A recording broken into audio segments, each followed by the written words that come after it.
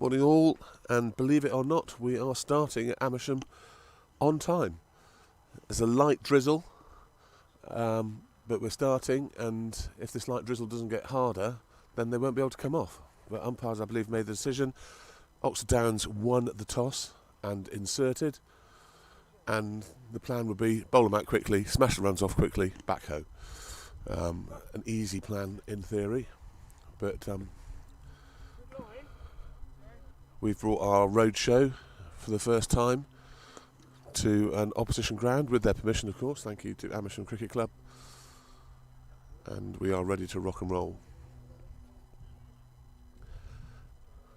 Team news is, according to the captain, he regards this as his strongest team of the season. So he's very pleased to have everyone available. Morning, Matt.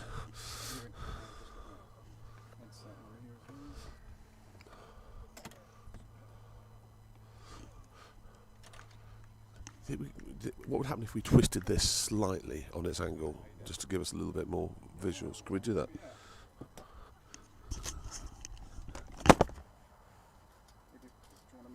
No, this way, so if we move it right there. That'll do it. Yeah. That's it.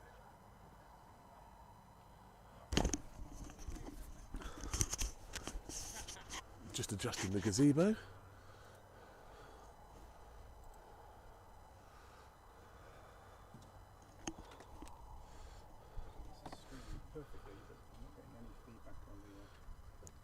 You can hear me, can you?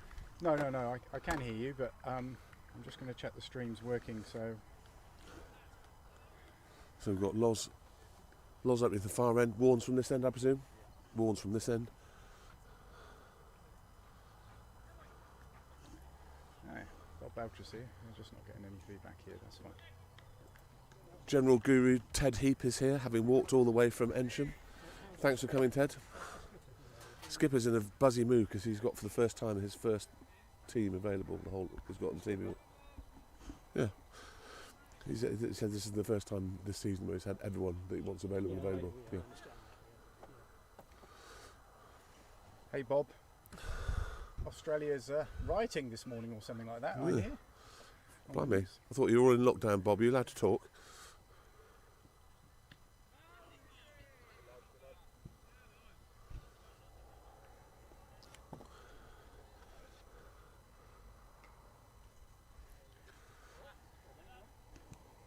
Anything on fire in Australia at the moment, Bob? Or is it too early for the fire season?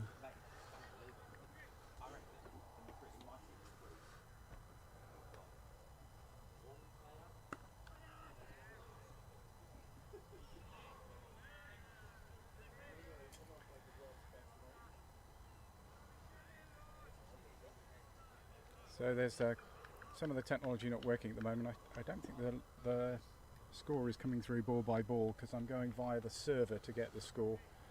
So apologies if the graphics at the bottom of the screen don't update quickly. Well, we'll try and update online if we can.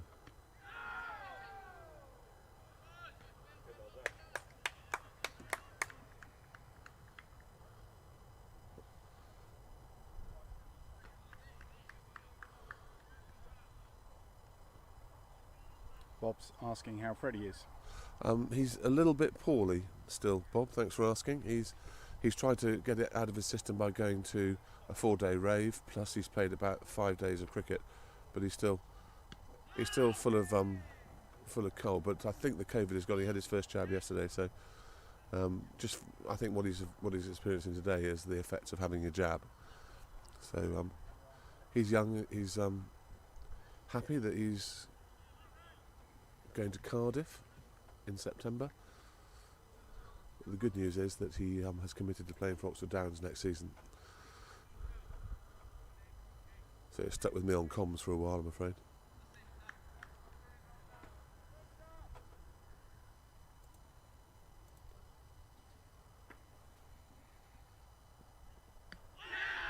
That is one hell of a start from Loz. They got that picture. That's a brilliant ball. That's exactly what the doctor ordered. An early wicket. First over wicket. No better sight than to Kaboom. see stumps smashed out of the ground.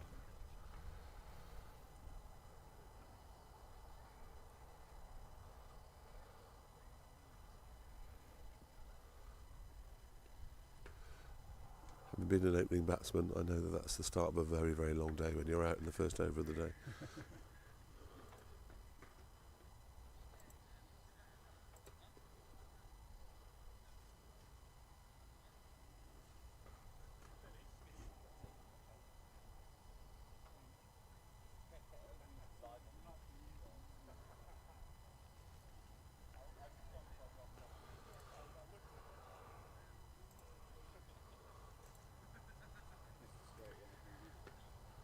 Well,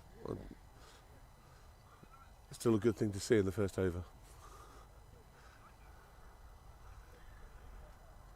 So yeah, apologies. I think the score will update at the end of the over here at the bottom of the screen. I'm pulling it from the Play Cricket website rather than directly from Helen's laptop because I couldn't get it working. I only had a few minutes to play around trying to get it working. So We'll update. the lovely bear will update. We'll us. update. Yeah. We can see the score box from where we are, so we'll update So as and when. 1 for 1 at the moment. There's a nice ring about it. 1 for 1.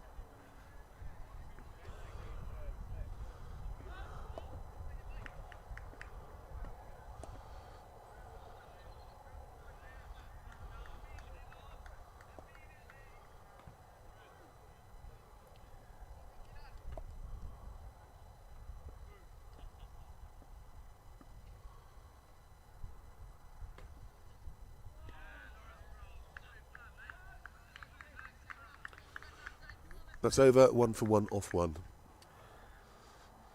So I don't think we actually, because they started on time, we haven't lost any overs so No, far. and I don't think you lose overs till half an hour's gone, do you? No. So we have some time to play with. It's light. It doesn't feel like it's about to open, but apparently the medium-term forecast is not good.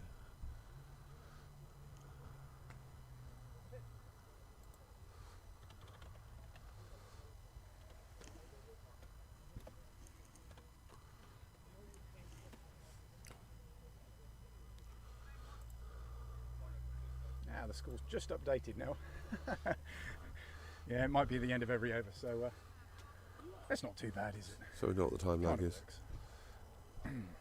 Not worth tinkering with at half time. No. No. Okay, so the IT expert has spoken.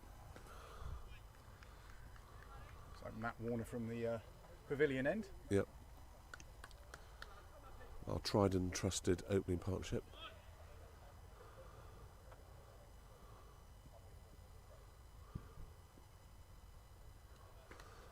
I have to say also, watching Tom Costley, our beloved captain, bowling in the nets on Tuesday night, he is on fire. And obviously Prav, fresh from getting wickets in the minor counties every time he plays. The bowling attack is looking quite potent at the moment.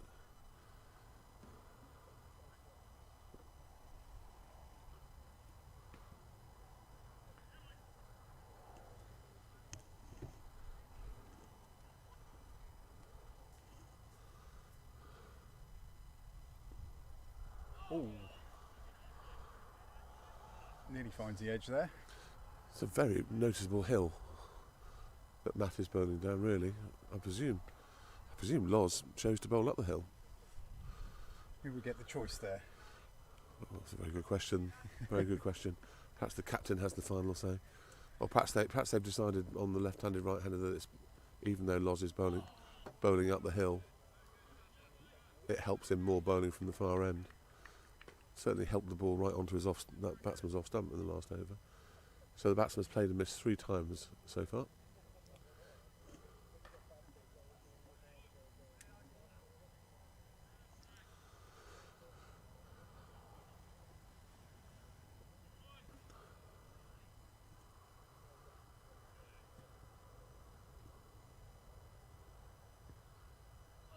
Make that 4. Absolute perfection from Matt. He just needs to probably just slightly pitch it up a couple of inches more, just so that the batsman gets that edge.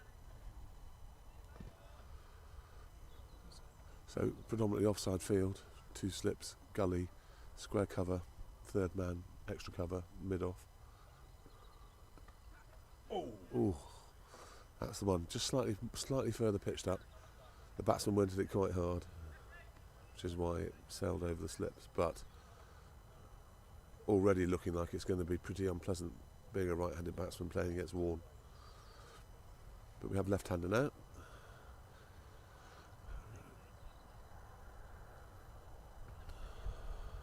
Still come over the wicket, will he? Yeah, I think there is a school of thought that automatically going around the wicket isn't necessarily the best thing.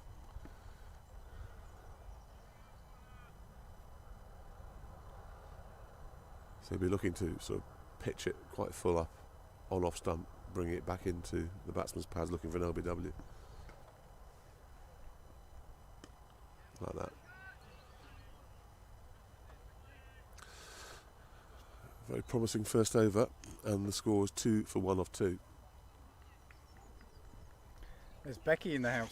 Hey Becky, how you doing in New Zealand? Yeah, Tom Costley's my hero too, mate.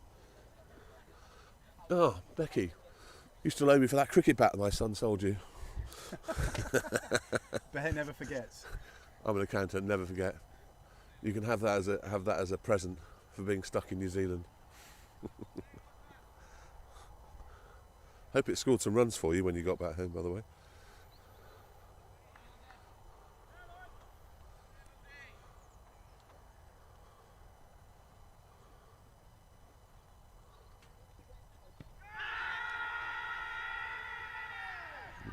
No, I think that was a long way forward. Good appeal, but a long way forward. Having said that, the one that they missed did knock the off stump out, so. I hate to say it, the rain's coming down a Sorry? bit heavier. That's definitely true. I think he probably, just because he was so far down the wicket, he's a tall bloke. The rain is increasing. Yeah, we do have more rain now. Might even see it on the camera now.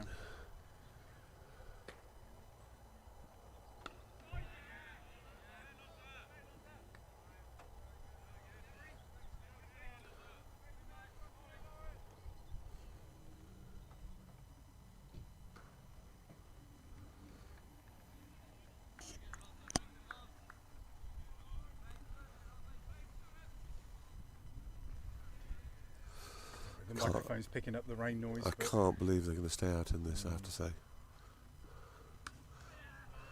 It's actually not good for the fielding side either. Just do with another wicket before we come off. Be really handy. Bit of movement there, Matt. Plenty on it. Just, I was just saying, just a couple of inches further up so that it doesn't move so much. Yeah.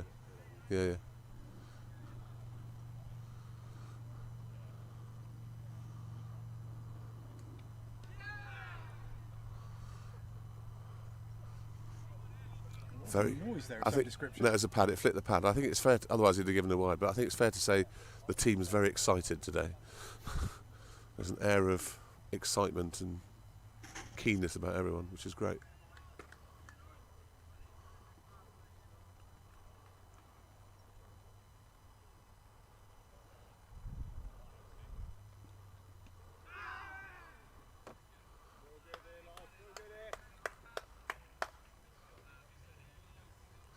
I have to say the umpires are making a very firm rod for their backs here. They obviously want a game to happen, but how long you let this go on for, I don't know.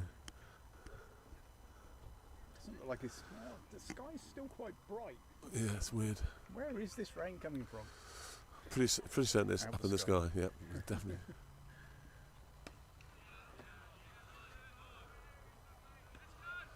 It's good over, so that's 2 for 1 off 3 now. As a maiden, I think. Yeah, it's quite important to get these overs through to try and move the game on as quickly as we can.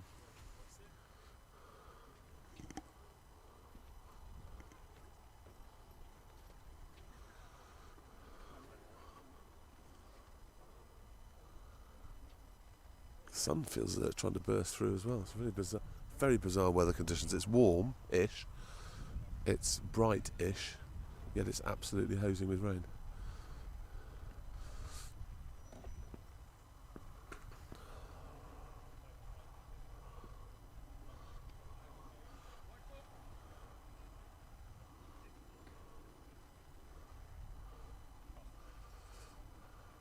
A couple of ramblers walk past with their umbrellas up. One of those umbrellas looks like it's in better days, I have to say.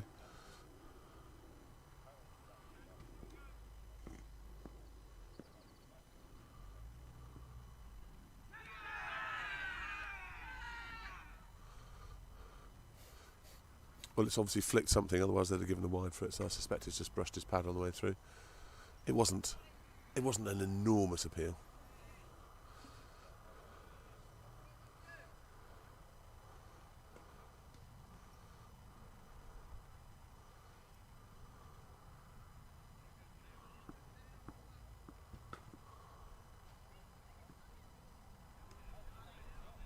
See them coming in after this end of this over. I'll be amazed if they stay out. And it's still very early. There's time for the rain to disappear and for some decent weather to come, but it is getting heavier now.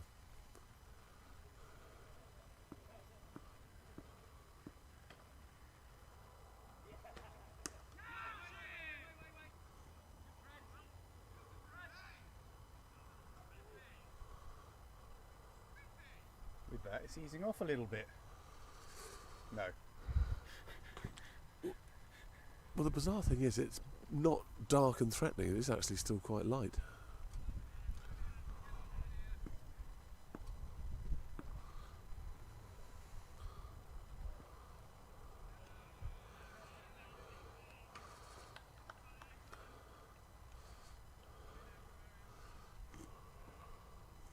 I wonder if anybody else is playing.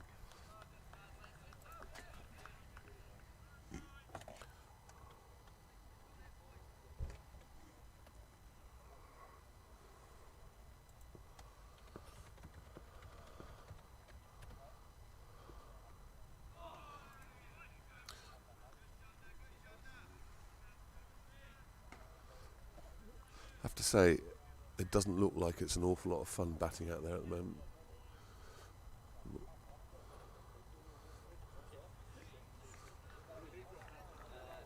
Yeah, the game at Burnham isn't running at the moment. I think we are the only game running.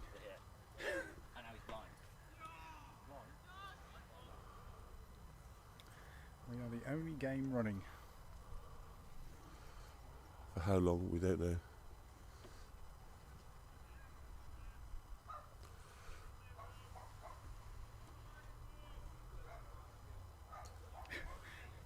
Becky says, all is well, back in lockdown again. There, it's been a great bat on its last legs now. Didn't Tom give you the money?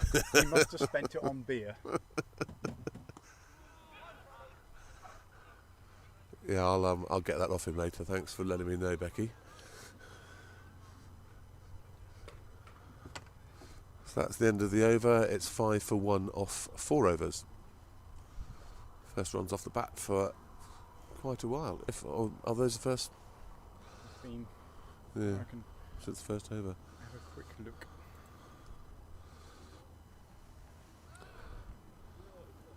Could be 2 wides. What? That last ball? The wide? Yeah. Yeah, and the other one came off the pad as well, did it?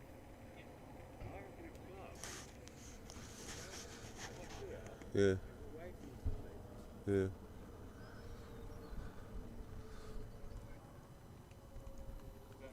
Morning. Yeah, that's me. Yes, I'm the official pundit and person who knows everything. Not. Oh, There's a bumper. that's a drop. No, Oh, he dropped it, did he? no, drop catch. Right, I'll see you later. That's a shame. Yes, thank you very much. And you got the names for you, Yeah, it's all. Yeah, this is school feeding through That's here. the same. So That was well tune timed. in on the YouTube channel. Have a look. Clipped off Midland leg straight to Luke Maslin, who unfortunately spilled it. So unlucky, but things are still happening.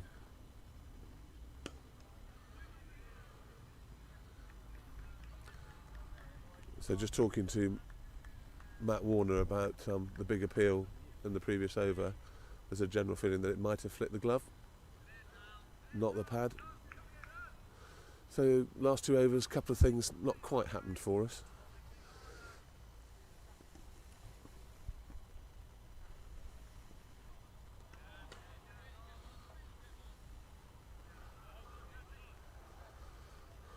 Rain's getting harder now, again.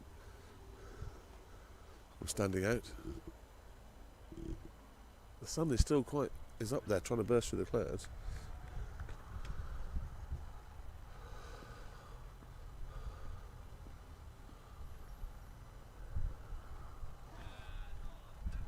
More ramblers go past. Some without umbrellas, very brave. We are in the beautiful, picturesque grounds of a country mansion. Very nice place to play cricket, even in the rain.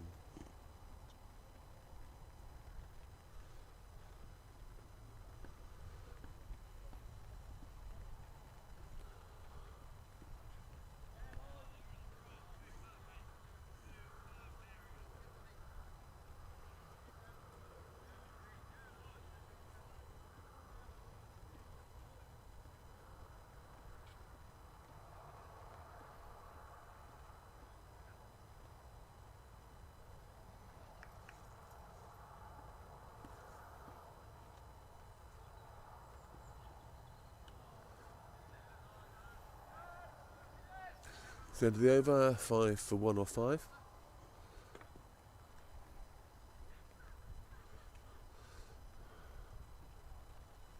Could so easily have been 5 for 2 if either the glance down the leg side or that.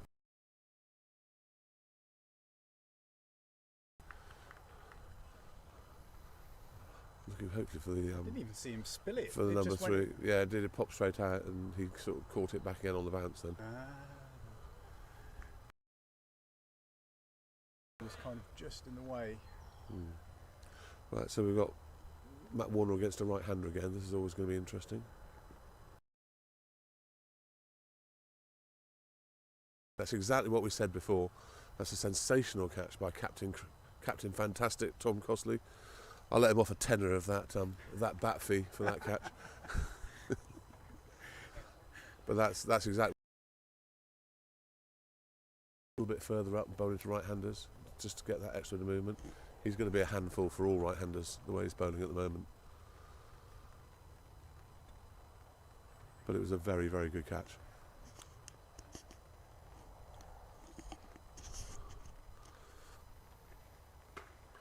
Very picturesque picket fence in front of the pavilion here. Yes, it's a beautiful ground, no doubt about it. I don't know if they play Bucks games here. I presume they do.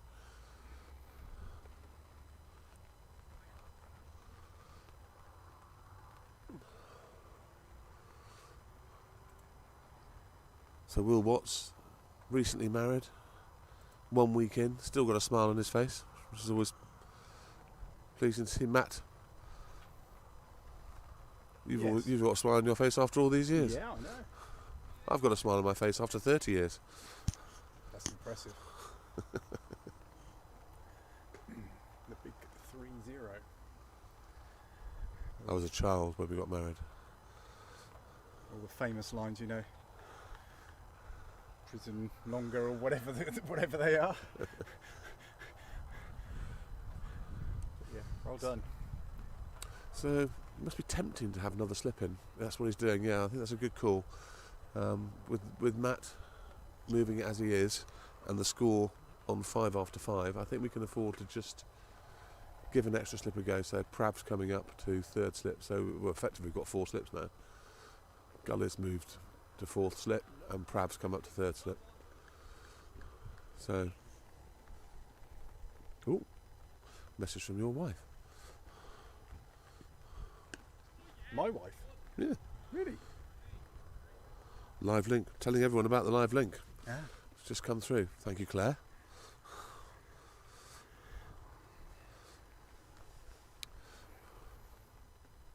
Works tirelessly for the club, Claire. We're very lucky to have both of you.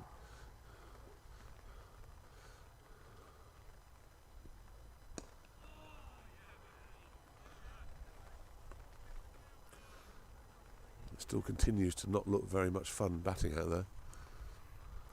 Not so great for the fielders really either, is it? You know, just going to get wet.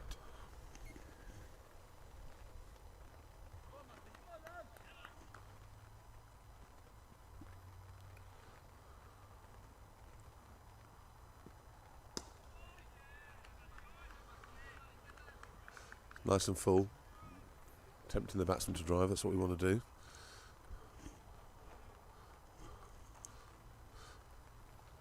Ted and Gaz are under a tree having a chat.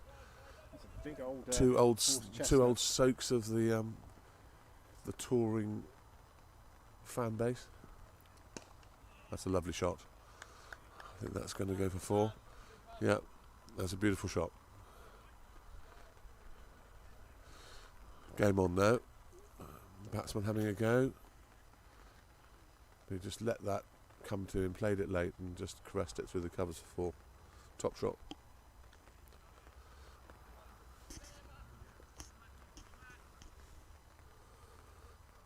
But Matt won't be too upset about that. You want them driving as the ball's moving around and moving away especially.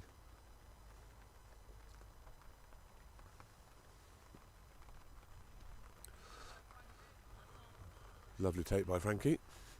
Definitely say 4 byes then. 4 wides it would have been. Sorry, 4 wides, yeah. Well, 5 wides actually. Yep.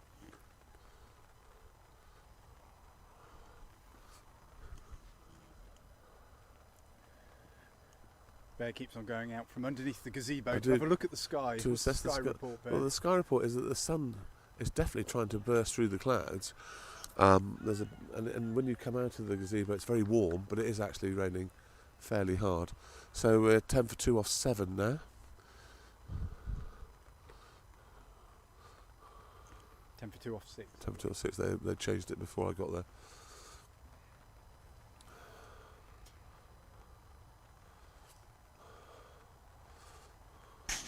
Well, Matt, just the perfect one, that, just that right length, isn't it?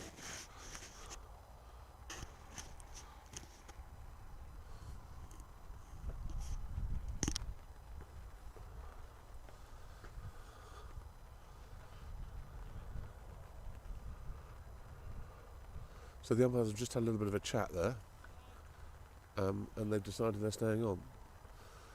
Again, they're making a rod for their backs here, so it has to get materially harder from this for them to change their minds.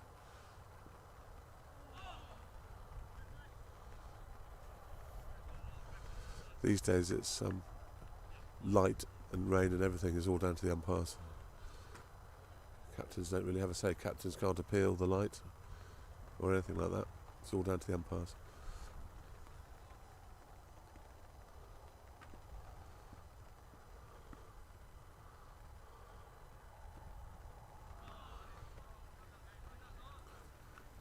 Two plays and 2 misses. Morning, Chairman Tom. Mr. Welch, where are you this morning? So I guess Henry's playing for the 2s, is he? Henry playing for the 2s? I think he is. So I guess you'll be... Fresh from his very fine performance in the under-19s on Thursday night.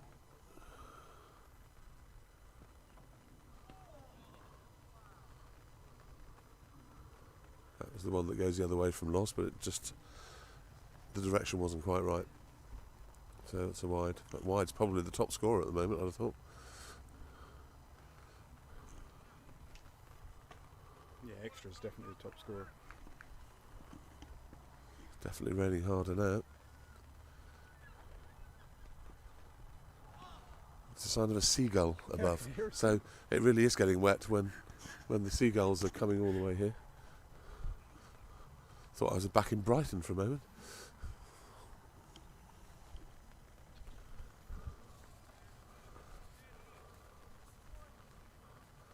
So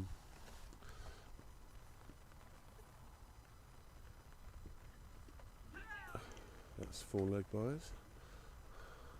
So interesting news from the Miller household this week, Matt. Gus's sister's been offered a white ball contract by Northants. Oh. So his little baby sister, not his baby sister, but his younger sister Florence, is now a Northants player. So congratulations to her. I'm sure Heather will be delighted about that. Apparently the twos are off already this morning. What, the whole game cancelled? Oh, well, I think that's what Tom's saying here. It just says of, actually. I guess that means off.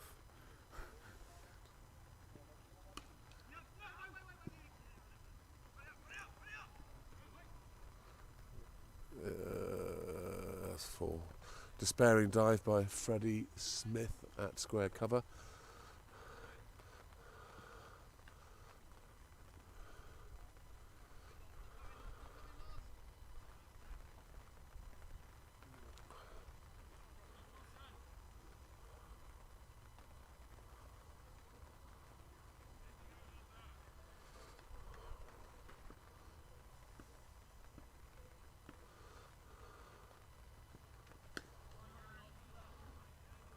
So these batsmen are digging in pretty well, actually. Score goes on to 19 after 7.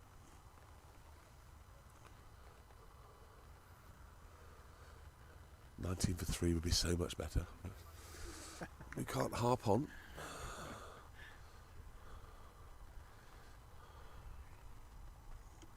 So that means it must be pouring with rain in Stanlake then. Yeah, Darryl actually phoned me this morning, says he can't get into the ball safe again. After I broke into it the other week, it managed to shut itself and lock itself again. So I So left him we have instructions with the safest safe in the whole world. how to break into it again.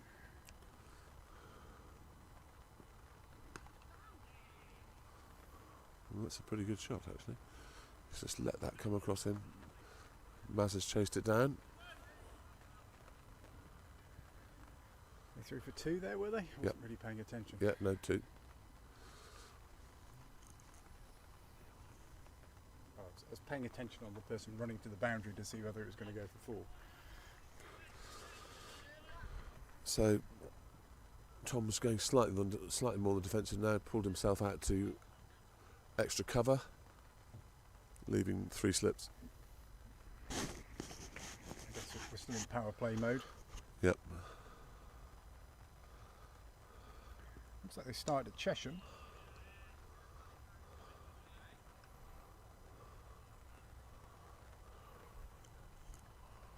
But it looks like still we are and now Chesham are the only games running. Well, Chesham, closest. Is that Chesham at home, is it? Yeah. So they're the closest ground to us here, so they probably... We seem to be in a mini bubble of not torrential rain at the moment. Just persistent drizzle. That's another wide. I imagine the ball's getting slightly harder to grip as well.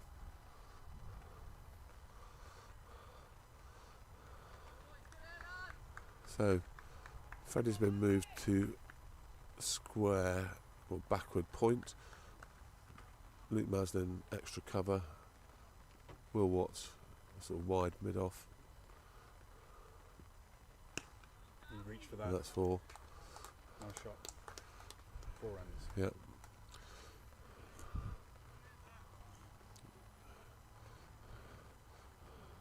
Still reaching for it a bit, which is always a bit risky, I think, when you reach for the ball. It was very wide. I think width. We seem to have just gone off the ball a touch, and the batsman digging in well. 26 for 2 at the moment. Yeah, for those who just joined us, the score only updates at the end of every over. A few little technical glitches this morning meant I couldn't play around with it any longer.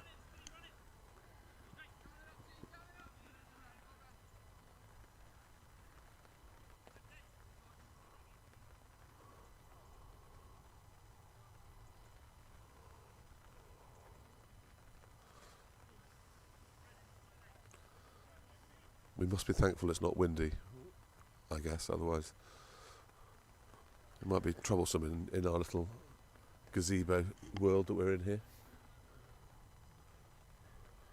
Yeah, blowing the rain all over the equipment wouldn't be good.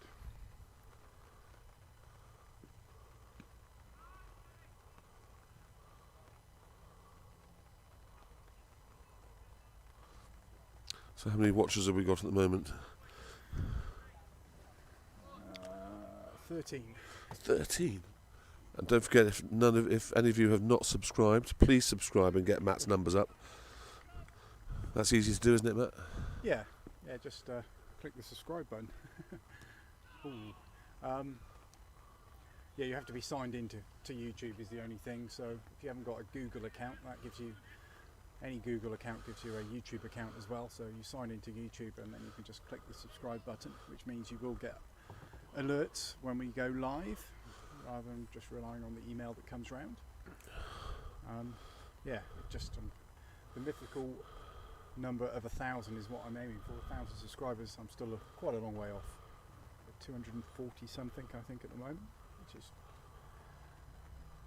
big thanks to all the people who have subscribed already.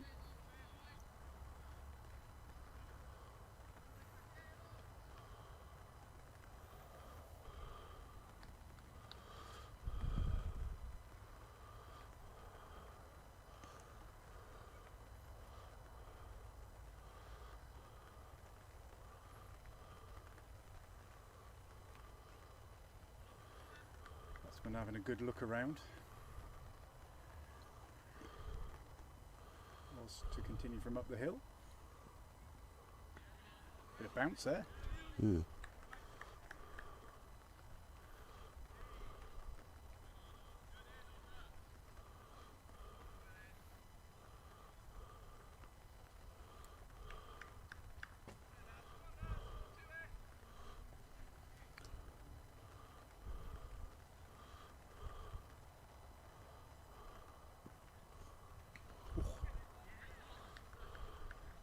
So I was actually a signal to wide then, I think, but it bounced.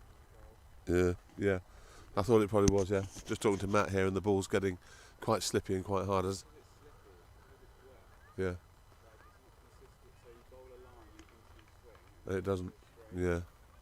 No, people forget that it's just as difficult for fielders with these conditions.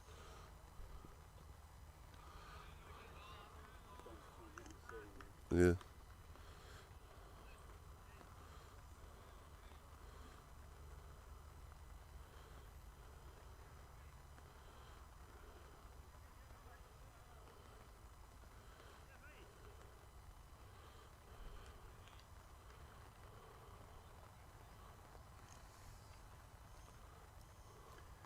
Batsman pulls away.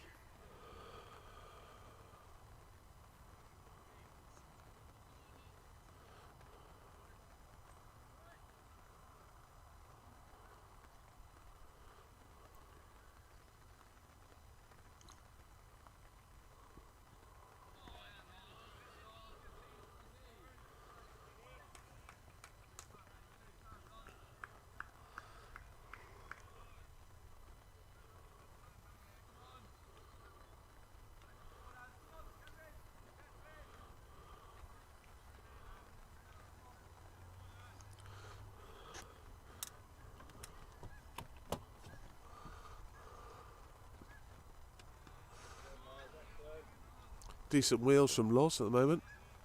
Getting some good carry through to Beansy. Some gooses going overhead, or ducks, or whatever they are. Geese. I think it's the plural of gooses. So I've not only got to help you with your cricket knowledge, I've got to help you with your grammar as well. Yeah, it's never good.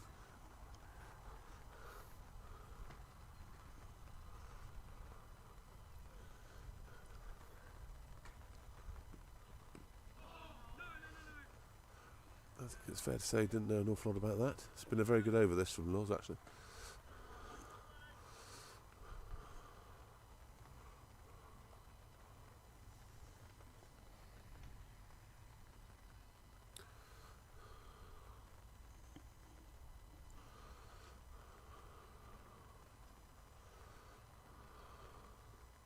Yes, very true, Bob.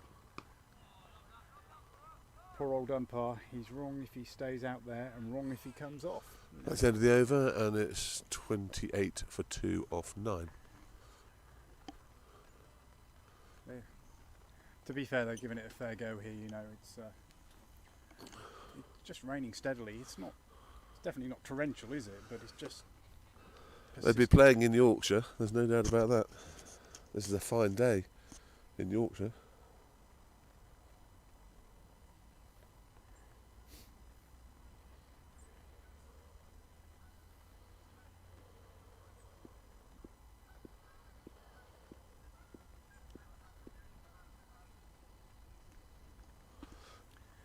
adjustment of the sight screens. So Matt's decided to go around the wicket now to the left-hander. I'm presuming they're splitting the screens because he'll stay going over to the right-hander.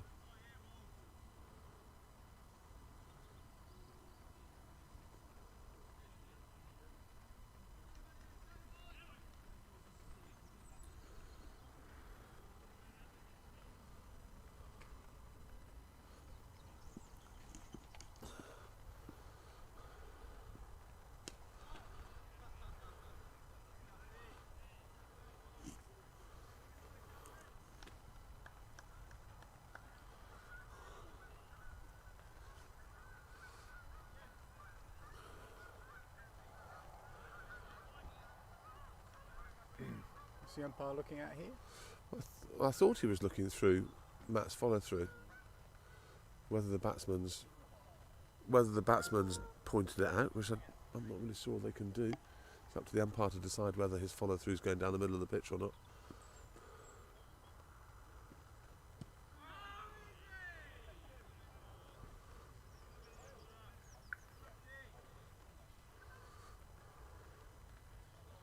If the ball's hit down the pitch, you can just divert your run up.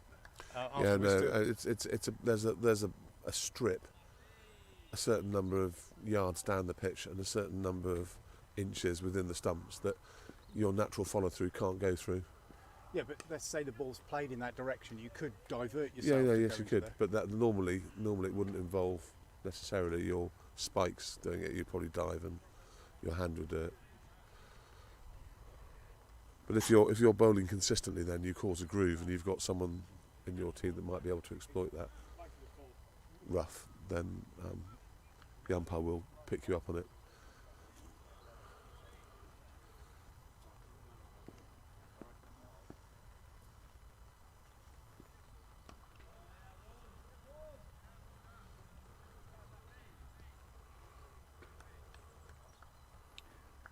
Martin Lee on the channel. Morning viewing deepest Cornwall.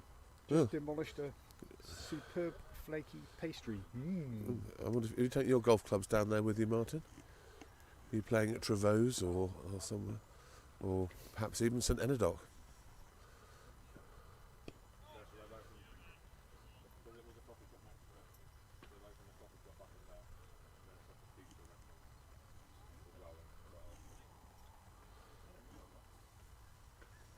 Very fine cricketer, Martin Lee.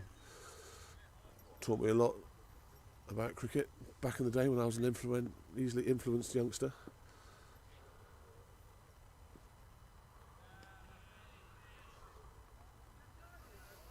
You weren't easily led, were you, Bear? I can never believe that. You're a strong character. You are the leader, aren't you? You're the one at the front beating the drum. Martin was definitely one of the senior pros in the side. Tried to keep us youngsters under control. I wouldn't say that he was 100% successful. So that's the end of the first power play. The score is 30 for 2 of 10.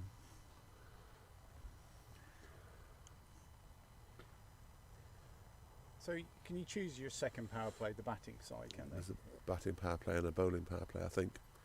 And do the captains get to choose when that is? I presume so.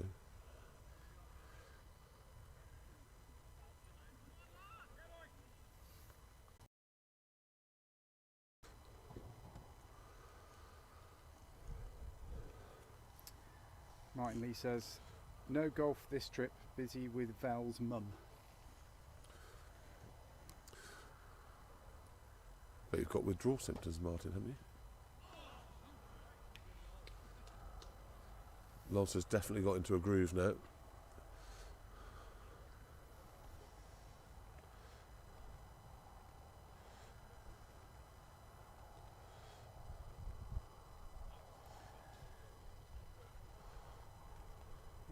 Viewers, those who just joined us, Oxford Downs won the toss and put Amersham in.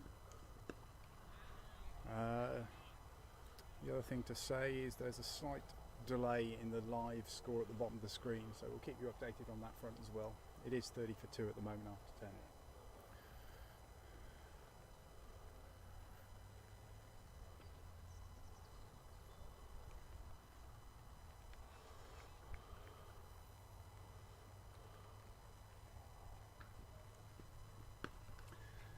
Congratulations to Keith Place last night, who won the poker over. Do we have a radar? Yeah, well, Matt's just going to do a weather radar for us.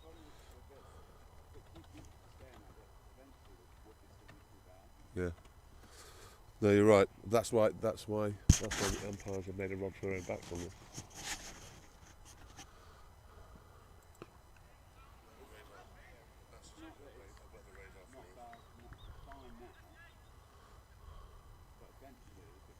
Yeah.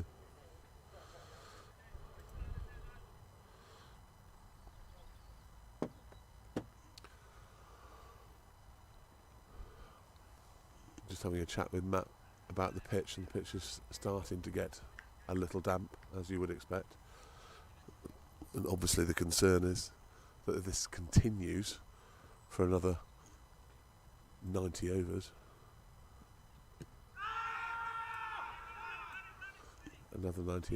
the pitch is going to be quite wet by the end of it and may not be playable.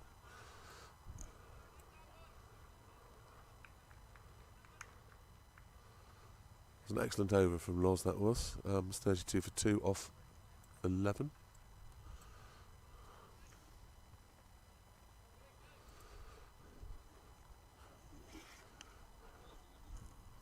You're still doing your weather prediction, Matt?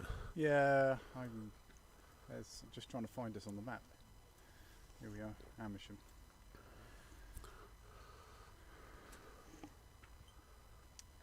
AccuWeather. Why isn't it putting the radar up? Just a little bit of a slow connection, I think, or something. I don't know. Well, I can tell you there's a 100% chance it will rain today, because it already is. So let's get the percentages done and dusted. Gary's come. It must be fine out there. Gary's come out from underneath the tree. Yeah, weather forecast from Gary says it's still raining. But it's still beautiful. It's still a beautiful ground.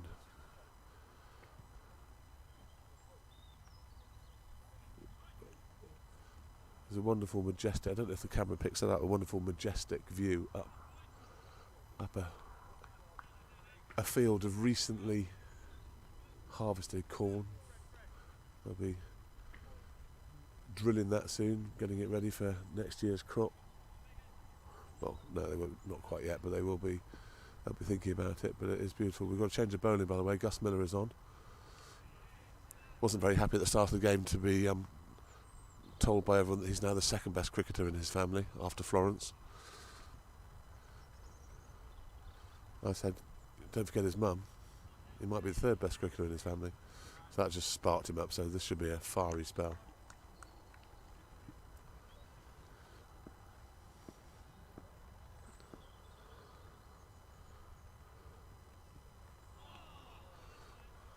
Yep. Decent wheels there. Swing and a miss.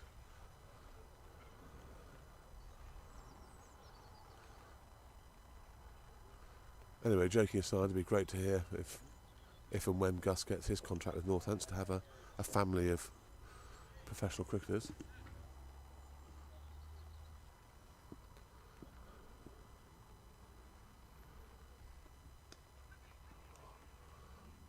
That is a streaky 4, but it's still a 4. So he got bounce and lift and a little bit of away movement.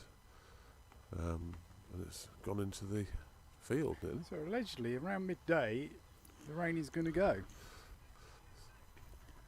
So in 14 minutes' time, according to Matt in his super weather app, the rain is going to stop.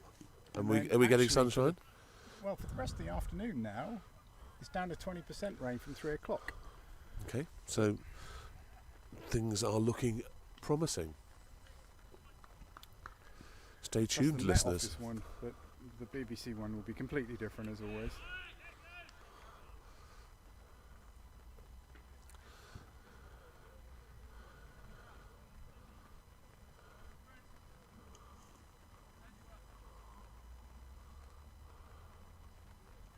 Yeah, the BBC one is saying 90% chance of rain. Oh well. Conflicting apps.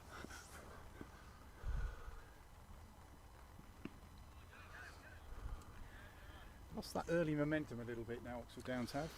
Yeah, and to be fair to the batsmen, they've ridden a little bit of luck, but they've also dug in well. It's not fun out there, I shouldn't think at all. In fact, there haven't really been very good batting conditions all season. If you look at the scores throughout the season, batsmen haven't been plundering bowling attacks all over the place.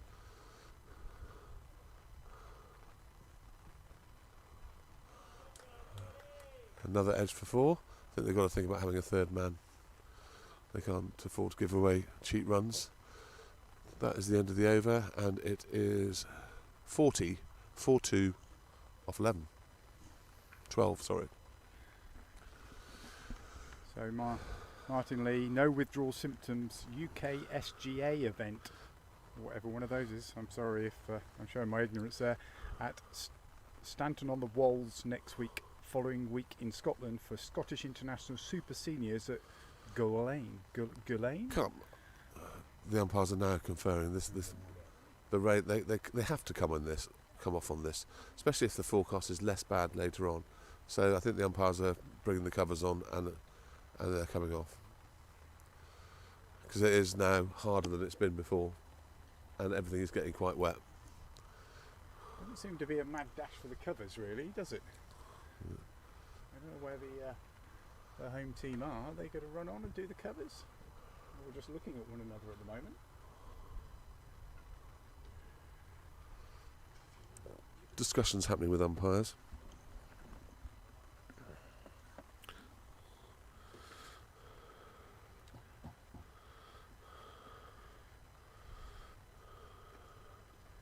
So it is 40 for 2 after 12. That is the correct score at the bottom of the screen.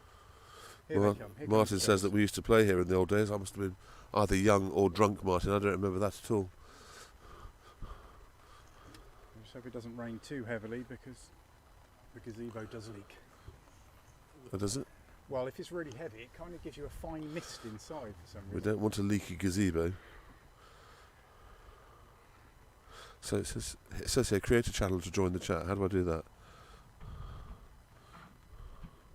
I press that. See, I get that. Are you're not using the app. Oh, sorry. Oh, you are. You signed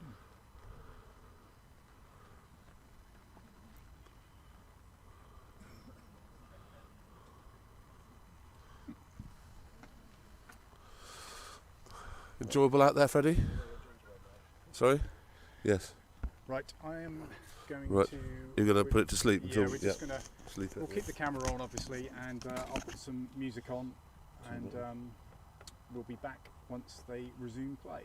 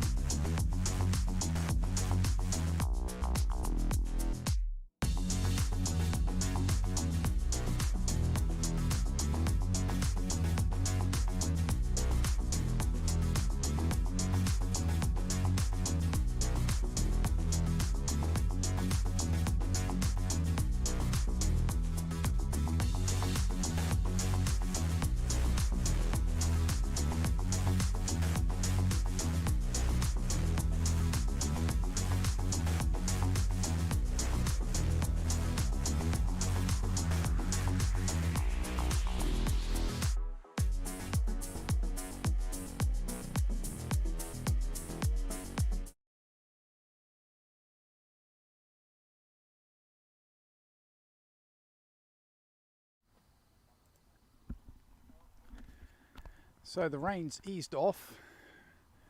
We might get some play. I think the cover's going to come off. Umpires had a quick discussion. Little bit of very fine drizzle in the air still, but only very, very, very light. So I think we might get some more play.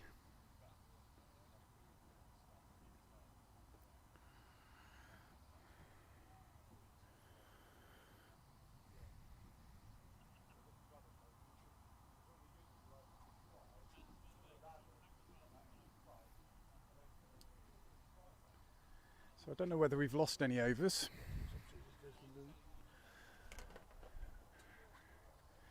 I know there's half an hour's grace, and as predicted, as soon as they've started putting these, putting the pipes up on the covers, the rain gets that little bit heavier.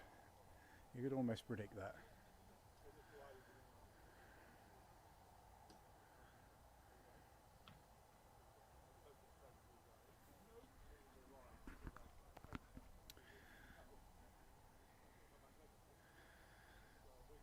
Oxford Downs got off to a good start. 2 early wickets, but Payne and Fleming have steadied the ship for Amersham here. I don't know what the partnership is currently. It's got to be around about 30 runs, something like that, 30 or 40 runs. Let me have a quick look. Partnership 35 runs from 41 balls.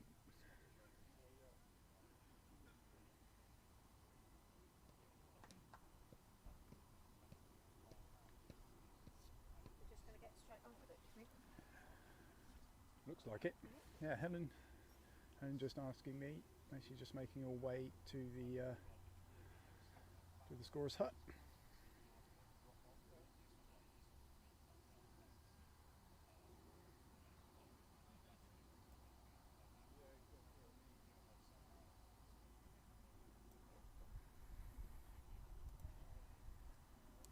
So Downs taking the field again.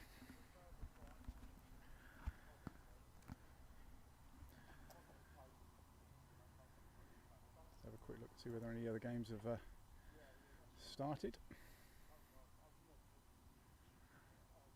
Home County's site very slow. I think everybody's sat there hitting refresh.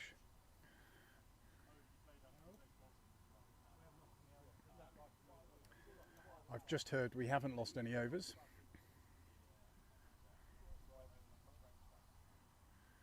Which I'm sure Amersham will be pleased about. I was just discussing with Bear during the rain break.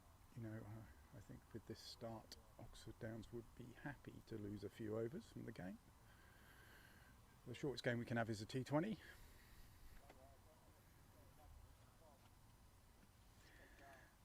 So yeah, it looks like we are still the only game, besides Chesham in Division 2, which is running at the moment. Looks like Banbury are running as well. It's still warm, that's the key. Not windy, but warm. He just has taken this opportunity to bring himself on. TC.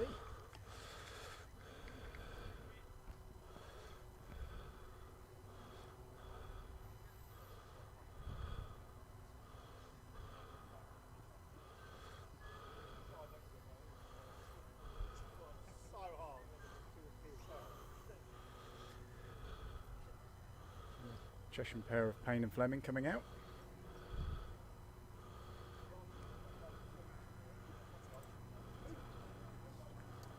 Michael Payne and Chris Fleming. I told one of those is actually normally the captain of the twos.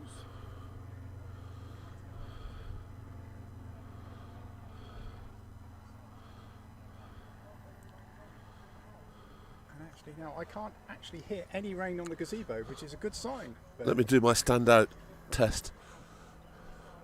I can officially report that it is not raining. Not raining.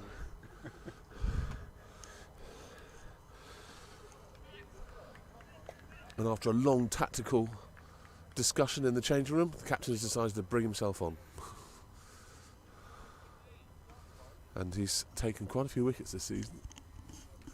And one thing's absolutely certain, he's fired up.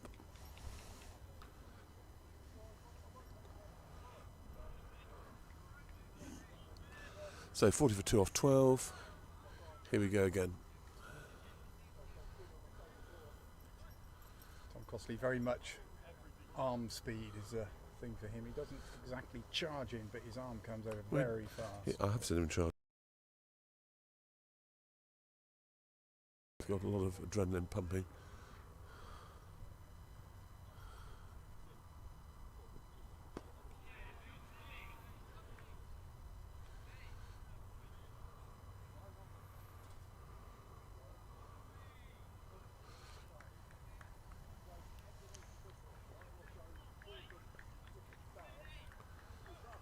So I don't know whether you heard, Bear, that we haven't lost any overs. Okay, apparently. no, we have a bank of half an hour apparently. That's edged through the slips, a 4-4.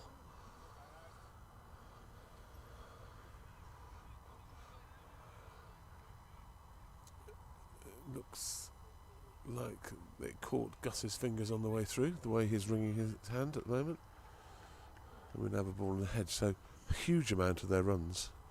I'd like to see what the proportion is to come backward a square in the third man region in particular. You don't think the slips were too close there? It's difficult to gauge because this is their first over since the rain break, so the pitch may freshen up. They've got to gauge how fast Tom's bowling. It certainly was a high chance. Ted's leaving his bag of swag with us. Thank you, Ted. No doubt it's got all sorts of lavish things like caviar and quail's eggs and smoked salmon in it.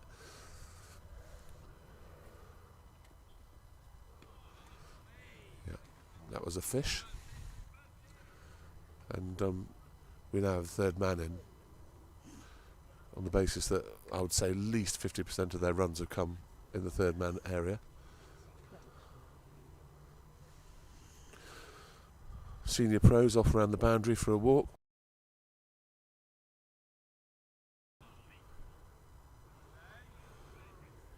They are going the right way. Well, they're going the left way, left for wickets.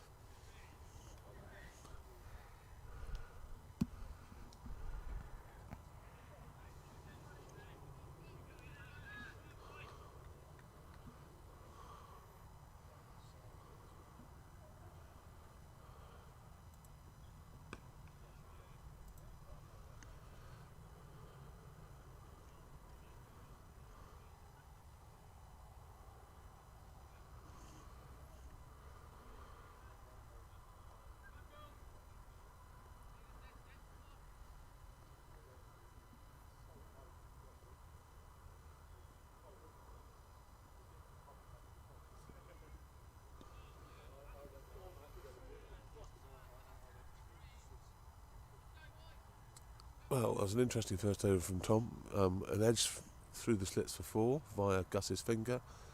A lot of swishing and missing by the batsman. And anyway, it's 44 for 2 off 13.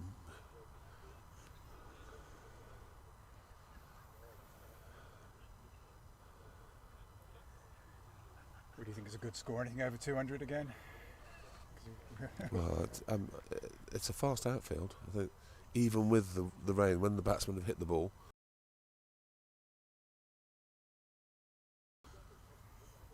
It's like Gus Miller.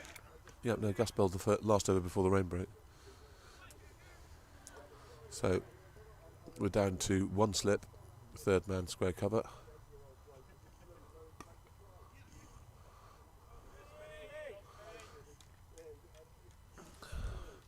Comfortably pulled for 4 there. Too short from Gus. Just need to keep control of this game. We don't want to let the fact we're going on and off take away from the fact they are making a bit of a comeback here. Need a couple of breakthroughs.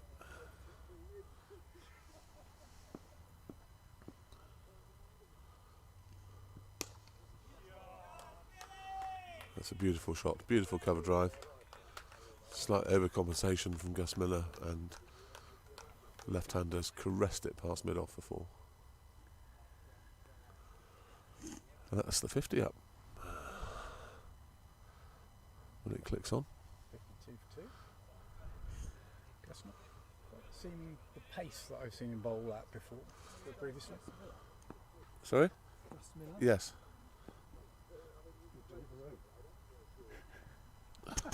He's bowling. He's bowling.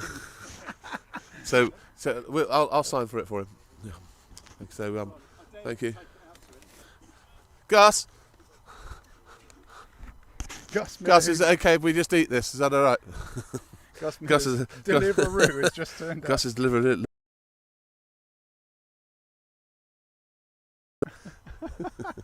Don't think I've ever seen that on a cricket pitch before. Another one down there, man. This time we've got it covered. Well taken, Prav. So instead of 4 streaky runs, that's just a single now. So it's the first. Obviously, Gus was anticipating a longer rain break than we've actually had, and he ordered Deliveroo to arrive on a motorway. We're going to audit what he's got. What does it look? Where did he get it from? It just says Deliveroo collects. Doesn't say what it is. It looks like a Golden- burger.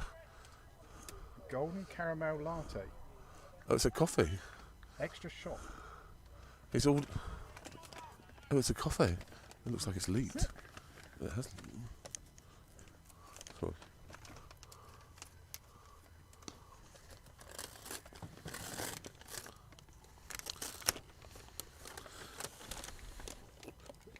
Well, I can tell you that the top has come off. This golden caramel latte, and has leaked. Oh, it's. I have to say, listeners, it smells very sugary. Young, fit sportsmen shouldn't be drinking caramel lattes.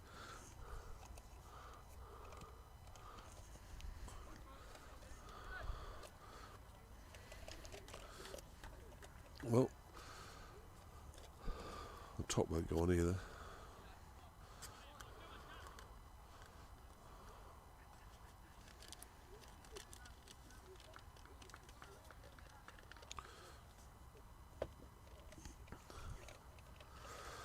Ugh, sticky.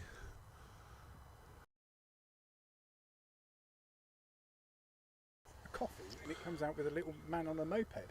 I know.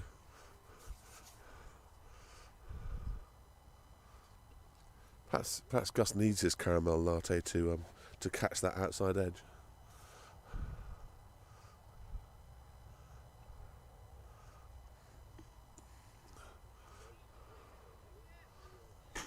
Fred. Seems a lot of effort for just a cup of coffee. I know. Didn't even know you could do that on delivery. Just order a coffee. No minimum order. What's the bill? I don't know. So check what the bill was.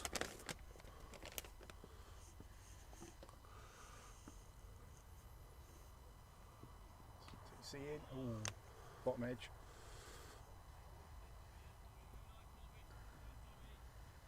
£4.55. £4.55 for his leaked caramel latte.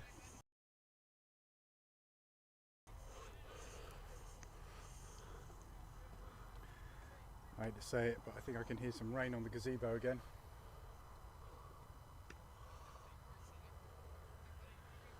Tom with some good pace here.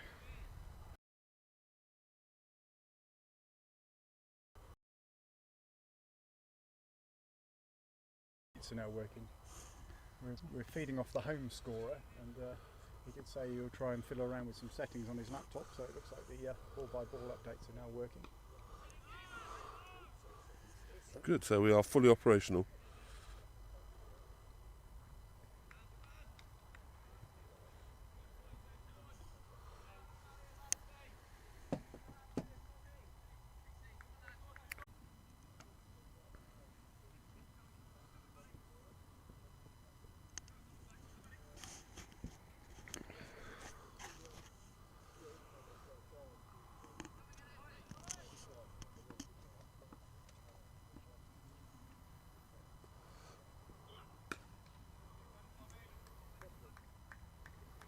We're still in. I think there's only one man It's outside over. of the circle.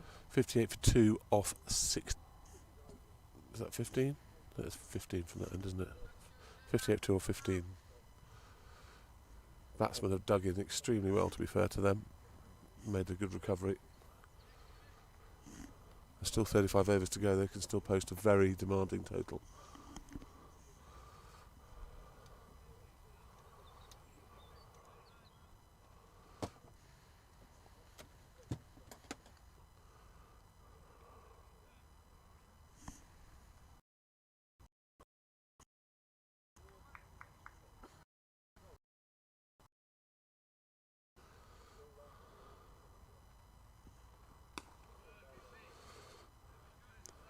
It's definitely raining a bit harder again now. I stand outside the gazebo, spotting. It's not as terminal as it was earlier, and it's not wet rain, it's just persistent rain, if that makes sense. And the bad news is that the caramel latte is now attracting wasps.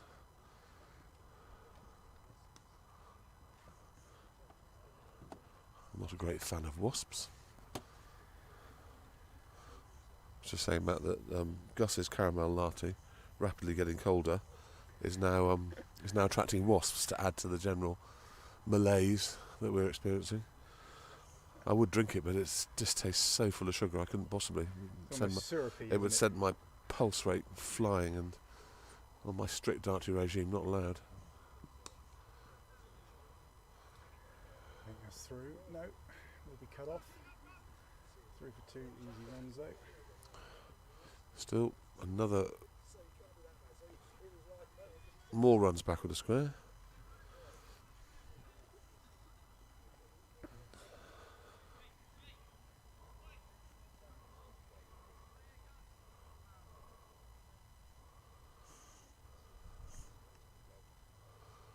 Going around the wicket.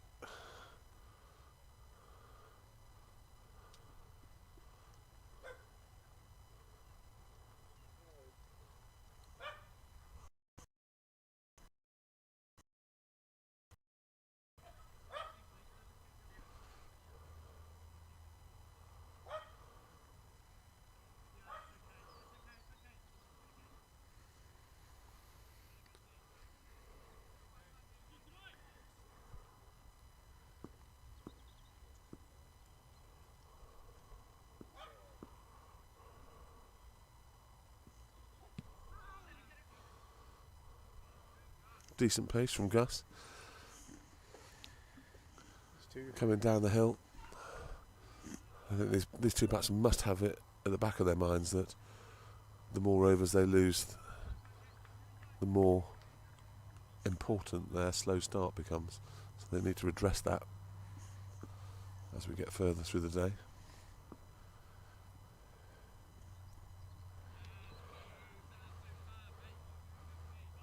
Won't the Duckworth-Lewis adjustment take that into account though? Will we just set a bigger total?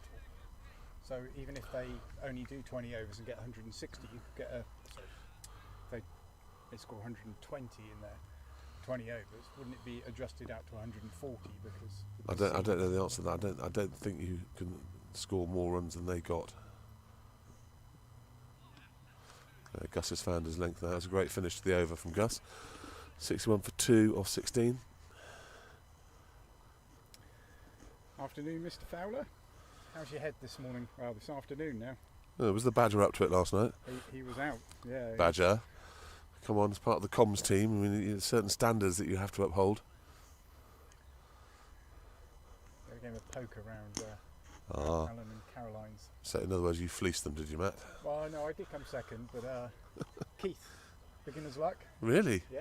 I wouldn't say for a second that it was beginner's luck from Keith. I should think you probably find he's been playing poker all his life. Yeah. He hit it very well if he had. Mm.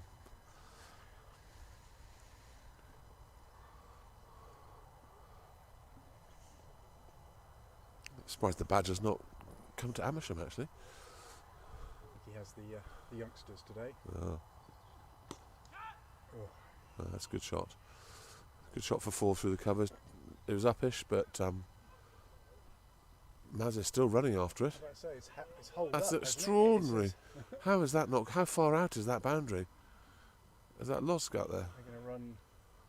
Oh, they could have run 4 if they were on it a bit more. They did run 4. They run 4. They run 4. I don't know. It's over 3 or 4. We'll find No, out. they in a ran second. 4 because it's right-hander facing. So that is an extraordinarily long way out there. We've seen it all now. That was 4 all the way. Yeah, they did run 4. Poor old Loz had to chase it.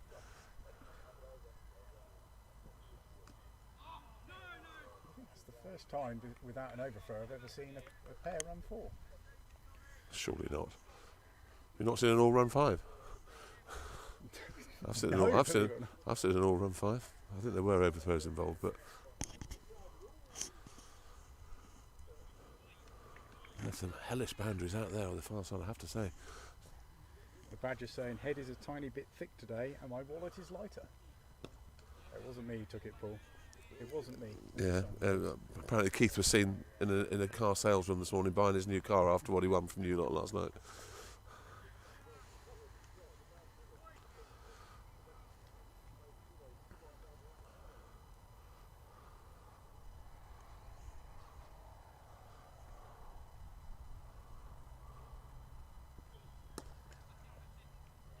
There it is. That's a very interesting shot because they had done so much hard work there, and George made it look ridiculously easy, captain courageous strikes, but they'd done a lot of hard work there and the batsmen were just getting on top, I'd say. So a very timely wicket for Downs and not such a good wicket for Amersham, but well batted that man, he did well.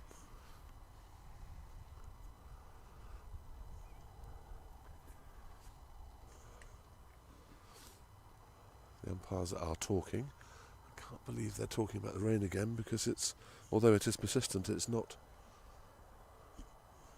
horrible. What's the Bear Sky test like? Yeah, the sky actually looks greyer than it did before. I can't see the sun trying to burst through.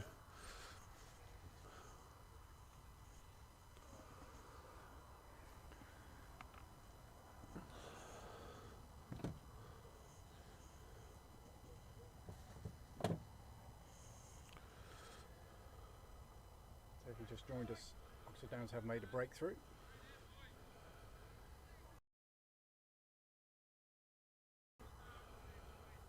To update the graphics.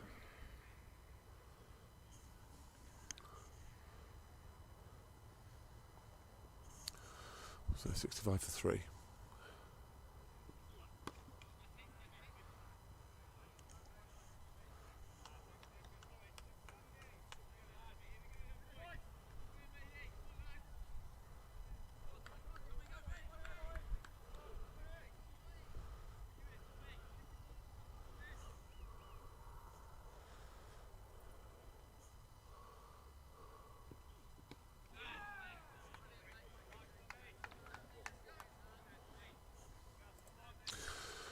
$65 for 3 off 17. Is that live update now? So do I need to keep telling the score or not? Yeah, just for the moment. I don't know quite why it hasn't updated. It hasn't updated on Play Cricket yet, so.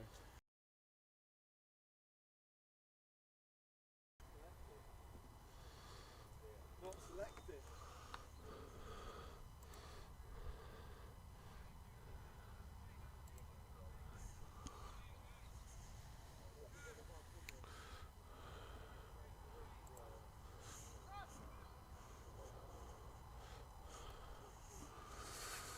Right. Gus back at the left-hander.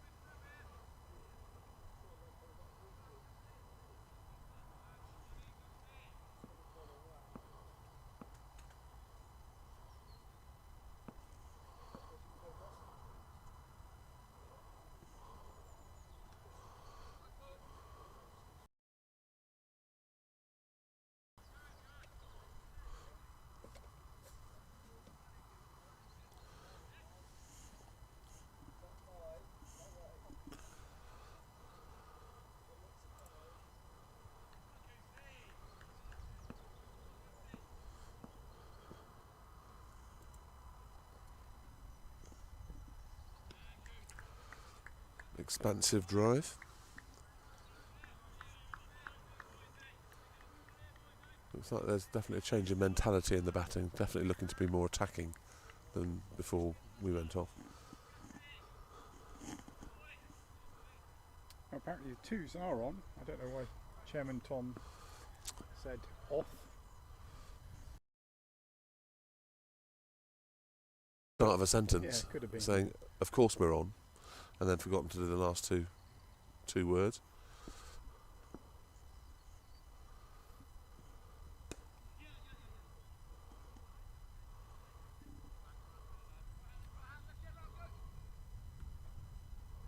I might go and see what's because it's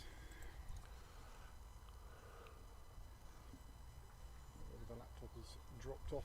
The school's laptop has dropped off the network or something. But I'm just going to go and have a quick look. Okay.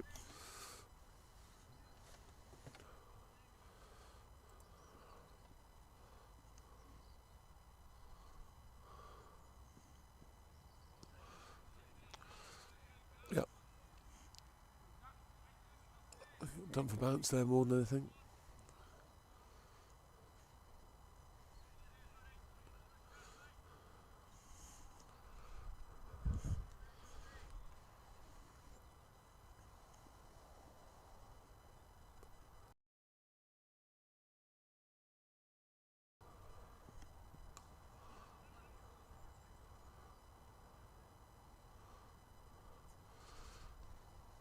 Gus is looking a tiny bit frustrated. I wonder whether this is the effect of not having his caramel latte, or knowing that the caramel latte is in the comms box and is like to be drunk at any minute.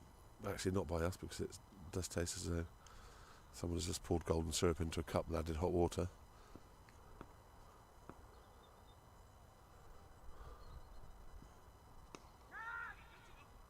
Ah, you see, that's what we wanted to see. That just popped on the batsman a little bit. That was a good innings by him. Popped up, Will Watts strolled in, took the catch comfortably. I wonder if Gus is going to sprint off now for his caramel latte. But that was definitely... And big smile on Gus's face now. So both batsmen who had dealt with the fight back have been out since the rain break. But that was a good innings by left-handed number 3, well batted. So a quick update from the scorers. Yes, one of the laptops which they're scoring on is now dropped off the network for some reason. So we're going to have to just read the scores out. Well, at the end of the over, and it's now 68 for 4 off 18 overs.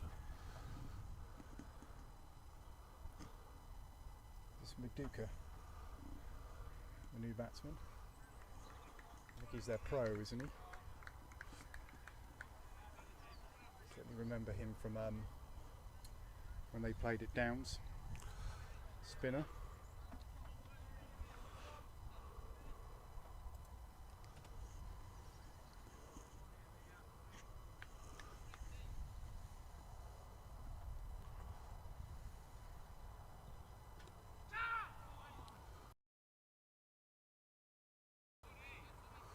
Another one gone through the slips.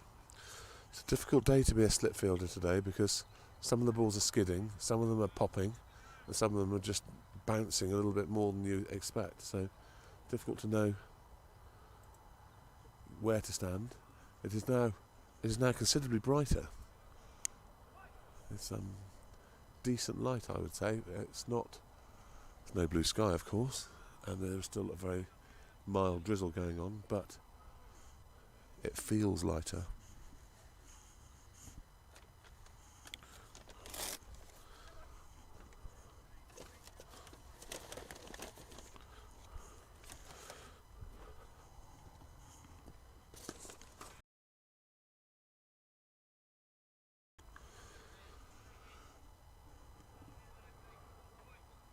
So just to recap on the score, 69 for 4 after 18.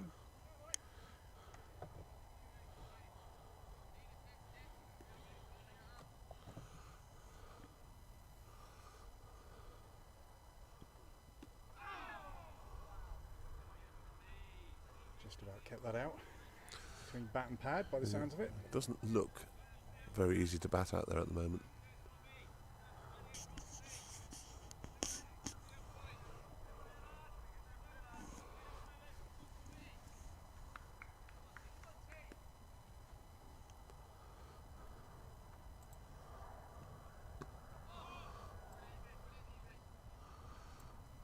Tom is asking questions, there's no doubt about that.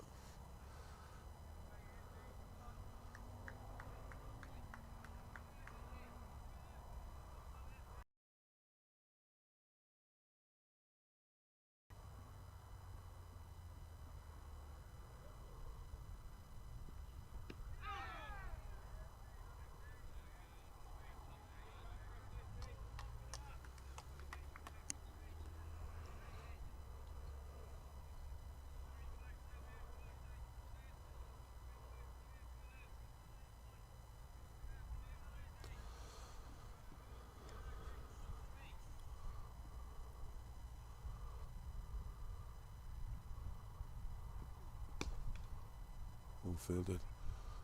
That's a lovely shot. But like a bullet at Loz.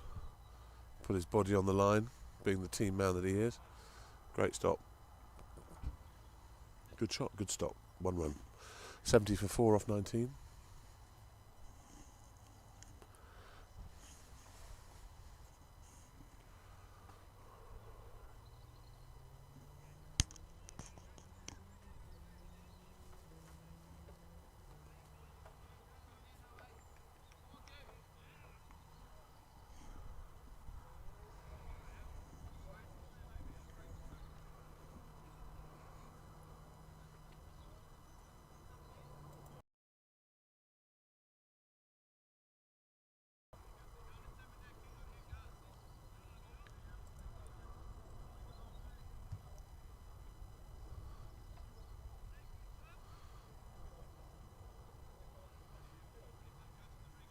So I'm guessing that the 100 final will be starting soon, Matt. Yeah, they were discussing that. If you had rain delay, they were not going to put either game, they were going to have equal balanced games. So I think the minimum they can play is 25 balls. It's Is it? interesting. Great fielding. Great backing up, great fielding, good cricket. Yes, I think you realise that I obviously had the opportunity to go up to Lords today to watch those finals, but there was never any doubt in my mind where I wanted to be, watching the mighty Oxford Downs. Well done, Bear.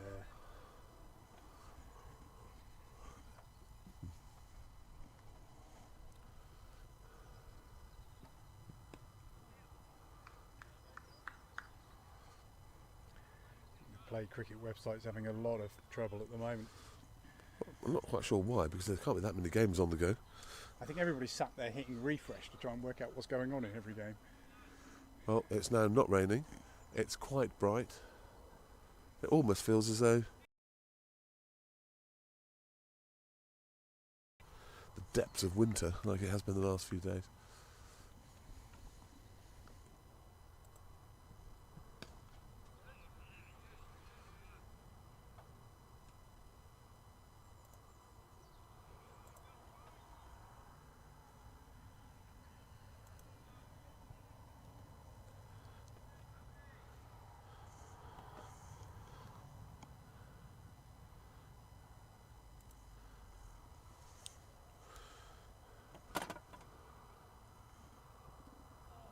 Beautifully bowled.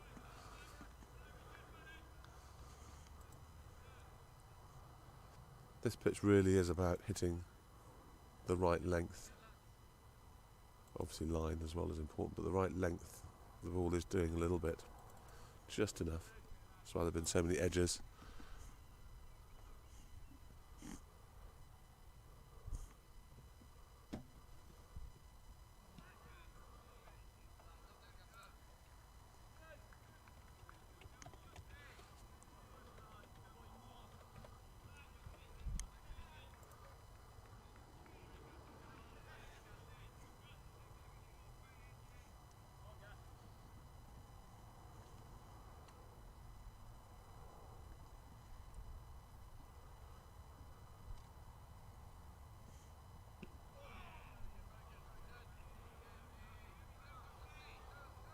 Good over from Gus.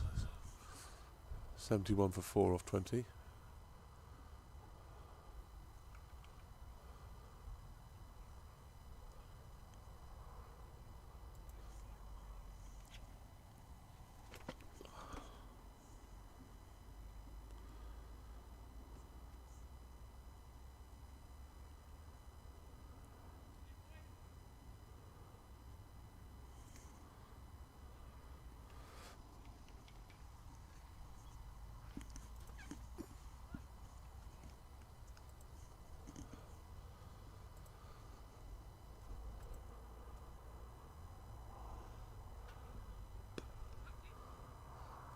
Ooh, that's going to be a long run. Who wants that one? It's going to be 4. Oh, yes. Yep. Went all the way up the hill. It shows that the outfield is still quite fast. He almost hit that with one hand. He took his bottom hand off the bat at the point of impact, but timed it well enough to go up the hill before. Just a tiny bit short from Tom. A bit wide.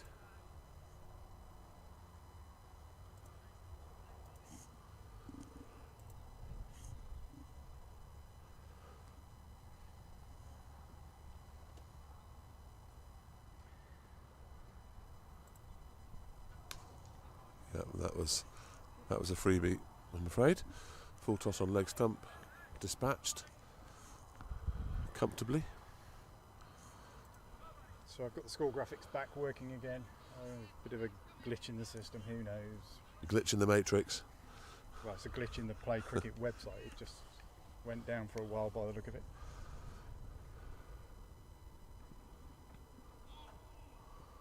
Good comeback by Tom.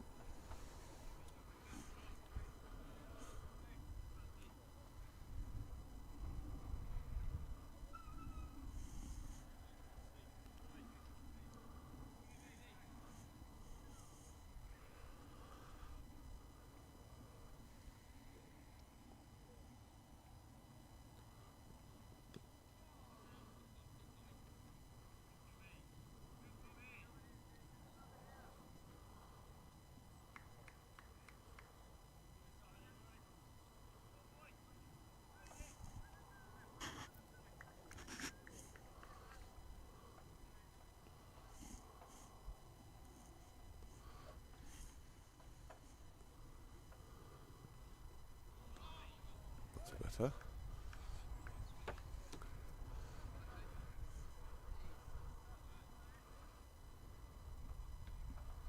I think it's stopped again, the rain. Yep.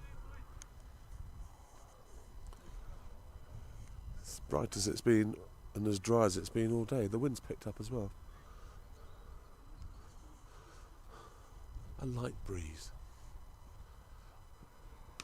It's another full toss from Tom. He's not going to be very happy about those at all. That's just 2 freebies he's given him in that over. And that's over, and that's 79, or was it 83? 83 for 4 off 21. And we can't afford to be giving freebies away. Be at all surprised if Tom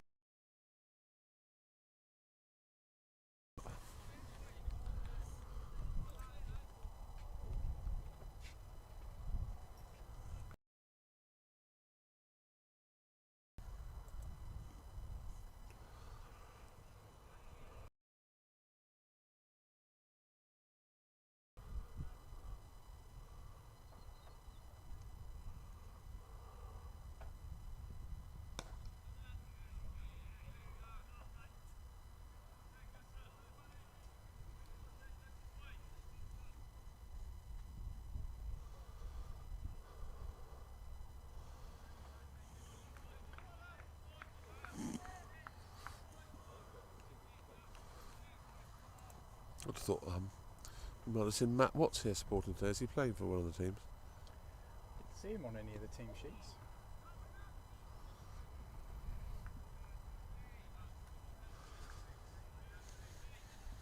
He always likes to turn up a little bit later, I think. Grand entrance. Grand entrance man, Matt Watts. Wait till his adoring fans are ready for him to turn up so that he can address.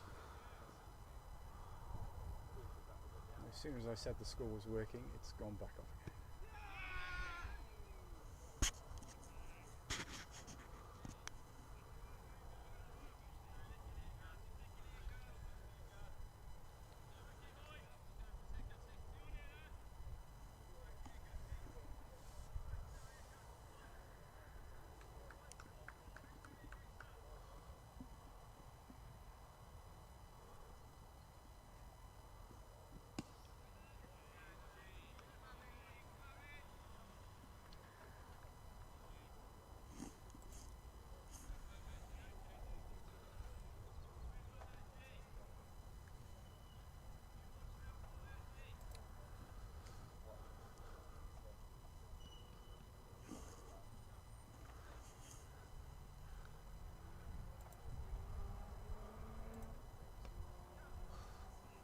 Another one edged for 4. Down to Loz.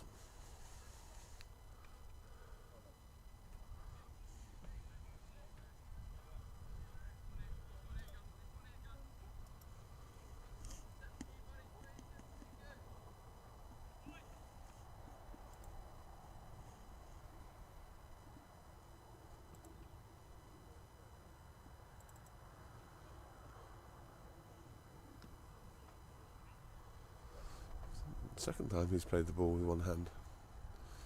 It's obviously a trait.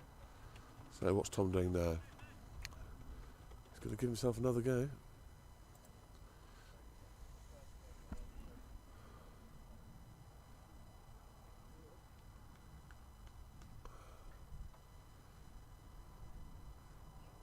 I think he's had a long, hard chat with himself about bowling full tosses, and is confident that after that long, hard chat with himself, he's now going to get a wicket in this over. I suspect if he bowls any more full tosses, we may see a bowling change.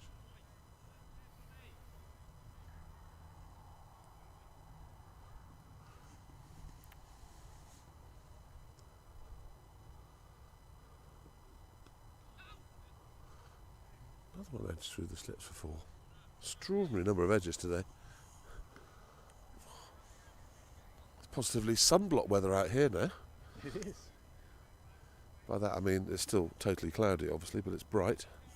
It's warm. And I think, I thought I could see some blue sky somewhere, but I think it's just a slightly lighter shade, darker shade of grey. Martin Lee just asking, have we a shortened game? And no, not at the moment. We've got You get half an hour's grace before you start losing overs, Martin. Oops. So I've just walked too far and my wires have all gone funny.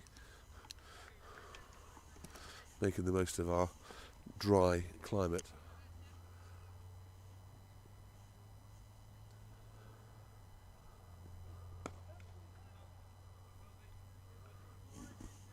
So this is another rebuilding phase going on here for Amersham.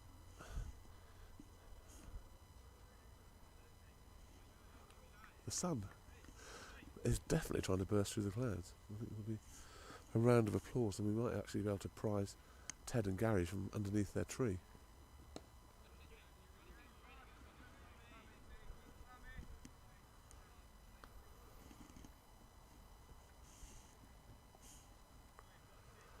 Surely that's not the sun, is it, Bear?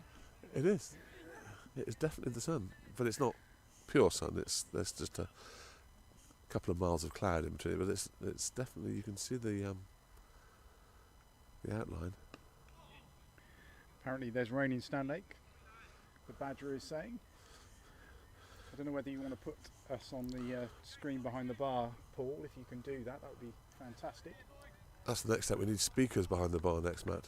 You can turn the volume up on the bar if you want to hear us rambling on. You could even put us on the big screen, but I've just put it on the screen behind Feel the bar. free, any requests from the bar. We'll see if we can accommodate. That's got to be close.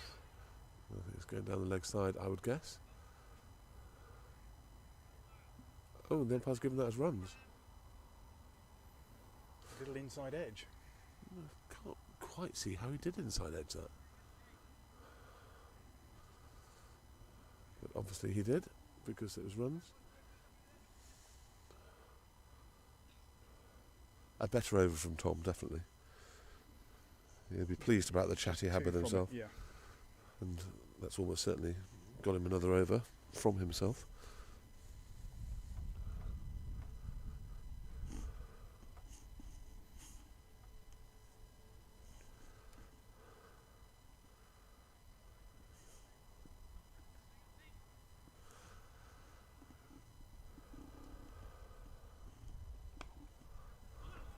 That's a really good shot.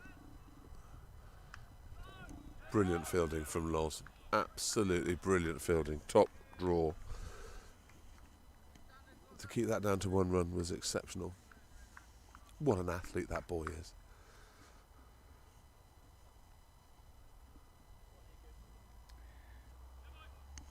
Ted Sandbach now pouring here in Longworth, so I assume second 11 delayed. That's right, yes. Good to see the game on at Amersham. Is the forecast okay?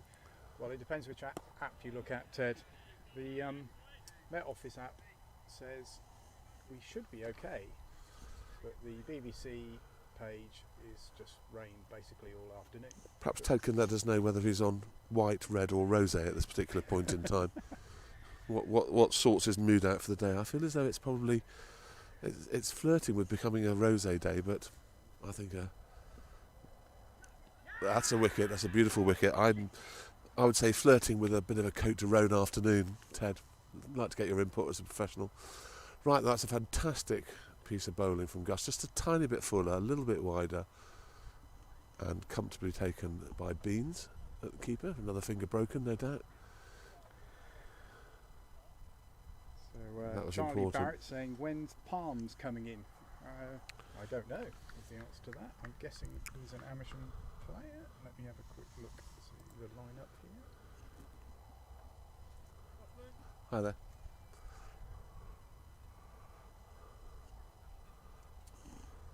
You've missed him actually. Charlie, he was in at number 2 and he was dismissed quite early. I'll have to put up the, actually I can put up the scorecard. There you go.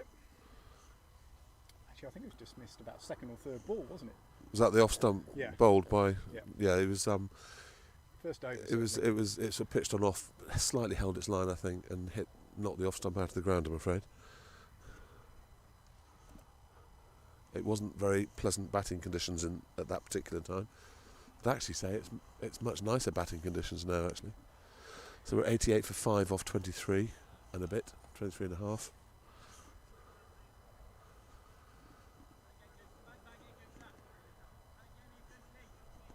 So I've had to turn down the quality a little bit because the internet connections... You're not turning down my quality though, Matt, I hope. No, the audio quality is always okay, excellent. good. I'm worried my quality is bad enough at its best, so half of me would be appalling.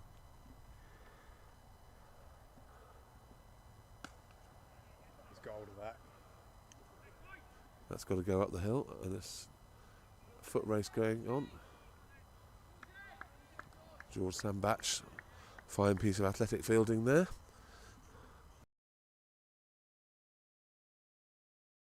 May have decided that it's time to counter. So Ted Sandbach is on coffee apparently. No Yes. wine for him. Honestly, if you expect us to believe that, Ted, it's 1:05 for goodness sake.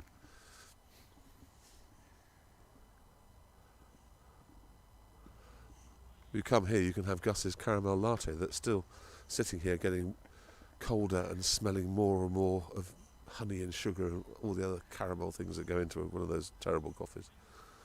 I bet you're not on a caramel latte, are you, Ted? I bet it's just strong and black for you.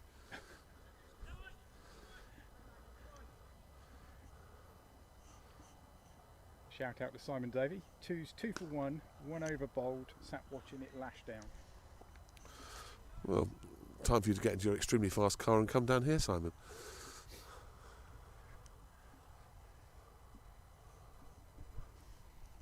It's 90 for 5 after 24. Yes, that was an important... Ooh, hello, she's been dive bombed by a wasp. That was a very good over from Gus, very important.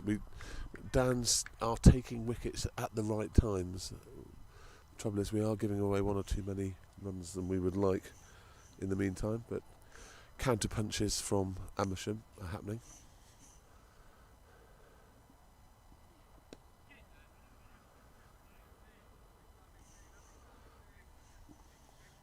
Downs will not want Amersham to get more than 150.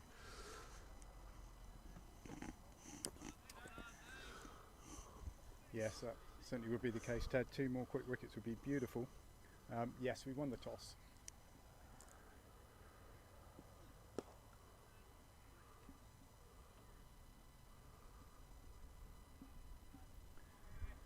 So those of you who have just joined us, we did have a short rain break, but there's still 50 overs in the game aside.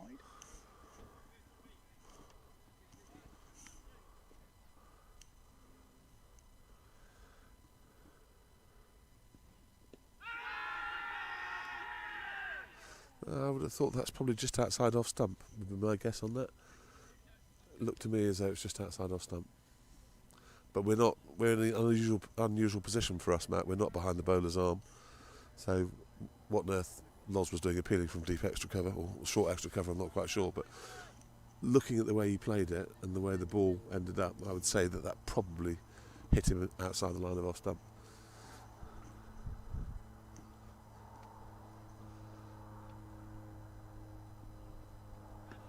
Great bowling. Tom is now fully fired up. Yeah, that is coming through very quick indeed.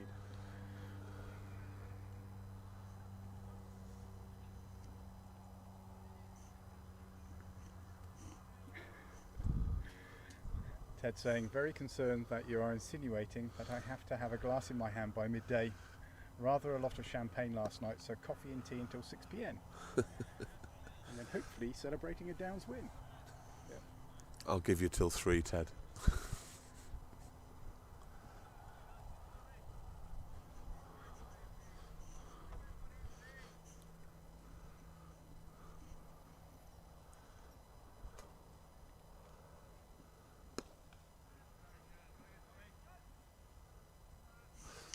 Over bowled, 90 for 5, off 25. The 2 batsmen fairly fresh to the crease. More rebuilding required by Amersham, but only 25 hours to do it. More wasps attacking the Is that caramel latte? caramel latte. I'm on the verge of pouring it down the drain if Gus doesn't come and get it soon. I think he's going to be out there for another 20 overs. So it's going to be stone It's going to cold. be an ice cold caramel latte. Whether that's the best way to drink a caramel latte, I don't know, never having had one.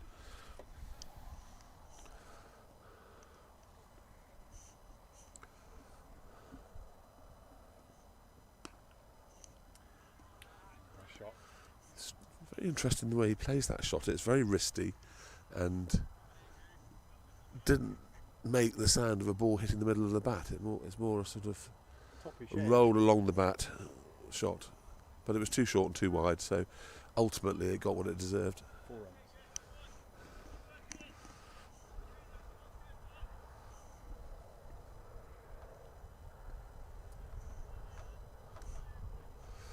He's going to get a bit of. Is he going to get a bit of cover? No, he's not going to. Yes, he is. He's going to get a bit of cover, deep extra cover for the square hit.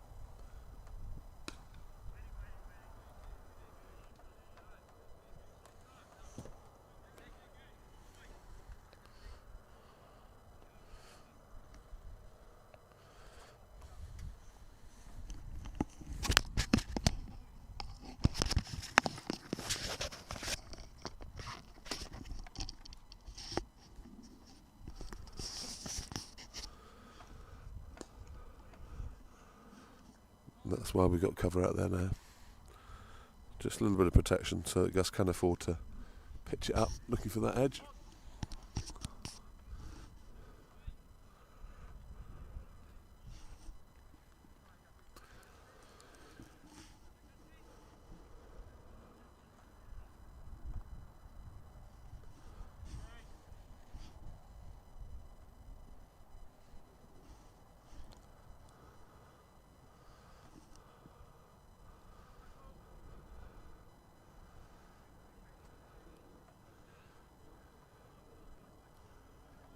There's 1 or 2 small spots of rain again, starting to fall, but it's still quite bright and still warm.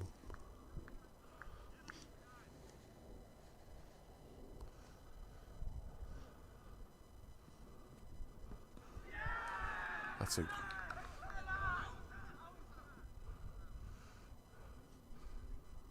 a great take by Frankie. Obviously, Dan's guys think he got an inside edge to that. The umpire thinks it flicked his pad, and we move on. But it was a superb catch by Frankie.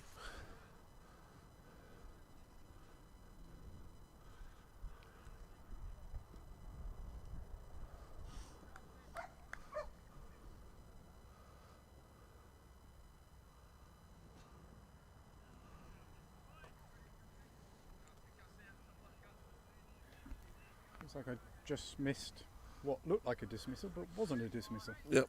So the umpire felt that it didn't hit the bat, and the fielding side felt that it did. But ultimately, it's the umpire that counts.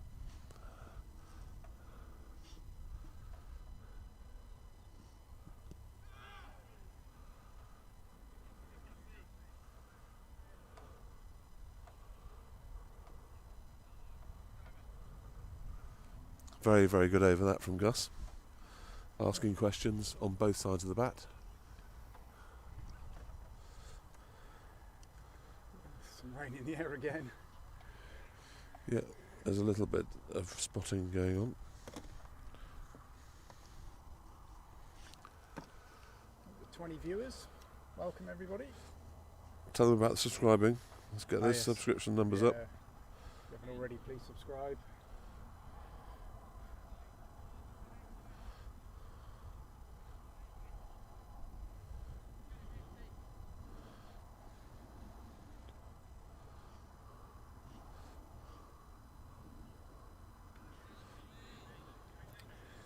Tommy Costley's into his 8th over here.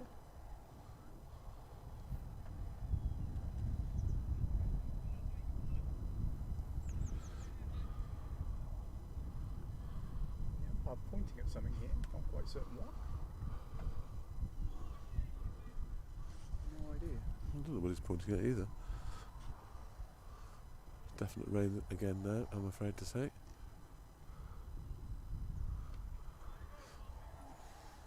Also wasps.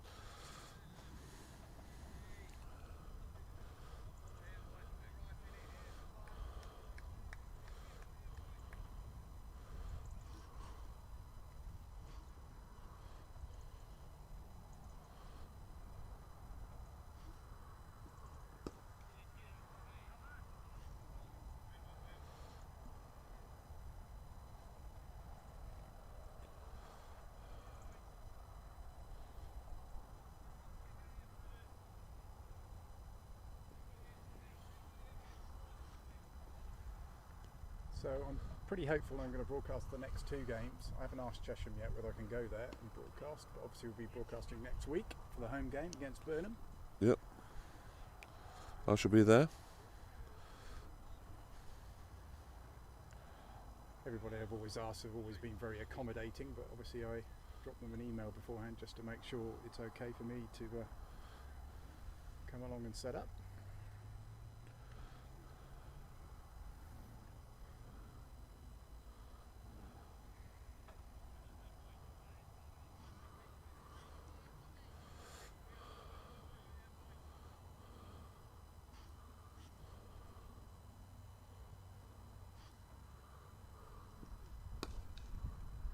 Yeah, Amersham Chairman Ian, very helpful this morning.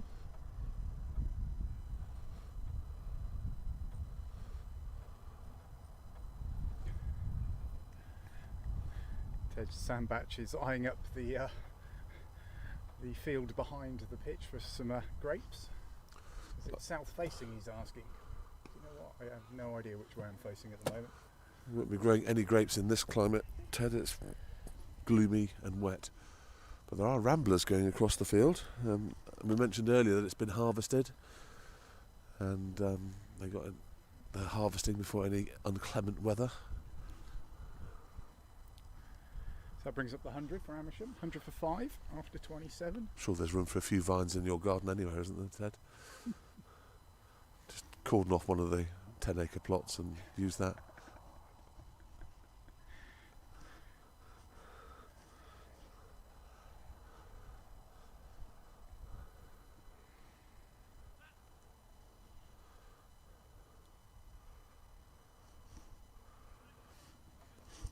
So we're 100 for 5, 100 up, 27 overs. As I said, we won't want to be chasing that many more than 150.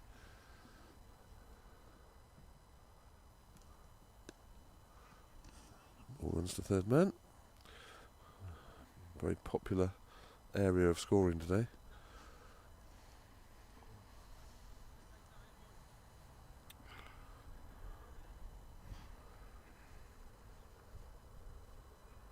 If there's suddenly an almighty crash, it's because I'm just about to try and swat a wasp here.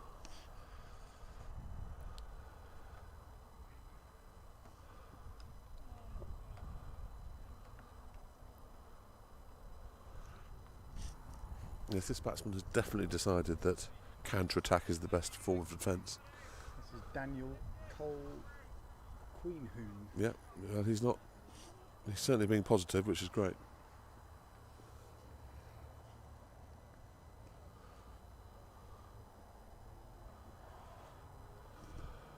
Actually scrubbed that, it's Viney facing. It's Andrew Viney facing at the moment, the number 11.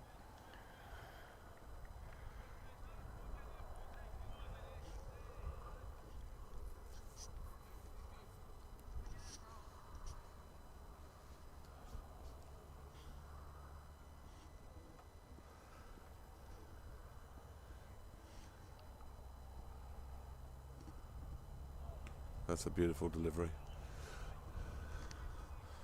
Good carry as well. Everything was right about that ball.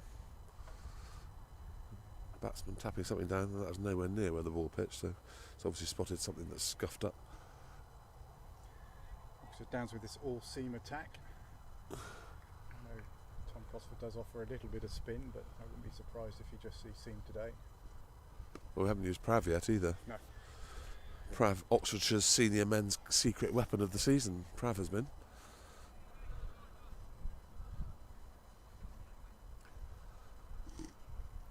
So Ted Sambach is asking, sorry Bear, missed that bit. Are we playing 50 overs or is it reduced? Did we win the toss? How do you assess the situation? It's a 50 overs with no overs have been lost so far. I'd still say that we're doing well at 102 for 5 off 27. I just feel that having had opportunities to get right into them, we've let them slip through our fingers a couple of times, and that we wouldn't necessarily want to be chasing many more than 150. And yes, we did win the toss, was the final bit of that. A little wave from Frankie. He's a big smile on his face, having taken some catches and had a catch disallowed.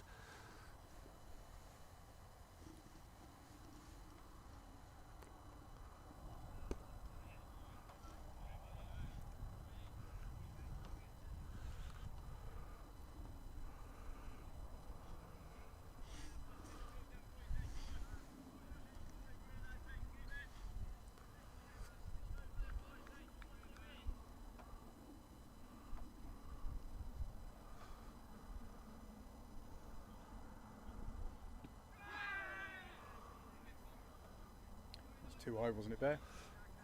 Well, no one appealed, apart from a bit of a squawk from it was Gus or somebody, but someone that couldn't tell squawked. So could have been several reasons why that wasn't appealed against.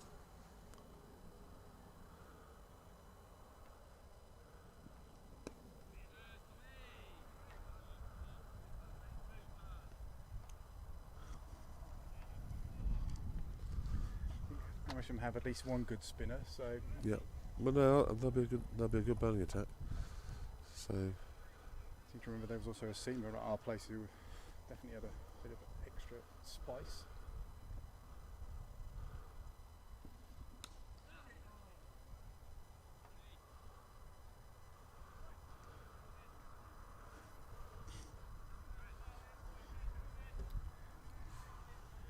There's Peter Tilley, thank you for the commentary. Pouring at Stanlake. Is that pouring wine or pouring beer? pouring in Ted's garden. Thanks very much, Peter.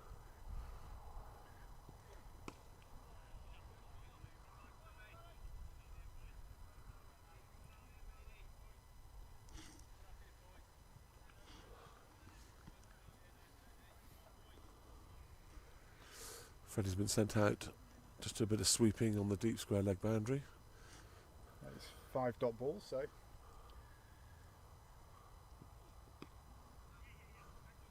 commentator's curse there. Comfortable two there. A decent over from Tom. Oh, just rest my limbs a second.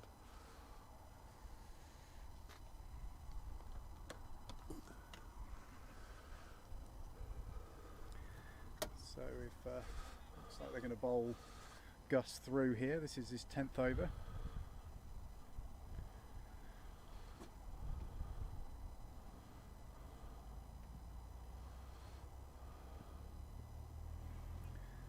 See whether any other games have started. The Burnham game still hasn't started. Could be because their internet's down. I don't believe that, certainly the live updates work from Burnham, but at the moment the game hasn't started. The game at Slough has started now. Airfield are 5 without loss. So they'll be on reduced overs there. Yes, yeah.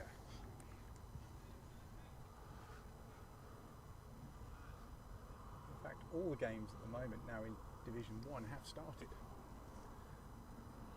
It's beautifully bowled, Gus. Tring Park at 86 for 9. I think it's fair to say that Tring have not had a good season.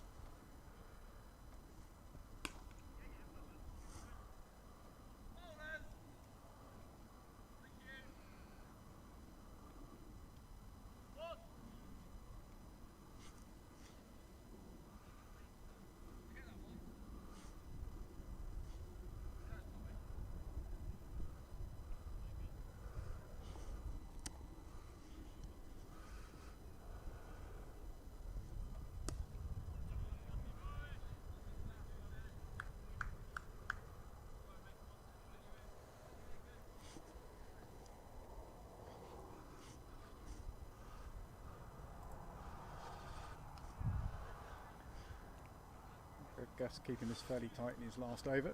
Just one from it so far.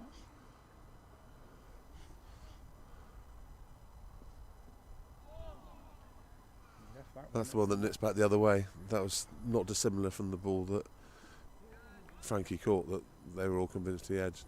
But he lulls the batsman into thinking everything's going away, and then he nips one back. Rather like Jimmy Anderson, but perhaps not quite at the same level.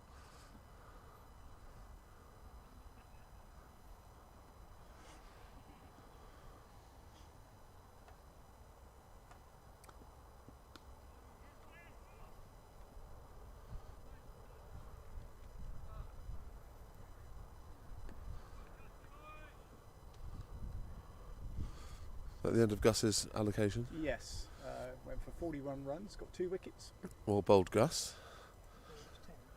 Yes. Senior pro Ted Heap enters the commentary box to decide which pot of caviar he's going to eat first out of his picnic bag. How do you see the game, Ted? We'd like to know how the twos are going to look. Yes, there is news, it's raining. Raining at the moment? Yes. Raining at the moment. They're 2 for 1, yes.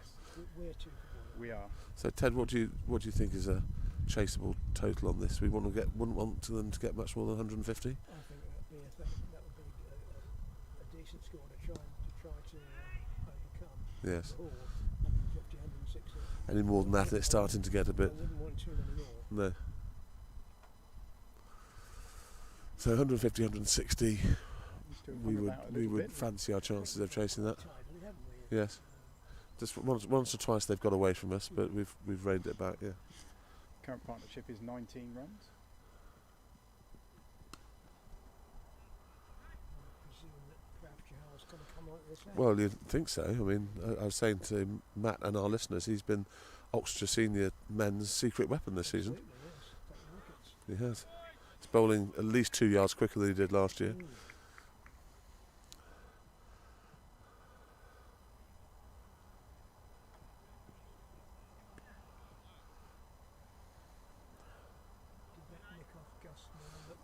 Well, we couldn't really see from here. I mean, I think you can always gauge by the reaction of the players Yeah, what they, I mean, what they thought. It's difficult. It's difficult to see the ball change in trajectory that way if it hit a piece of clothing, because it would normally go the other way. So you would think that the only thing it could have hit was the inside edge. still a lot of overs to bowl, isn't it? Yeah, well, that's the point. Yeah, I mean, our first aim has got to be to try and bowl them out. But the next best thing is to whiz through.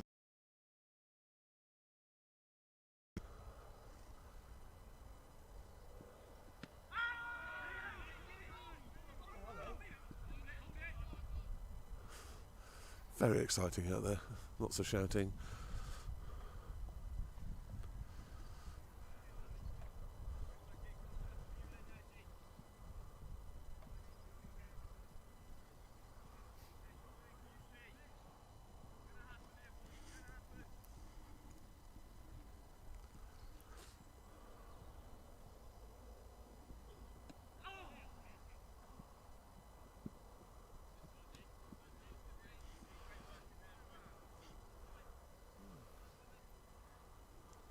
So just one from that TC over.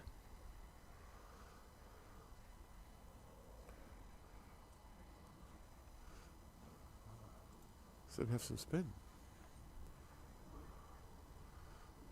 Tom Don't know Cosford's if coming it's on, been- yeah. not Prav. Proud for the death. Loz and Warnes have still got plenty of overs to go.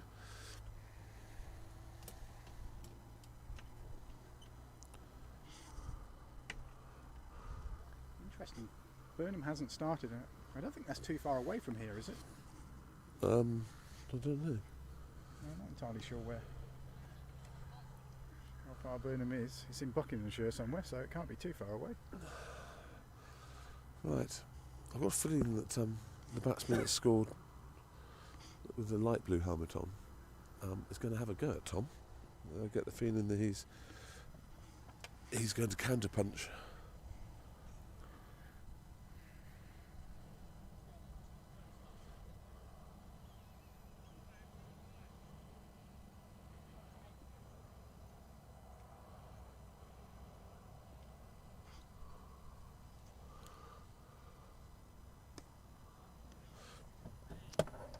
A fairly pacey first off break from Tom Cosford.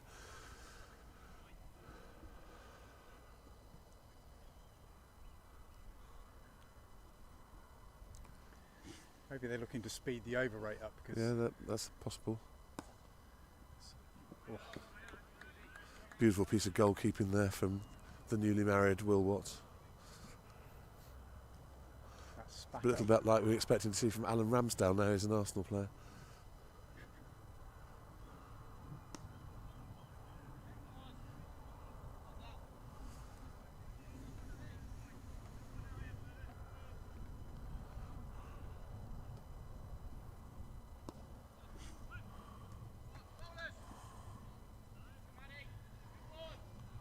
So a message from Martin Lee. Met Office radar shows intense rainstorm over Amersham around 4 p.m. Thank you, Martin. And then Ted saying better get on with it then. Yeah, Is no, it- absolutely.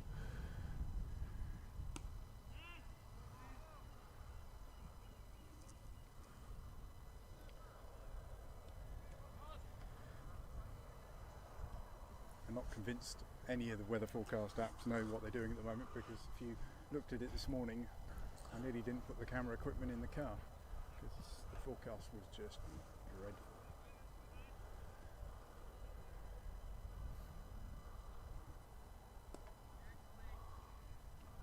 Yep, that's a decent over.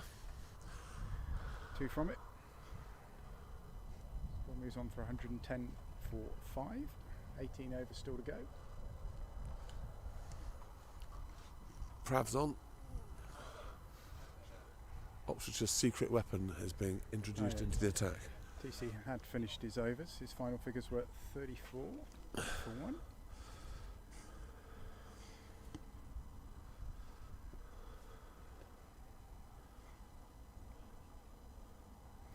And I think that Prav's going to be a bit of a handful on this pitch.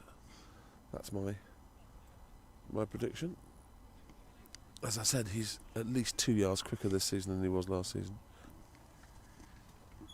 Paul Fowler just texted me to say we're a little bit quiet on the mic. Just make sure the mics are. Yep. No. Mine okay? Can you let me know, Paul? I've never been accused of being quiet before, but my beloved wife tells me I ramble on too much, so let me know if that's coming through. I don't want to loud turn and up too clear. much because there'll be quite a bit of wind and other noise. Amersham team just doing a circuit. Does anybody have to go on the mic? Any of the Amersham players want to come in? You're most welcome. They're just all saying no, they are. I tried. Oh, that's got Loz right on the instep. That's a classic piece of long barrier fielding. That's why you use the long barrier, so that some part of your body stops the ball from going through. Loz having a little trouble getting back up now.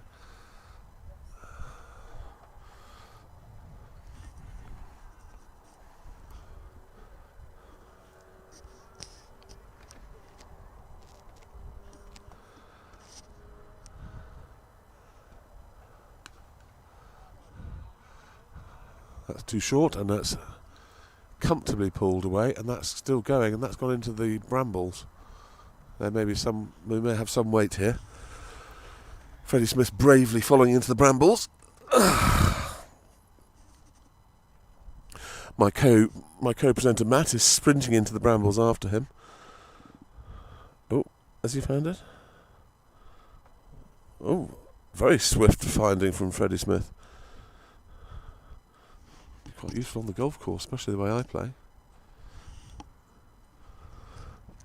Anyway, Badger, it's useful having one of the comms team listening into us. Can you send us confirmation that you can actually hear what we're saying now, please? Wouldn't want people to be missing our pearls of wisdom. Apparently you're the right volume and I'm just a bit quiet. Oh no, perhaps not had a good start to the over, I have to say. It's now a no ball and it's a free ball, and this is what the crowds have come to see. Free balls.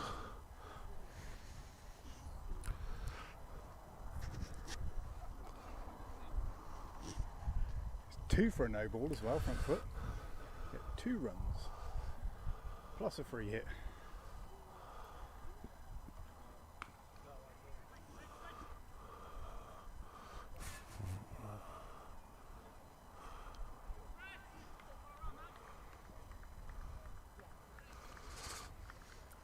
%100% certain Prav's with us yet, I have to say.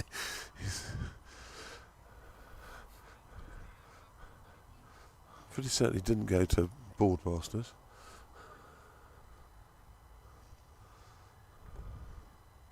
Alright. Need Prav to click into action. They're scoring too many runs here. Come on, Prav.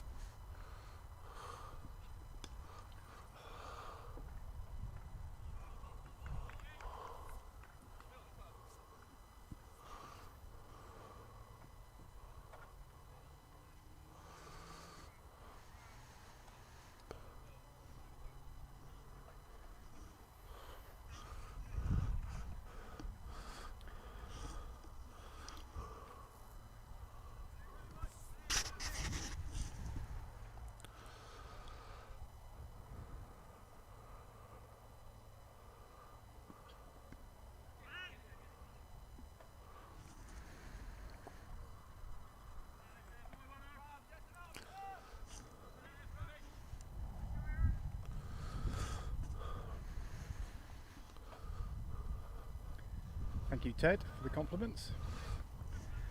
Yeah, Sam, it is a beautiful ground here. It is a little bit of a hill to one side, to the right-hand side of the camera. I think that's going to run away to the boundary. Yep. Chinese cut for 4, so all in all that was a pretty expensive first over from Cho. It's not finished yet. It has finished, yeah. So that was not what the captain wanted at all.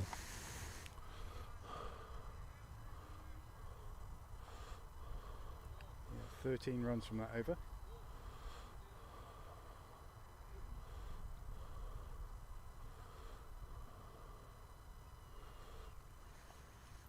But we mustn't forget that this is a fast outfield, and we do have plenty of batsmen.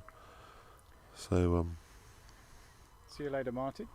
Hopefully you'll tune in for the finale later on. Assuming the 4 o'clock downpour doesn't put a stop to it.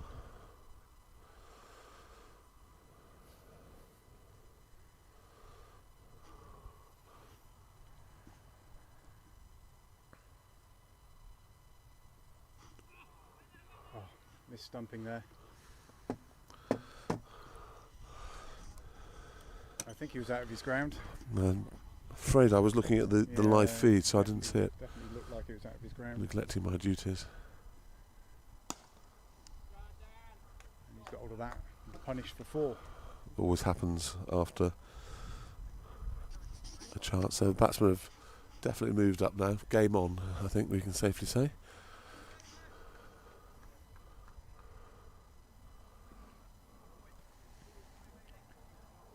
Very unusual from Frankie there.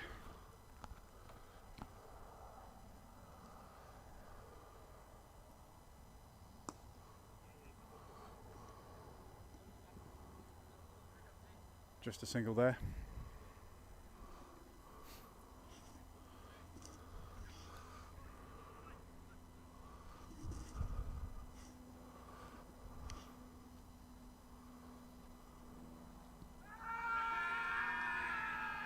Finger's gone up, yes. I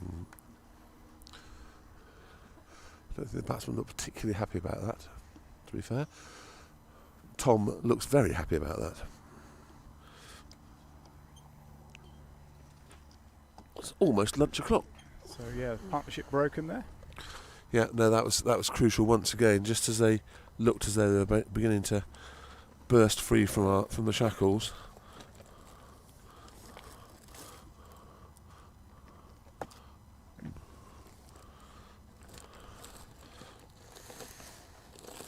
Yeah, 40 runs from that partnership.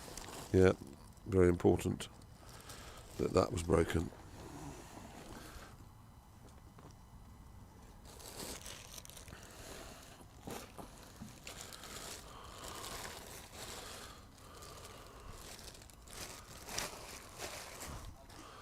Brings out Harry Fanning.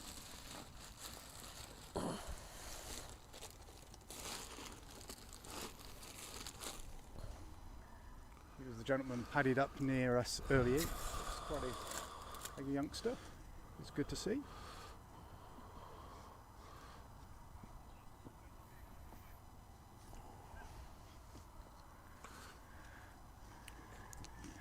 That was a very important wicket. Bear's got his stuffed pimento, stuffed olives and some kind of cheese. Ted would be proud, very sophisticated.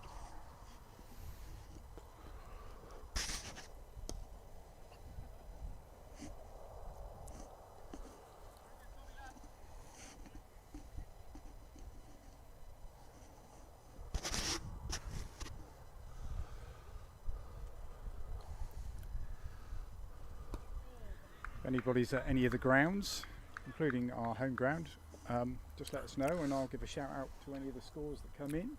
That's 128 for 6 off 34. I assume it's still raining in Stanlake. Sorry? Going well, yeah, going really well. Ted's a lot of action from Ted. Got George on the touchline here wanting to know what Ted's up to. I said he's drinking coffee, not wine, apparently. Well, I did say yes. George is inquiring Ted as to whether you're drinking Chardonnay. I presume by that he means Chablis, because I can't imagine you'd be drinking normal Chardonnay.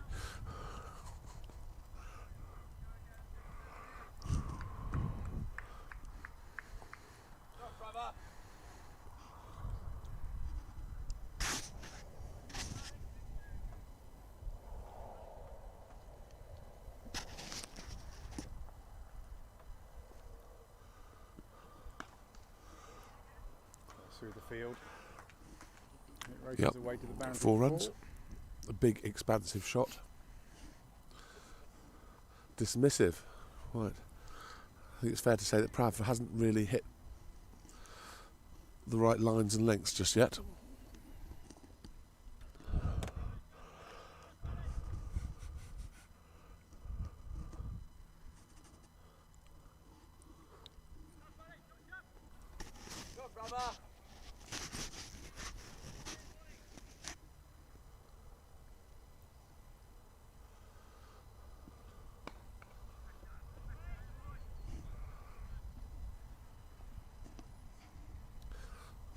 George, when you next talk to Gus, can you ask him what he'd like us to do with his very, very cold caramel latte that we've got here that's attracting wasps and really stinks?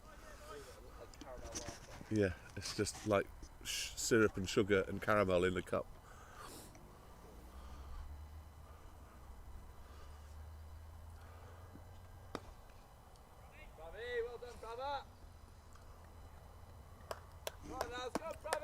Prav is warming to his task.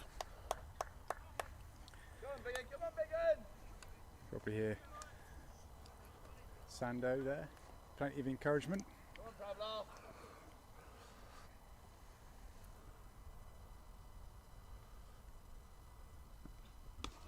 That's 2 full, and it's a no ball. That's a disaster. It's a full toss. It's a no ball. It's a free hit. Apart from that, there's nothing wrong with it. 6 runs as well, because it's 2 for the no ball plus the 4. I think we may be seeing Loz Brock back in the attack very shortly. So Paul Fowler's saying the threes are 27 for 3 after 7 overs. Off for rain now though.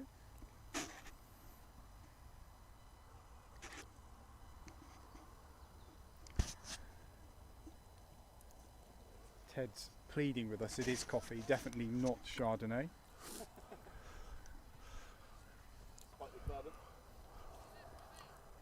He's got himself a little Merceau sitting in the fridge waiting for action.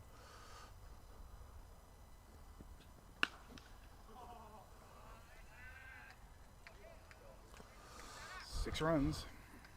Yep, the counter punch has definitely started. So that's 12 from that no ball effectively. Ouch.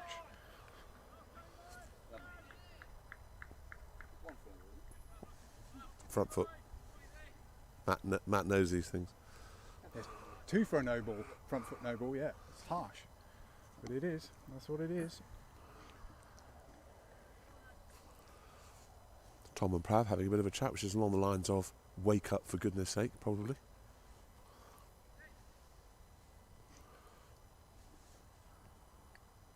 So George has been moved up into the ring. Matt Warner's going back to long on. The ramp is on.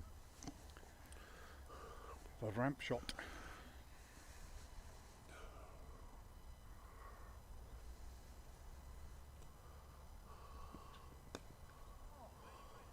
Apparently it's still raining in Stanlake.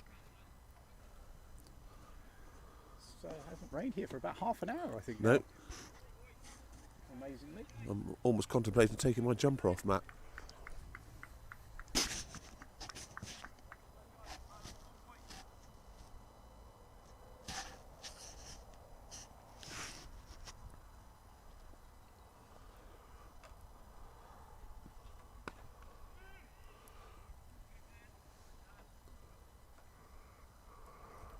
So, a very productive over, and I suspect the end of Prav's spell, 145 for 6 off 35.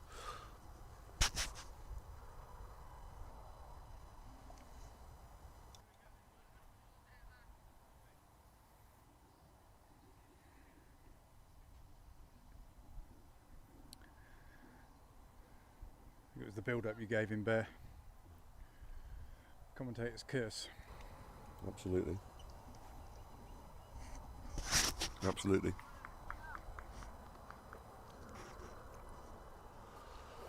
25 viewers, welcome everybody. It's a little bit quieter out in the outfield now after that counter punch. Number 7's moved on to 39.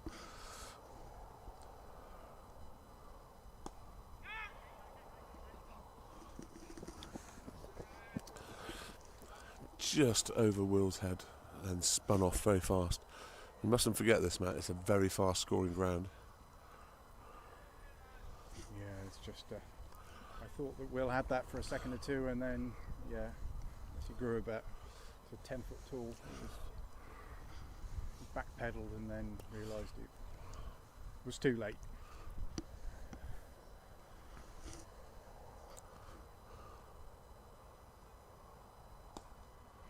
Got him this time Another though. chance now, Yes. and he's got him. I have to say that's not clever batting.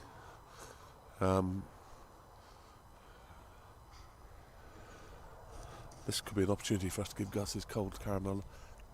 Goose? Oh.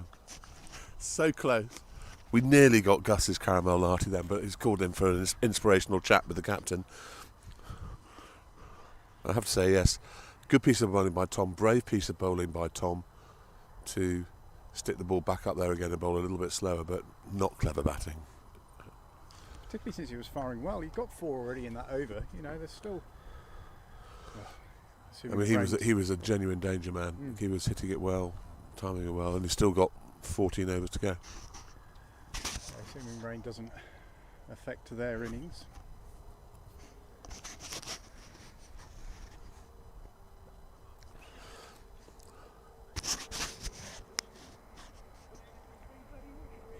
That wasn't the cleverest piece of batting, was it? After what I mean, he's got 14 overs to bat. Yeah.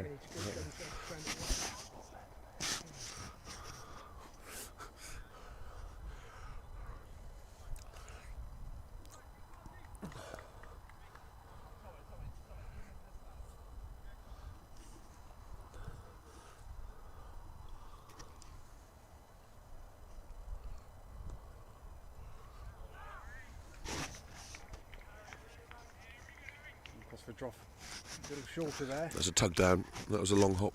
And got what it deserved. Crab's in the field. Just checking out whether it's suitable for Ted's vines to be planted.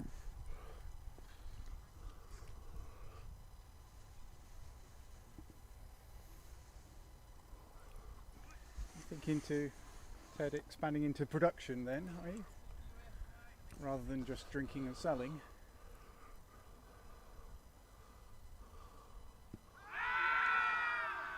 I think that's what you call a vertical integration, Matt.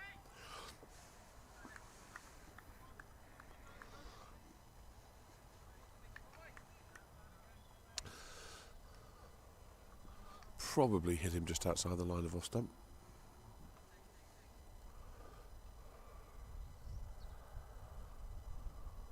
Faster from Tom.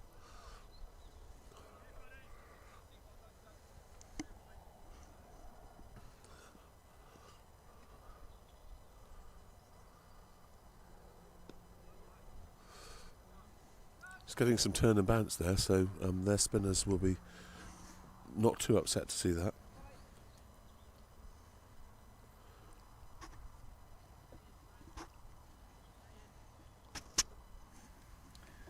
Let's see where the game at Burnham has started. No. Quite amazing, really, because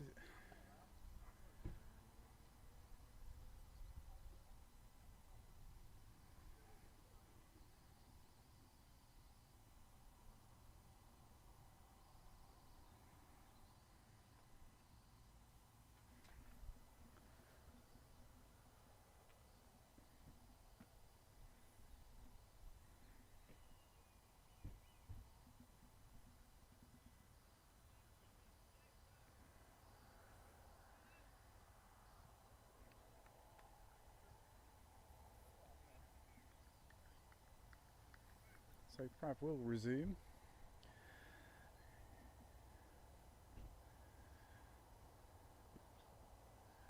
Fair to say the only way is up really from the first 2 overs. Yeah. For 30 runs in those 2 overs.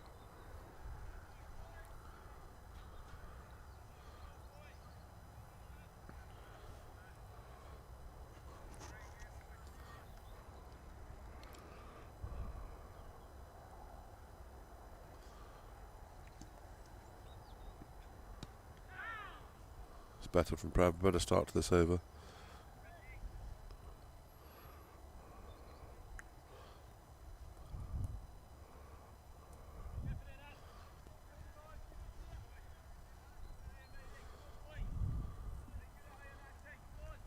So it's 10-2. I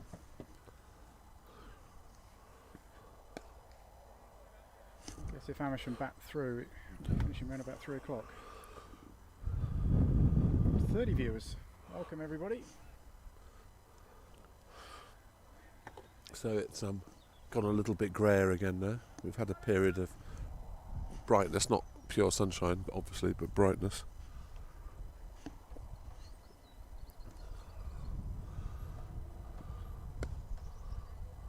great fielding.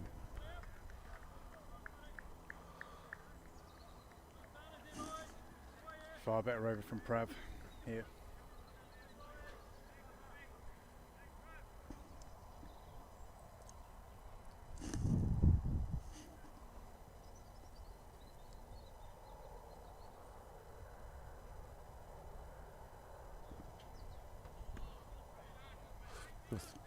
That's absolutely cut him in two. That seamed and bounced and decent pace. This is a totally different Prav we're seeing there.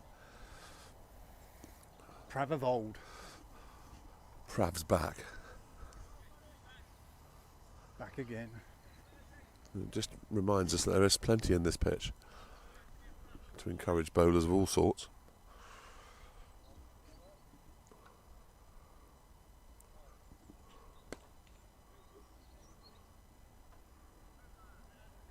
Yeah, that's much better over. That's amazing. There you go. Obviously, the inspirational talk he had with Tom Costley worked wonders. A bit like the inspirational talk that Tom had with himself halfway through his spell.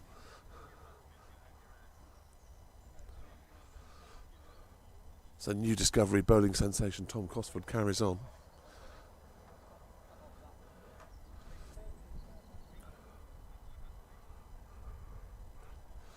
Tom just tried to give his hat to the umpire. Umpire refused. So, just to remind us that COVID is still with us.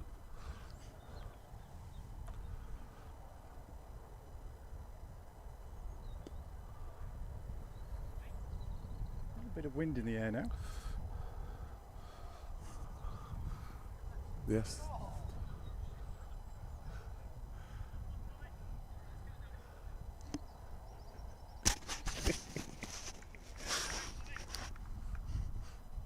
People not throwing the ball back accurately to Tom Cosford does annoy him. Expect this to be unplayable.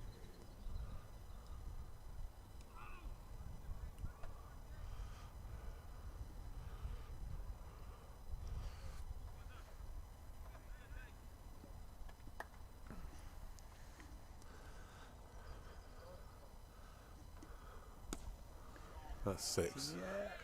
He's opened his shoulders and that's Yeah, gone it's into way a over field. the boundary. 6 runs.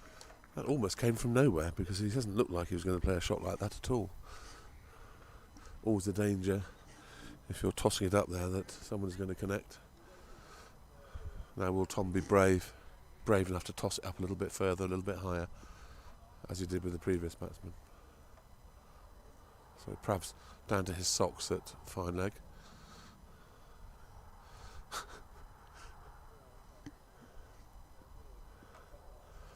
Who knows what Prav will do next? Yeah, that's exactly what he did. Chucked it a bit higher and a bit slower, and I'm afraid to say it's spitting with rain again.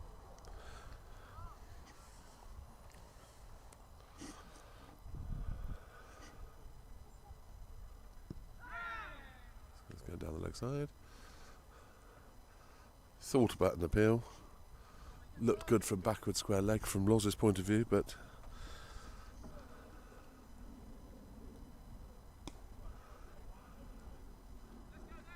yep, decent over. You're going to get hit for 6 occasionally in this format of the game.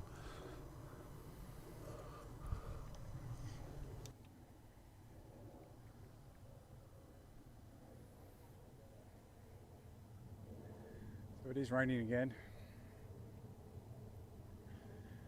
The umpires have set a precedent from early on that they will stay out. When they did come off earlier, it was pretty heavy, a lot heavier than this, so I think they'll carry on for assuming it doesn't get any heavier.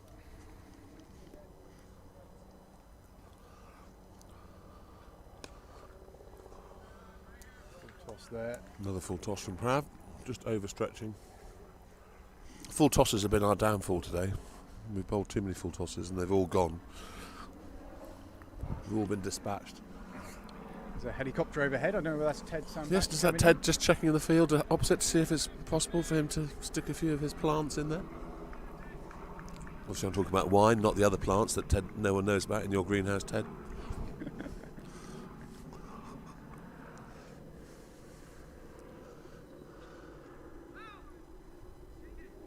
definite single there. Declined. Good work from Frankie. What's he injured?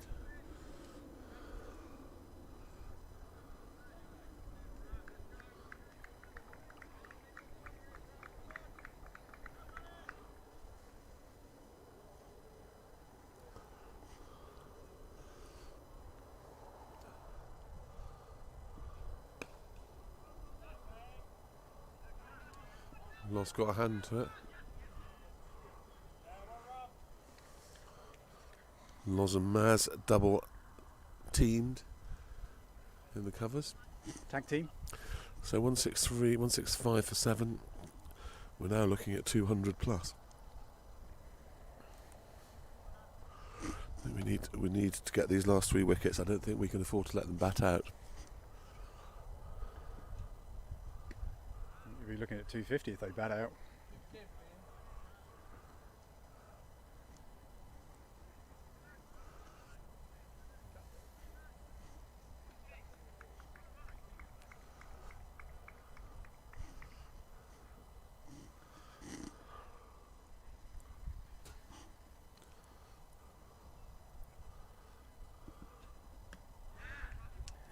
Yes, Yes. that is what Prav has been looking for. Kaboom. I think that moved actually. Looking at the way the batsman played it, I think that seemed. Oh, here we go. Gus is now coming over for his cold caramel latte. It really smells, Gus. There you are. Oh yeah, it smells of caramel. Enjoy. Still quite warm. There you are. So all our listeners have been wondering what the caramel latte tastes like. We've told them what it smells like. Now they know. Worth the wait. Well done, Gus. Well bowled.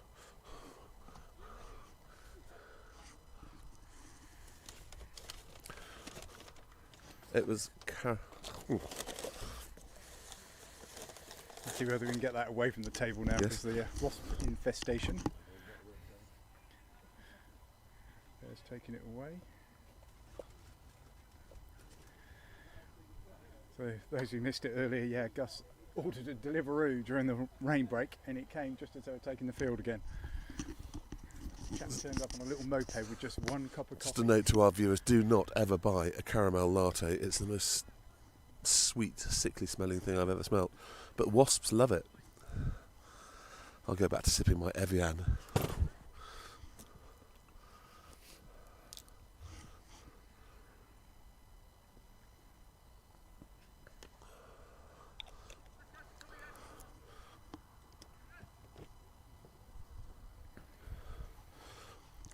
Into that Prav over. I wouldn't say Prav is yet firing on all cylinders. He's got half the bank going, I think. Yeah, I'd say he's discovered 3rd gear in the 6 gear car.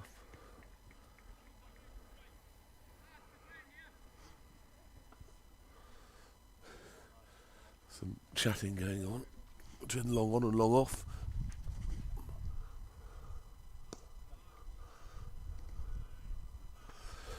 Getting a stern telling off from Captain Courageous.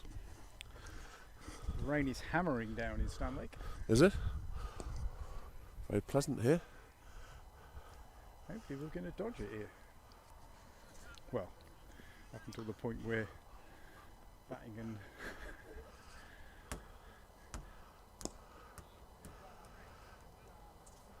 Slightly faster one from Tom. Varying his pace now.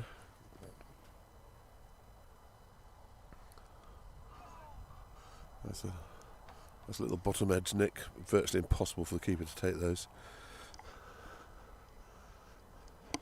If they stick, it's a miracle. he's got that away.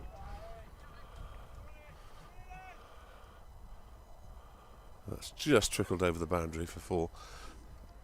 Unfortunately, you can't bowl wide and short with the field that we've got here.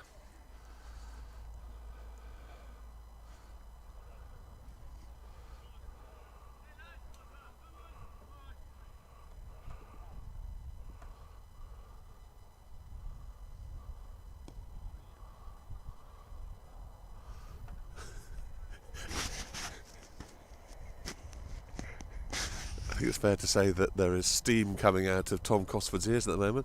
I don't really know why, because I don't think you can expect Frankie to take catches that are wide down the leg side and bottom edged.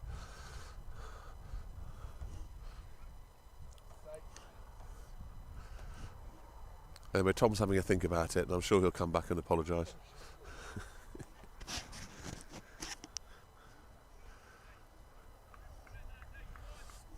Right, we need 2 wickets very quickly.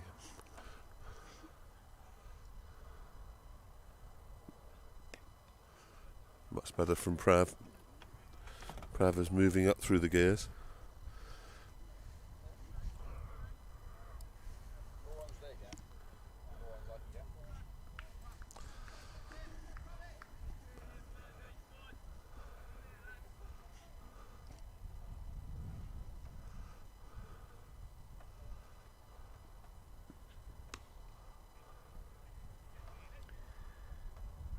So for the geeks out there, I actually turned the resolution down on the camera because the internet connection is quite slow. You lost me at resolution, Matt, sorry. So according to Paul Fowler, it's the clearest picture he's Do we ever have seen. geeks listening? Yeah. Just Could the geeks please own up and tell us who they are?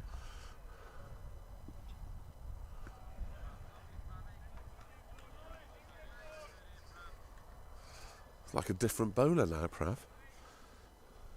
it's interesting you say that, Paul, because obviously turning the resolution down means you get more frames per second. So maybe that's the reason why it just looks clearer. So maybe that's Nothing to the do with the way- caramel latte being removed then.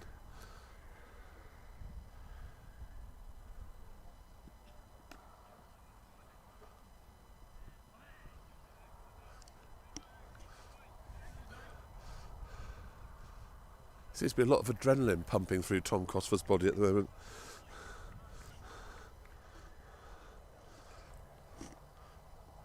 Yeah, he's certainly been up for this game all week. They have been netting most nights.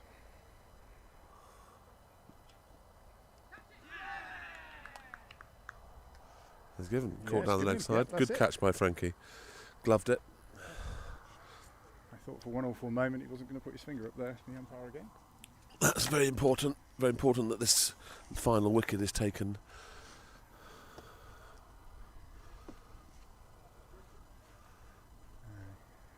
The new batsman to the crease is the seamer who caused us quite a bit of grief in the reverse fixture at Oxford Downs, coming out to bat now.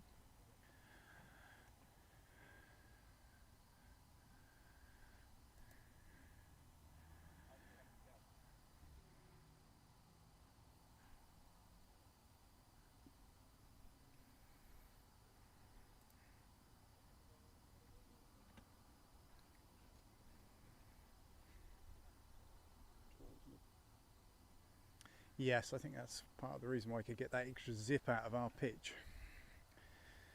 He was, he was the reason why we collapsed from 120 odd for 2 to 140 odd all out in the reverse fixture.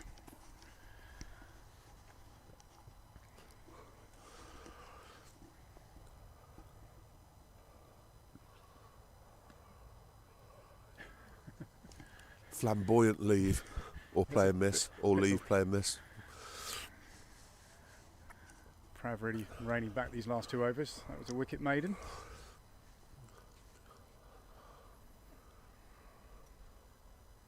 Smile from Tom now, I think. The demons of the last over have departed and he's now happy.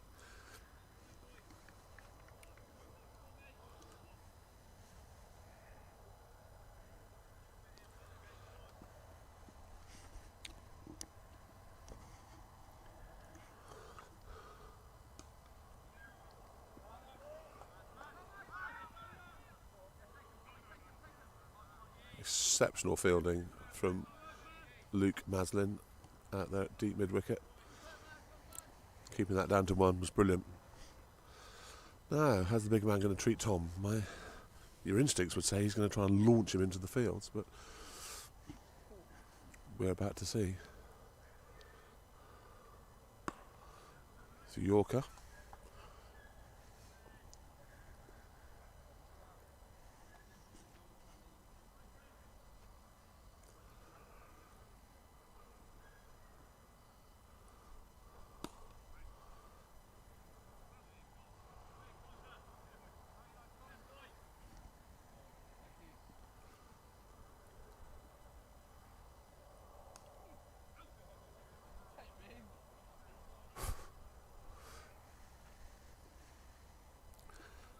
I think long on and long off are in the game here. Yes.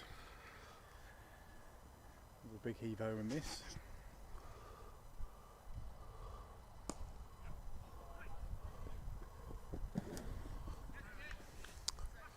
All action stuff from George Sambach, right Great in front of the fielding comms. I was just getting out of the way, but George leapt You were getting across out of the way. like It a was much samurai. closer. It was closer to me. Was it? Oh, I'm not very good at estimating those kind of things. Oh. Extraordinary effort from Maslin at deep mid-wicket. Extraordinary. Sadly didn't make it, and it's 4 runs. Yep. So 171 for 9 off 41. 175 for 9 off 41. 42, sorry, I will get it right eventually. Sometimes it updates really quickly, the scoreboard, and sometimes it doesn't. The wicket is paramount. Must get this final wicket. Prav looking to charge down now. He's very good at facing the tail.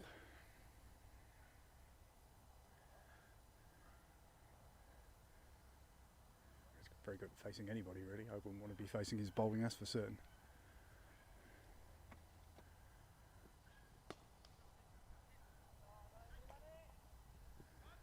We'll run hard here. Might even go for 4. And run hard for 2, 3. Good running.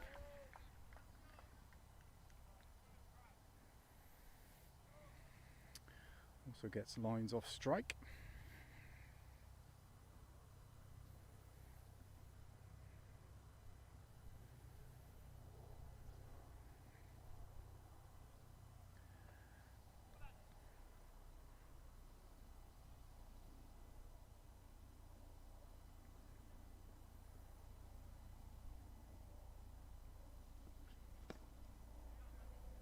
Same area. Just a single this time. Doesn't quite hit. Sweeping by Loz. The charge is on.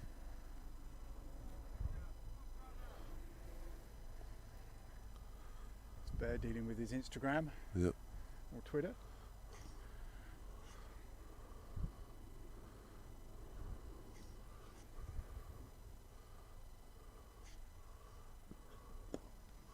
Better from Prav.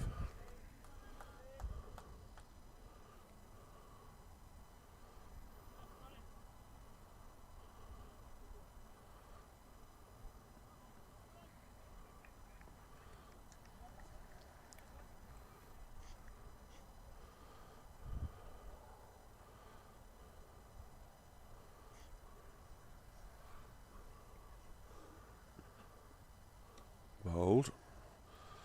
Nicely, much better Prav.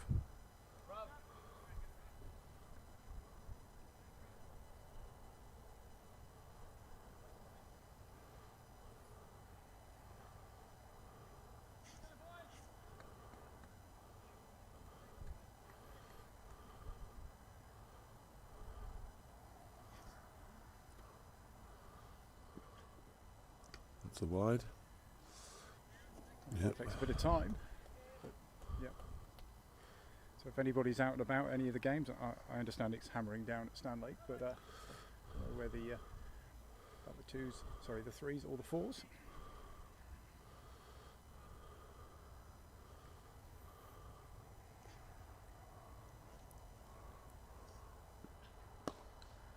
He's got all That's of an that. amazing shot.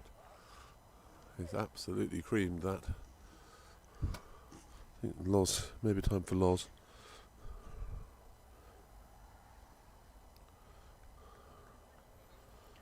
Useful runs here. Creeping closer to that 200 mark. Which I'm sure Oxford Downs won't be overly keen on chasing. No.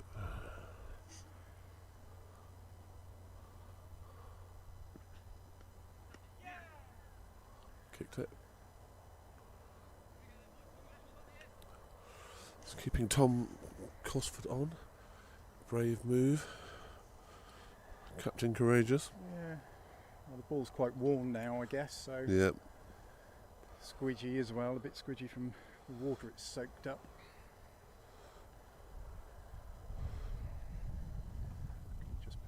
Scoreboard here.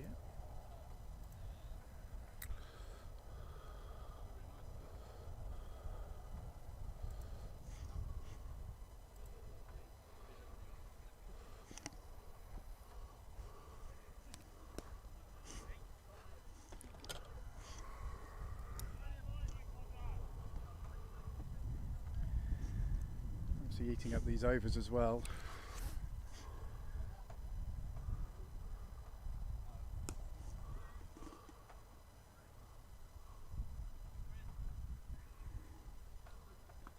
Tom giving that one a bit more air. Just a single though.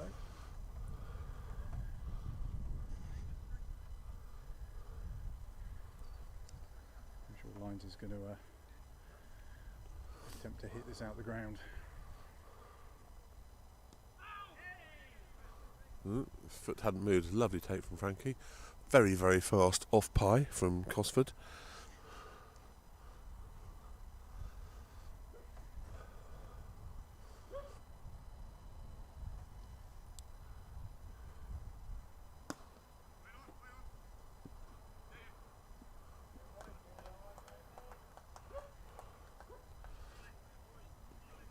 Oh dear.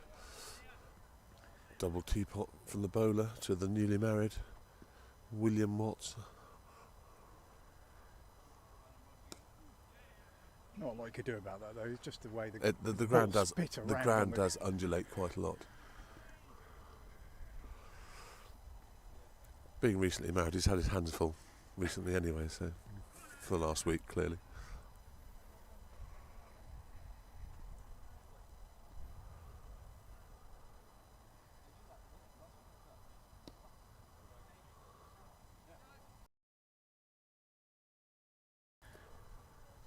So Oxford Down still in search of this final wicket.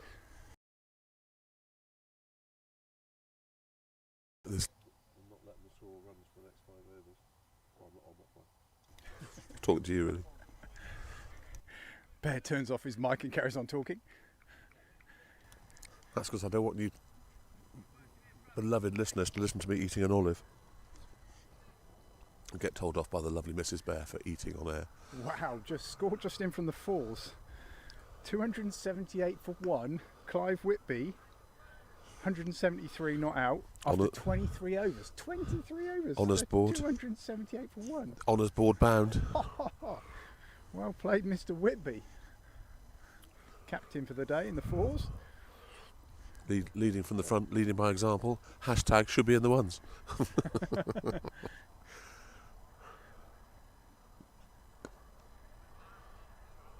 He wouldn't mind me saying this, a couple of years ago when he first started playing, he couldn't buy a run. He just kept on nicking off. But no, that's incredible performance today, Clive.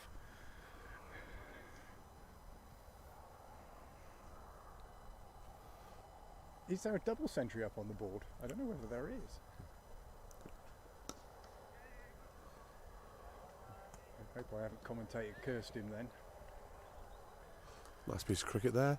Nice clip off the legs for a quick single. Warnes picked up through the stump stand and it was correctly backed up. So all in all, apart from the fact that the ball was a half volley, it was a lovely piece of cricket.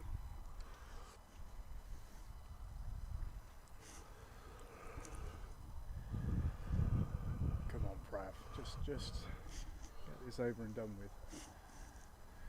It's a double-edged sword, really. You know, the time with this rain allegedly coming in at 4. Good shot for no runs.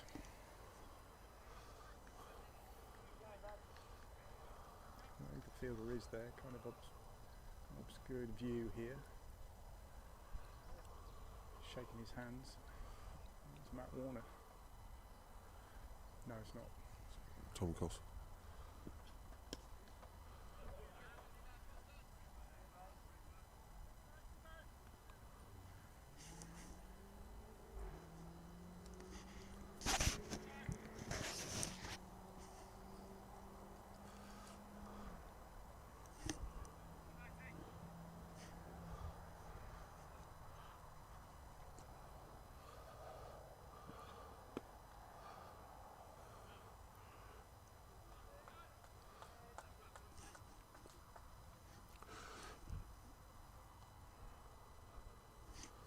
That's 187 for 9 off 45. 5 overs to go. They'll be looking at 220, 230. We'll be looking at getting them out extremely quickly. Yeah. You just hope they don't get to 220, because I think that would be a really tricky chase, considering we've only scored over 200 once this season. I know we've yeah.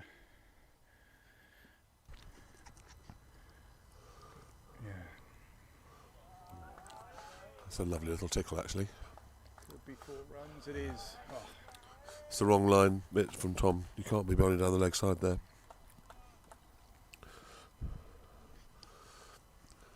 Need to be middle and off if you can.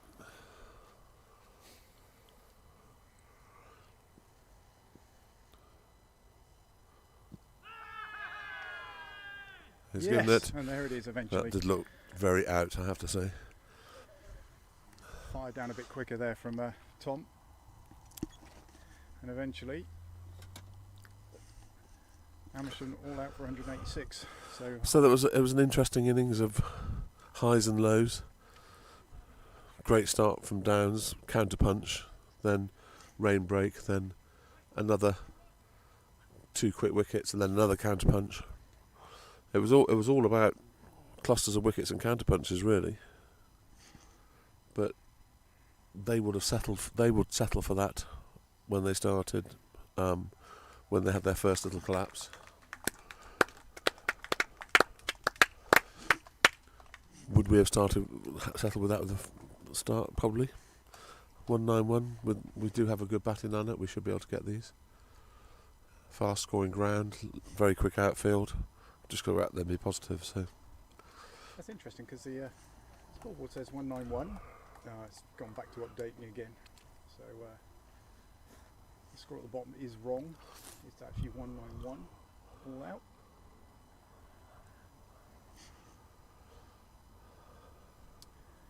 It's disconnected again.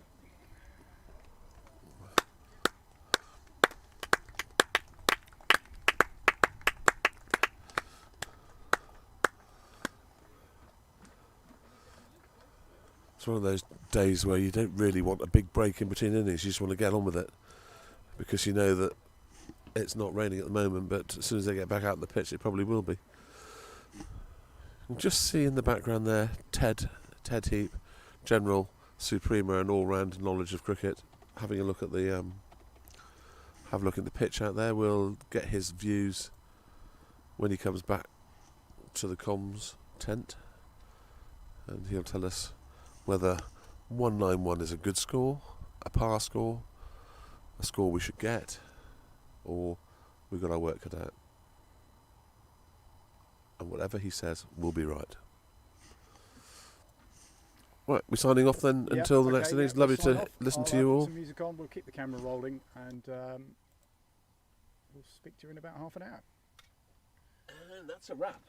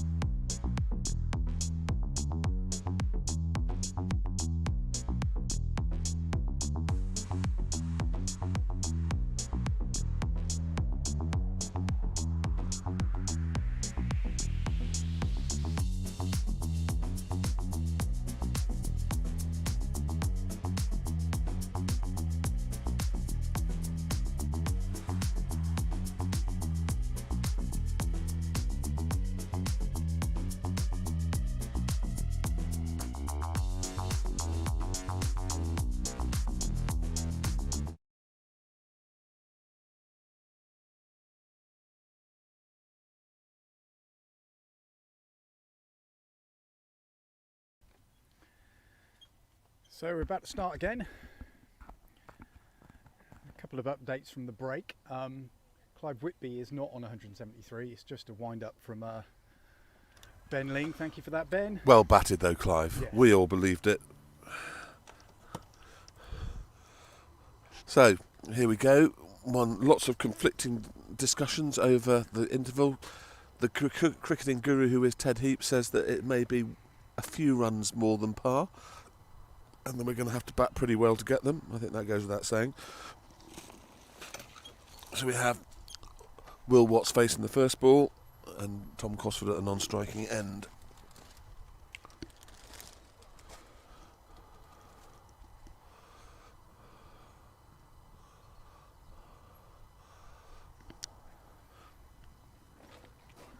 And who's opening the bowling mat? It's Helm. I think it's Sam, isn't it? Let me have a quick. Sam Helm, yes. I seem to remember from our place, I had a couple of very sprightly seamers. I think this was one of them. Very tall, certainly. A little bit lucky there not to chop that on. Yep, Will on the offensive.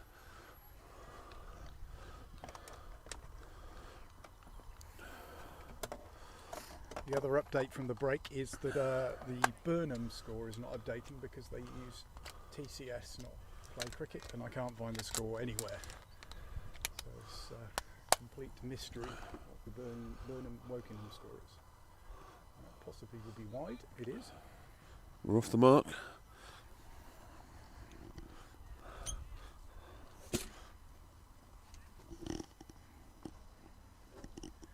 I'm pleased to say the weather's still holding up. It's greyer than it was.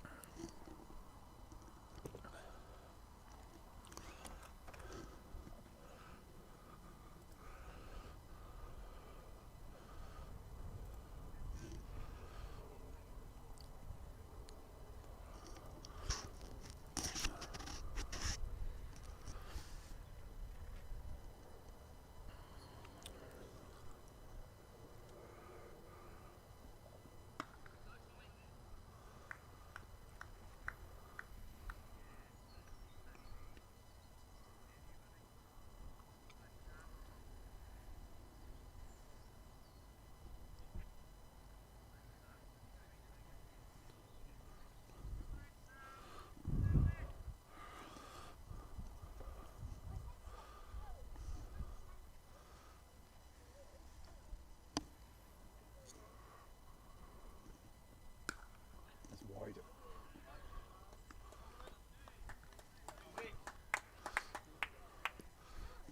He would definitely have got a wide if he'd left that, but was committed to the shot. Nearly beat the field. It would have been 4. Yep, true.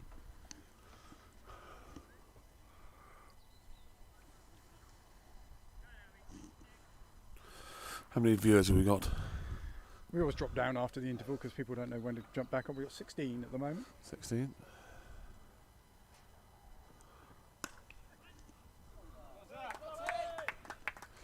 So, flashing first ball for Tom Cosford. 4 runs. Set the tone to the way he is going to approach this run chase.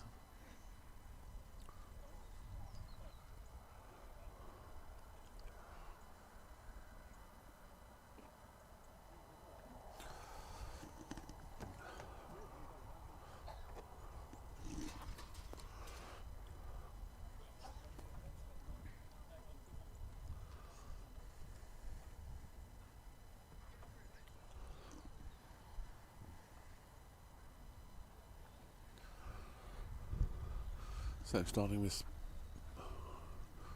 not spin, keeper standing up, left arm over. So this is Joseph Rance. There's two Rances in the team today. I'm guessing they're brothers. Always a bit of an assumption to make. My daughter plays cricket, and there are two Bowdens in the team, but obviously only one is related to me. You should have an uncommon name like Smith, Matt. It's much easier, makes life much easier.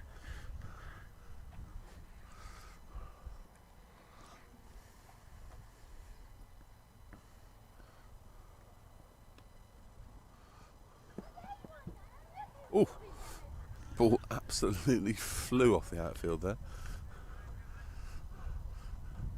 Looks like a lot of fun fielding down here on the boundary. The ball bouncing randomly. Prav. Bowling sensation Prav. Looks like your toes have seen better days, Prav.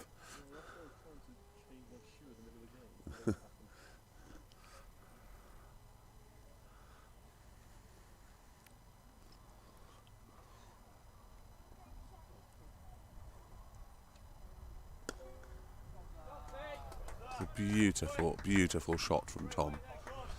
That was a nobody move shot. Tom batting it currently at a run rate of 400, I believe. 2 balls, 2 fours. And that was a glorious shot. That's the best of Tom Cosford. Poise, elegance, power.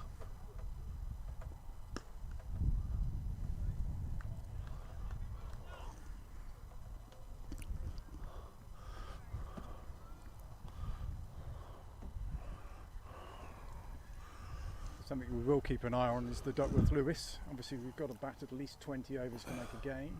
Or is it 15? I thought it was 20, but I may be wrong. So they've already got a long on in for Tom. He's just stroked that one up there for a single. The score is already on 12. I'm pretty certain actually you're right, it's 20 overs I'm sure. But so we will keep an eye on the DLS score.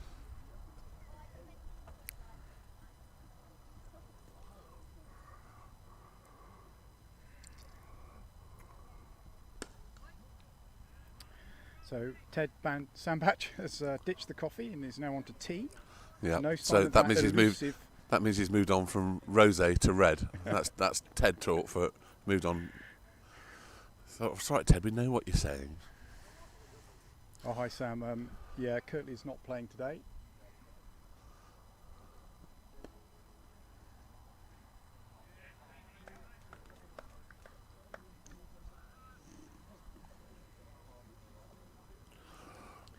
I'll get you the full Oxford Downs lineup. It is Will Watts, Tom Cosford, Tom Cosley, Ros Brock, Prav Trahell, Frankie Crouch, Luke Maslin, Gus Miller, Freddie Smith, George Sambach, Matt Warner.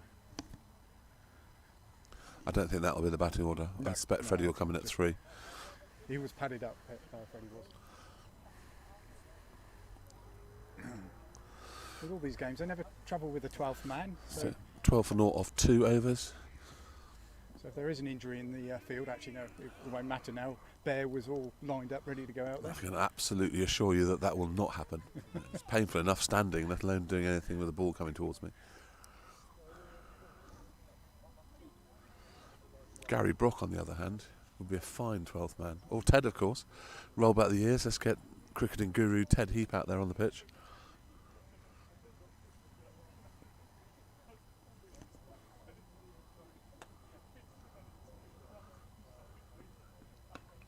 Oh, Tom. And that was not what the crowds wanted to see. Well, a brief innings from Tom, exciting all the way.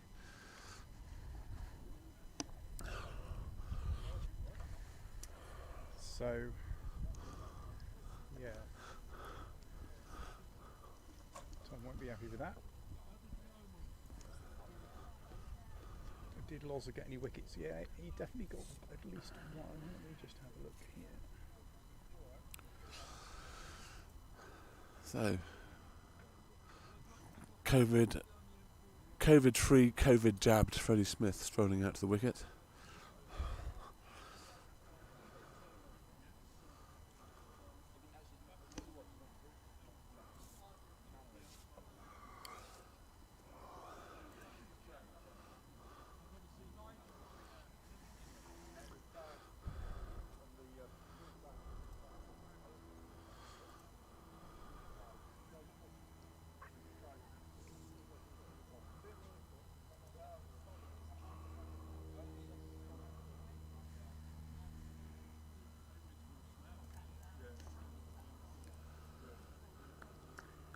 Yeah, Loz just got one wicket. That was in the very first over. If you scroll back, you can still watch it in the feed. That's gloved that for 4. That's I think that was back. first ball. No, it's glove for 4. Yeah, definitely glove. So gloved for 4, first ball to get off the mark. We're certainly going on at a fair old rate. We just don't want to lose any more wickets.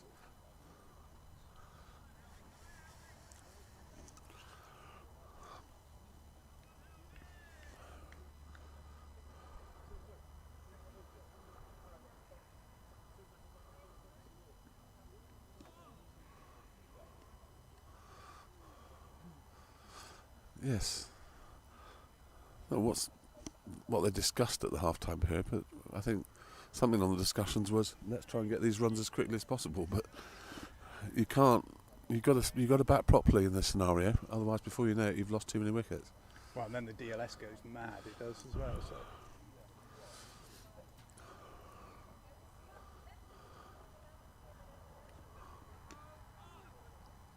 Oh, it's a no ball, and Freddie will be annoyed about that, the fact that he's not able to smash the free hit, but it gives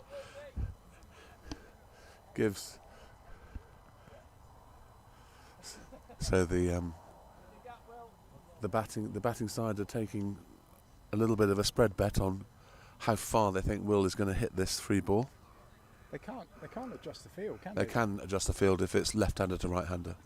Oh, okay. So yes, you can adjust the field on the no ball if it moves from left-hander to right-hander, which is exactly what they're doing.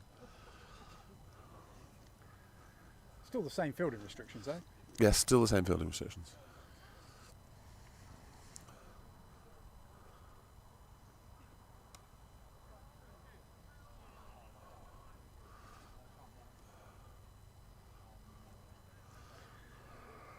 The fact that they've lost that wicket actually pushes the DLS up to 19. But we are on target on that. It's 20 for 1. Says 20 on the board. No, the DLS target at the end of this over, you'd have to be 19 or more. Okay. Not that it makes any difference at the moment because we've got to bat for at least 20 overs.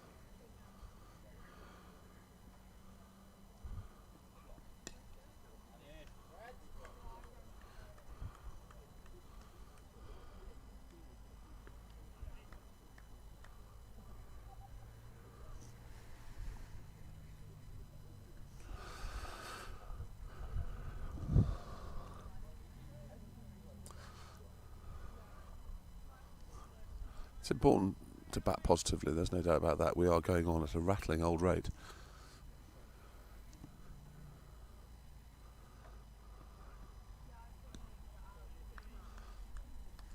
It's been an all-action first 3 overs, 21 for 1.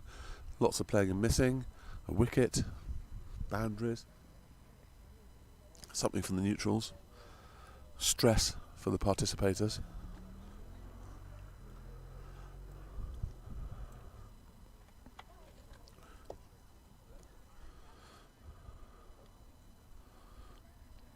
Bolton against Oxford has kicked off, Matt. Yes. Any score?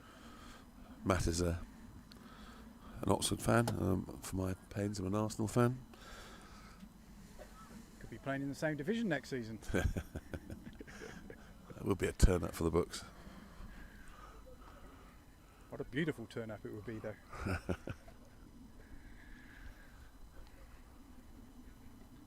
About time one of them big teams went down. Arsenal, the only team never to have been relegated from the top flight. I thought Everton were as well. I don't know, you have to check that. I'll concede to your finer knowledge.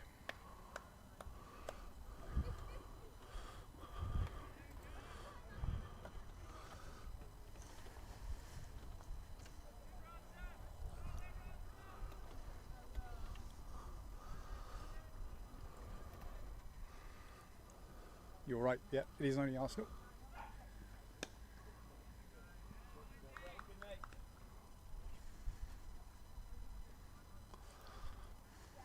There's a caveat to it. Arsenal are the only club that have never been relegated from the top division in England. However, they are also the only club to ascend to the top division without winning promotion. So they were voted in.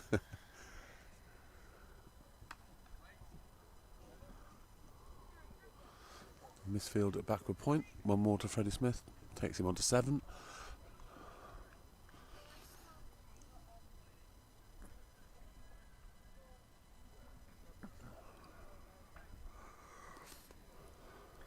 You just need to bat sensibly now. Just even 2 and over is fine. 1 and over is fine for the next.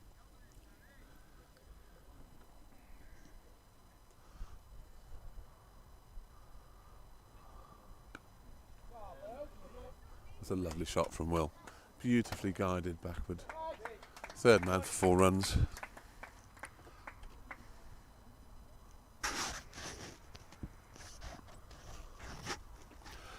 Bit of a crowd beginning to form, Matt. There is. Plenty of cars over the deep extra cover boundary. People congregating around the picnic table area. Still waiting for that first glimpse of blue sky. And some rather nasty looking clouds over to the far side.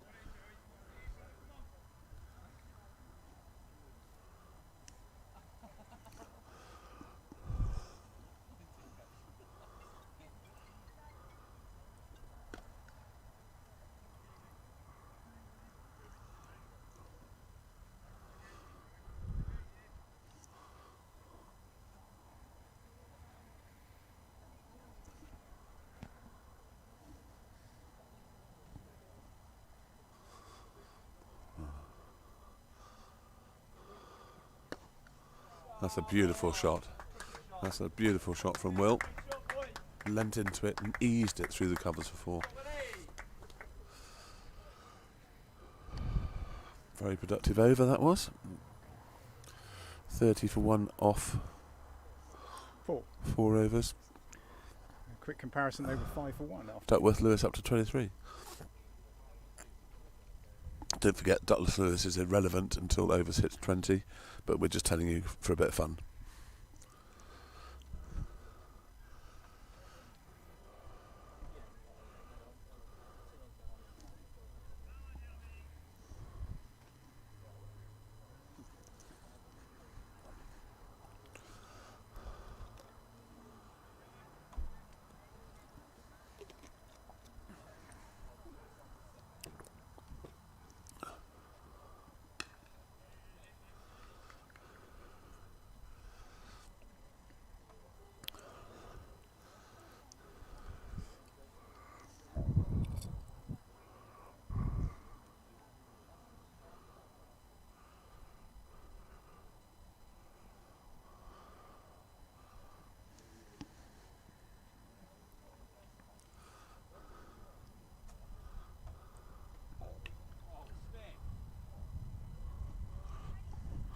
He's towed that.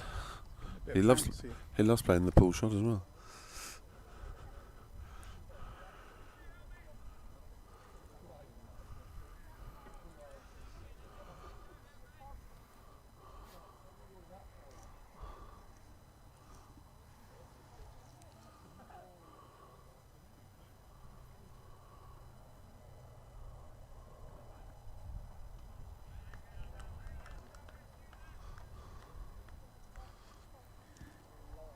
Hello, Matt. Hello, Adrian. Excellent. Apparently you're on the big screen at Oxford Downs, keeping the twos entertained. With sound. With sound, I hope. Yeah. Well, Somebody's welcome the managed to do it. twos.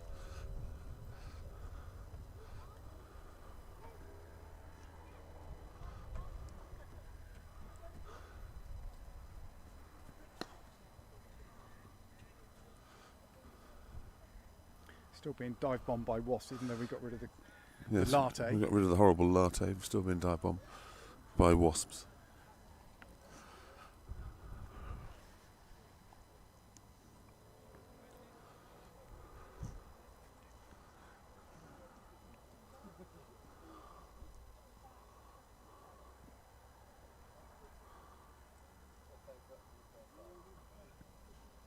It's wide.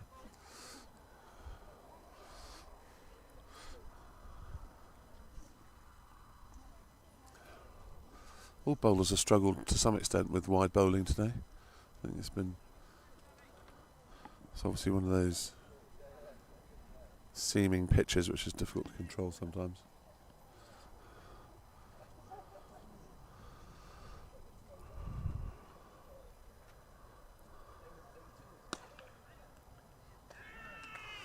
Oh dear.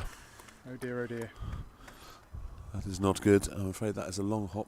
That's been hit straight to mid-wicket. So that's 2 wickets that we have given away so far. Time for George to step up to the plate.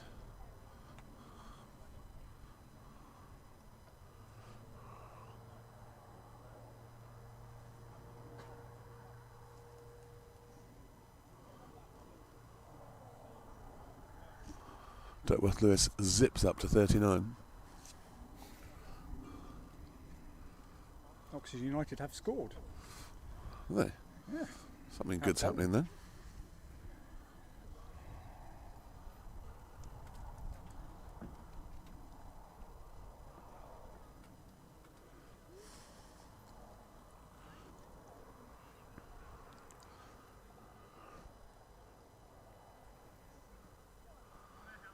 So George's sand match striding out purposefully.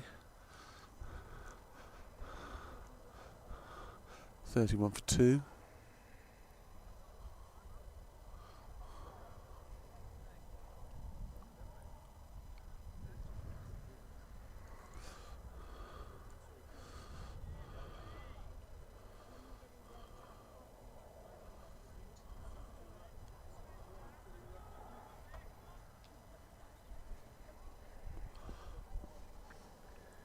We really do need to consolidate here, really. No, it's too high. Much too high.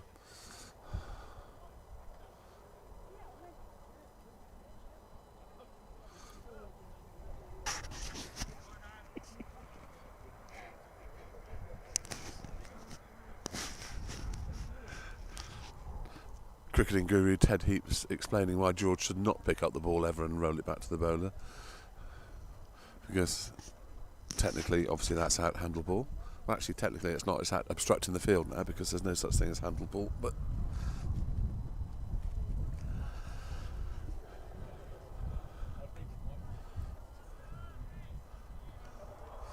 right, so it's 31 for 2 off 5 overs. Duckworth Lewis is 40, but that's not relevant until the 20th over.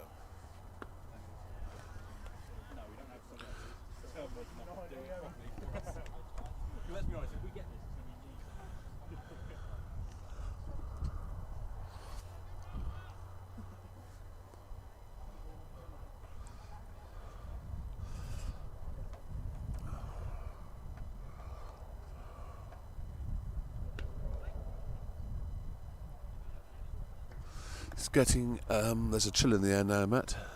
Yeah, wind's picked up as well. Wind's picked up, feels like there's rain in the air. Hang on to the gazebo.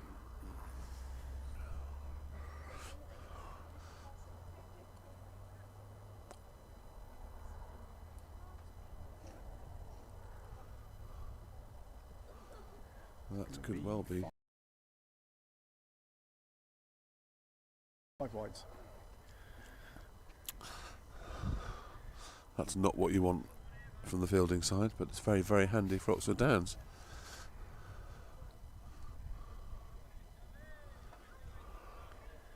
I don't know how many extras we gave away, but we certainly gave away quite a few. Yeah. 20 or 30, I would have thought.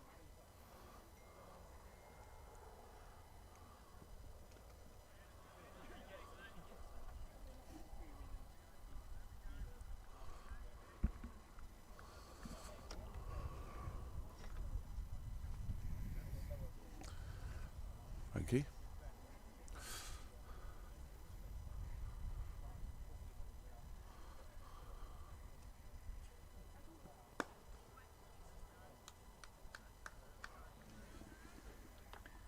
Need a bit of consolidation.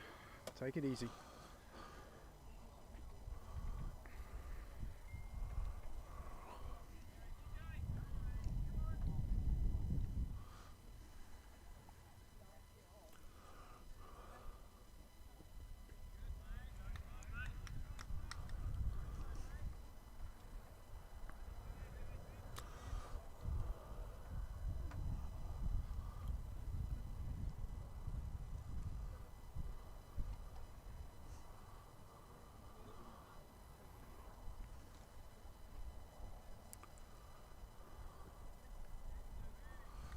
A little bit of lift there from the pitch. Even though Duckworth Lewis isn't relevant until 20 overs, it's still very important we stay as close to it as we possibly can, because there's definitely rain in the air. And we don't want to have to slog too hard to get to above Duckworth Lewis. Of course it all changes if there's another wicket, but we are within striking distance of Duckworth Lewis at the moment after 6 overs. 36 for 2. Duckworth Lewis currently would be 42. Interestingly, they were 10 for 2 at the same point. Doesn't have much relevance.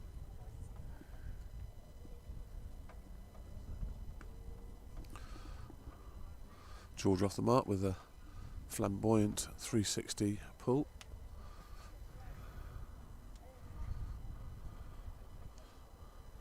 George was heard in the outfield saying, I want them to score as many runs as possible because that means I can score more runs. That's what we like, a confident approach.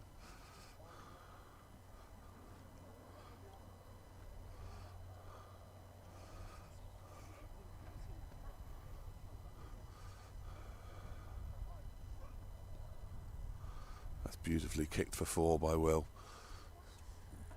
4 leg byes. Waved the bat in the vicinity of. Make sure the umpire was in no doubt that that was a proper shot. And the runs still keep coming. Of course, as soon as the number of runs we need dips below 100, then there'll be a little bit of panic going on in the fielding side, knowing that they can't make any mistakes, can't give away any runs. That's gone through. It's the same issue that Downs had in the field. Many runs scored through the slips, over the slips, round the slips. It's just obviously a very difficult day to play in the slips today. Variable bounce.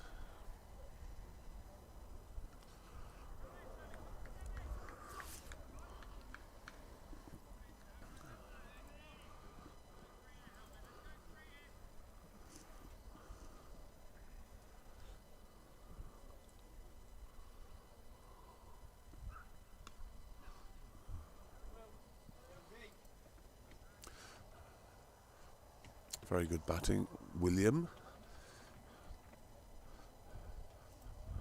Let's keep the scoreboard ticking. If we keep the scoreboard ticking, we'll win this game comfortably.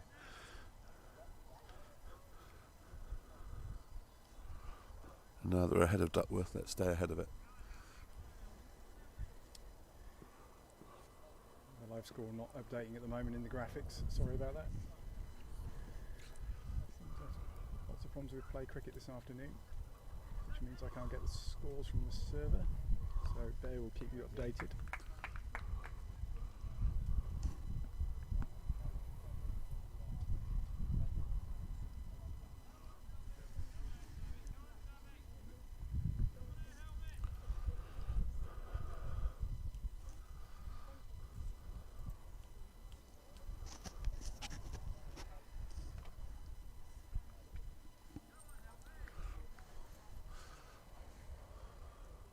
Last week's hero Luke Maslin has his pads ready. Not on yet. We've still got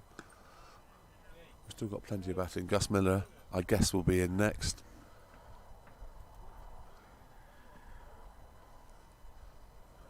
The score's 47 for 2. 47 2 off 7. Duckworth Lewis will be 30 to 43. So we're now ahead. That was a productive over.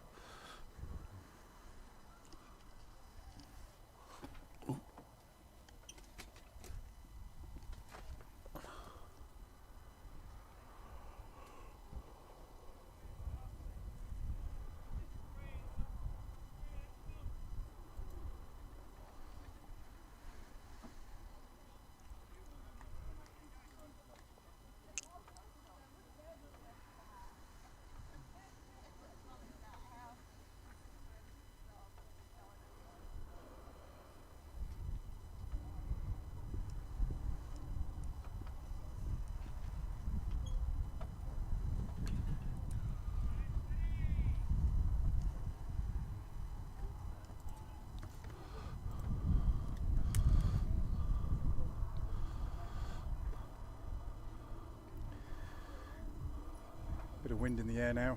The camera's shaking a little bit on the tripod. Another nick there. Nick for 4 though. So at the moment, I think you can safely say the luck is going with Downs, apart from the 2 poor shots that we played. So many edged 4s there have been today. Captain courageous Tom Costley standing behind us, looking quite nervous.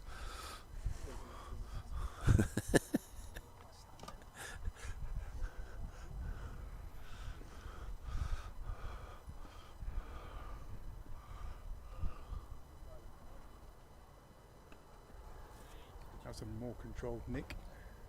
Fielded on the boundary, body on the line. Nice shot by George. Just late deflection.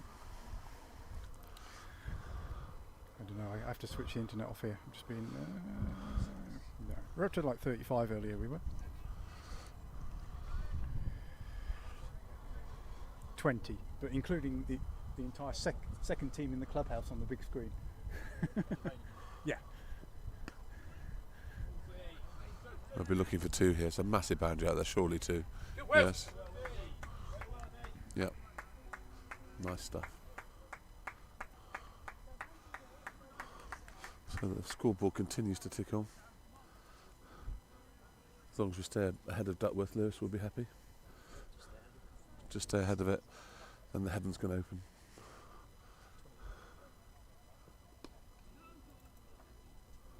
Solid, Max. Just hope that the Downs captain has enough cigarettes to keep him going through the rest of this innings.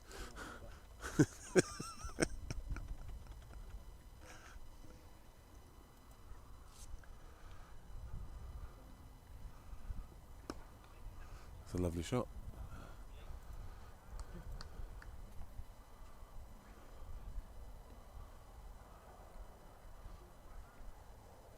It's over 55 for 2 off 8. Duckworth Lewis currently 44. So it's been a productive few overs with regards to the Duckworth Lewis equation.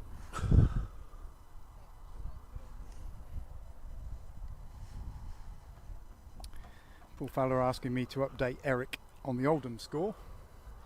I have no idea actually. I know Oxford are winning 1-0, but I would imagine Oldham are coming second at the moment. Do Oldham have a football team, Eric? Didn't know that. Does Andy Ritchie still play for them? Oh dear. Colchester are 2-0 up after 24 minutes.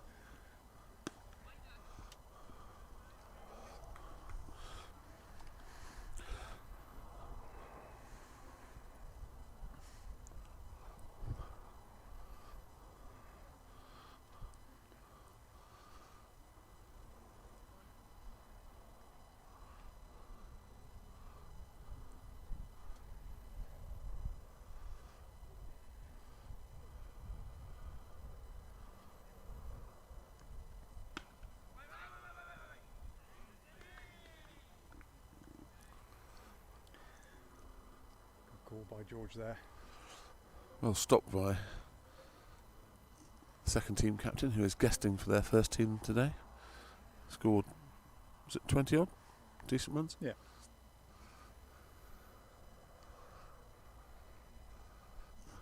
It's tailor made for Maggot, this. Nice little net, 75 not out. Don't give him the commentator's curse, please, Bear. As I said, he knows exactly what he's doing. Well left.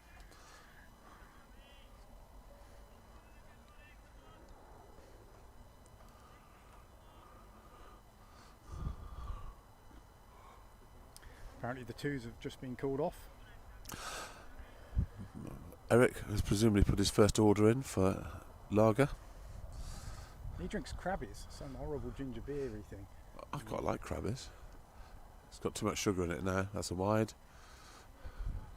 We like wides. You sure that Eric's talking about the Crabbies he drinks? Nothing else in his life.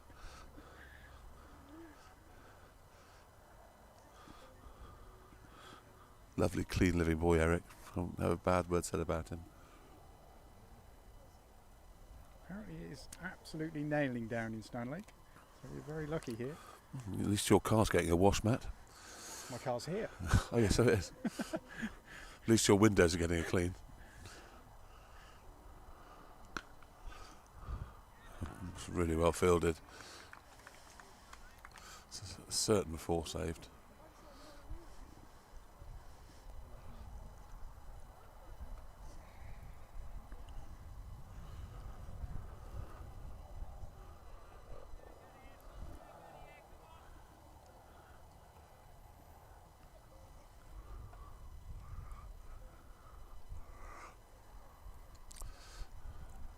Will's being attacked by one of the wasps, still drunk with Gus Miller's latte.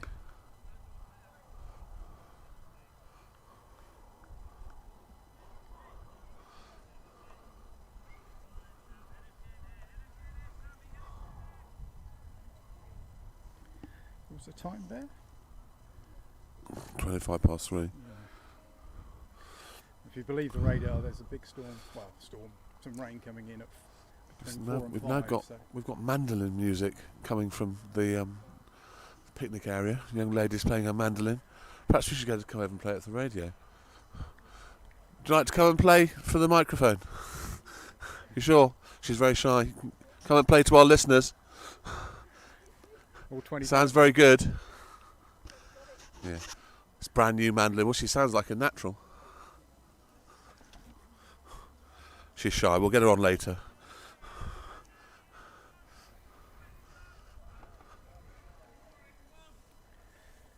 That's 56 for 2 after 9. 10 ahead of Duckworth. Still 11 overs to go before DLS comes into. I think that's blue sky out there. Is that blue sky out there? Or is that just a different shade of grey? It is blue. It looks a little bit like blue sky. Extraordinary if we could end up with some blue sky. It's a beautiful straight shot from George.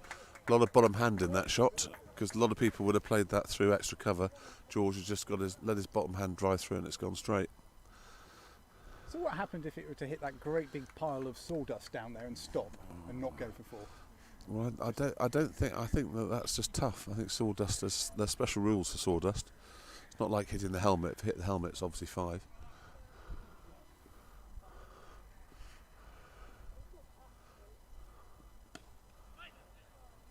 Perhaps the Badger, it's the sort of thing the Badger would know, being a cricketing anorak. He could tell us the answer to that.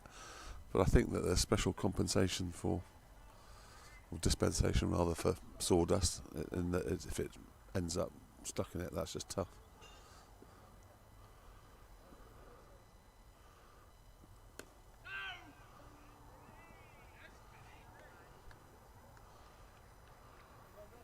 I'm sure those pitches with rabbit holes in them. What happens if the ball goes down the rabbit hole? Can you just carry on running? I don't know. You're going to have to see if that's ever happened at Lord's. I don't think it has.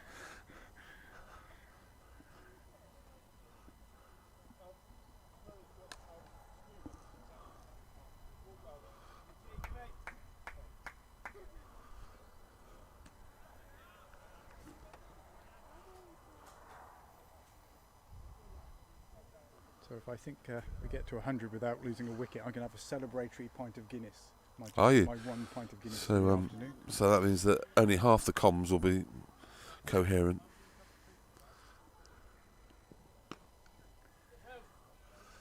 Yeah, they're going to have to change this. We're milking runs at the moment.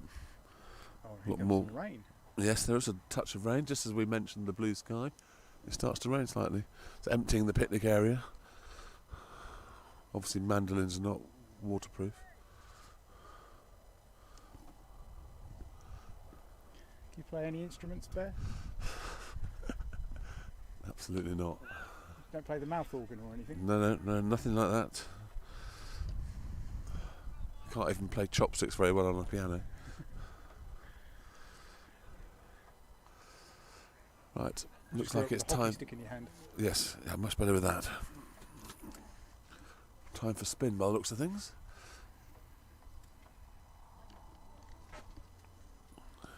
We just had somebody come in, James Bartrip. Umpire calls dead ball if ball lost in rabbit hole. Oh, Thank you. It's a great shot, isn't it? yeah. Can we have an answer on the sawdust issue and just confirm that I'm right in that a special dispensation for sawdust, or is that a dead ball as well?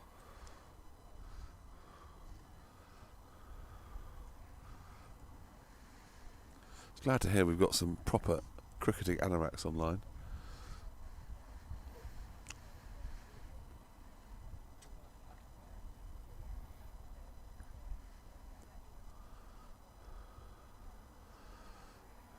So we're going to be treated to a little bit of off spin by the looks of things. This is Maduka, I think. Yeah, he's there overseas. Certainly bowled very well at Oxford Downs.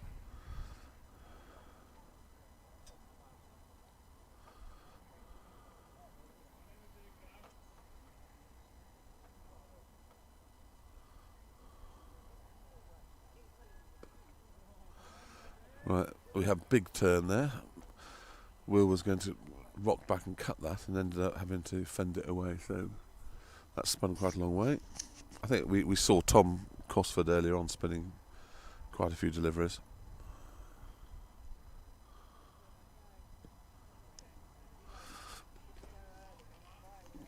It's going to be quite tough, I think. Try and get through these 10 overs of Maduka.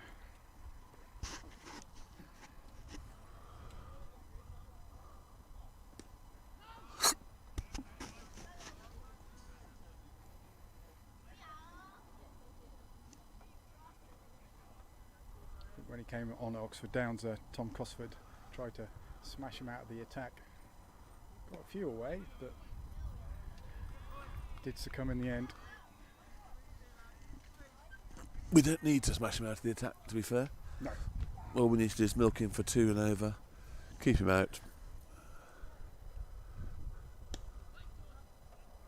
Yep, that's exactly what it's the sort of thing to do. It's now quite warm, there's blue sky, but it is raining. But not at the moment that hard. Tom Cosford and Freddie Smith have emerged from the changing room where they've discussed how to deal with the short ball without hitting it straight to a fielder. I have to say, it's a beautiful shot, but I have to say, the bowler's action looks interesting to me, is the way I would describe it. Definite kink in the elbow. 4 runs there for George. Nice shot. So very good, George. So 67 for 2 off 11. Dirtworth Lewis 48, and it is now raining a little bit heavier, although it is still bright and it's still warm. And there is a little bit of blue sky out there.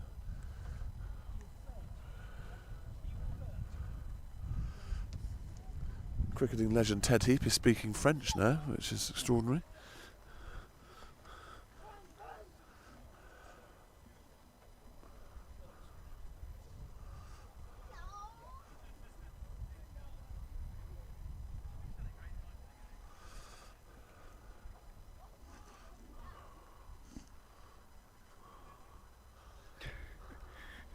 Another factoid from Ted Sandbach. The most number of runs off a single ball is 286.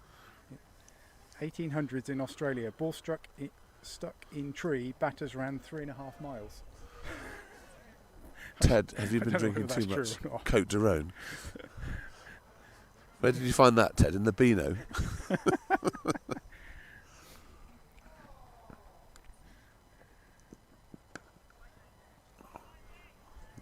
This is a classic fast bowler.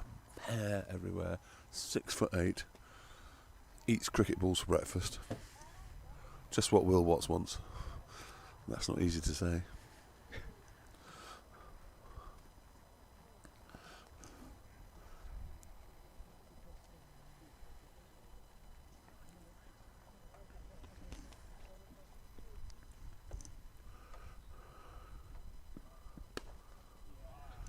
An absolutely beautiful shot from Will. It's a definite 2 there.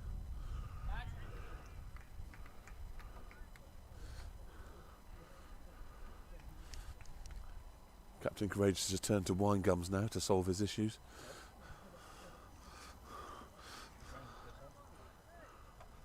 Blue sky, there is more blue sky.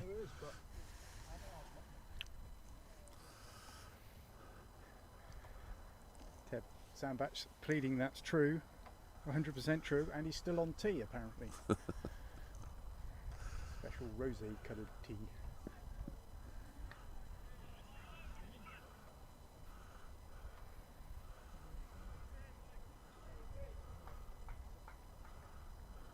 I do believe it's kind of eased off again. I did think we might do some more persistent rain there, but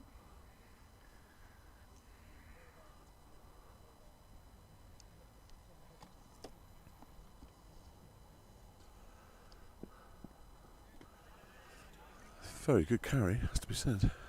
this guy's quite sharp. 9'8" with big hair. He's got his favourite number on his back as well. As the same as our score.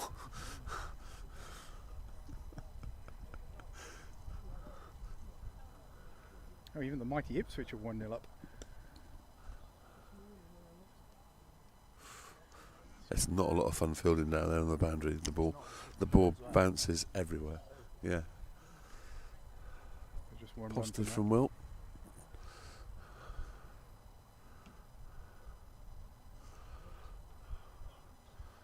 Another 22 runs and we'll be into 2-figure target, which the fielding side will start to get twitchy. Yeah,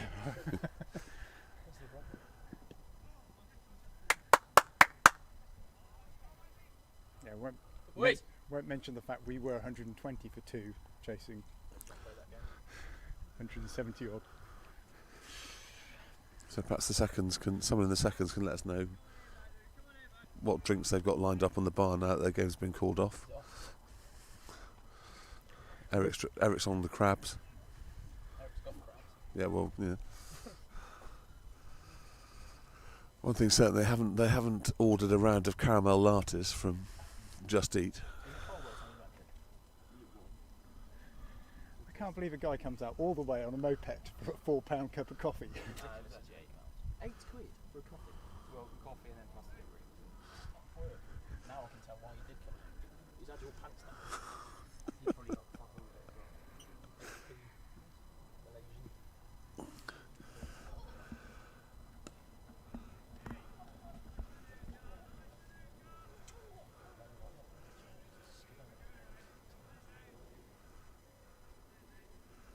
Certainly won't be able to grip the ball quite as well.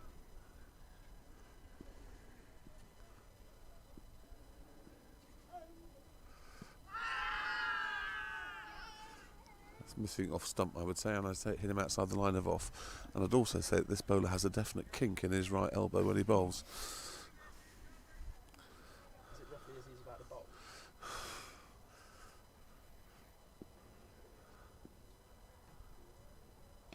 That was better. Yeah, it's the hot one. Straighter arm.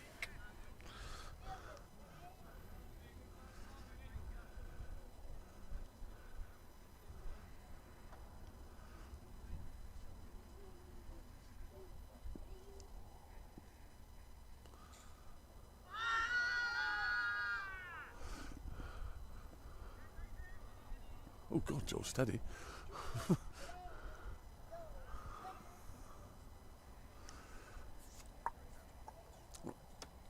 So that's 2 big appeals.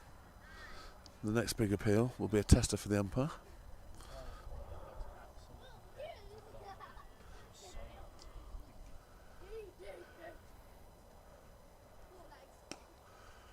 That was the mystery ball, I believe. It wasn't a normal off spinner. So Ted is going to reach for the wine now.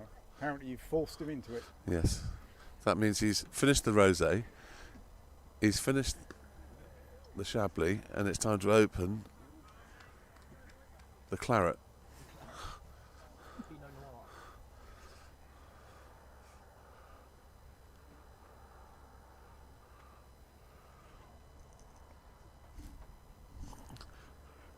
Cricketing legend Ted Heap disappears to the trees to chat up 2 young girls.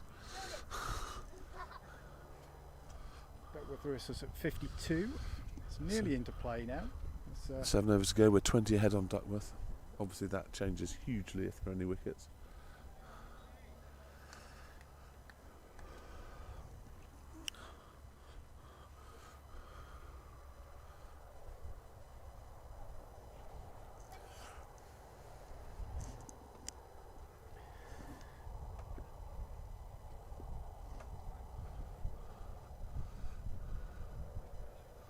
There's a runner and a dog.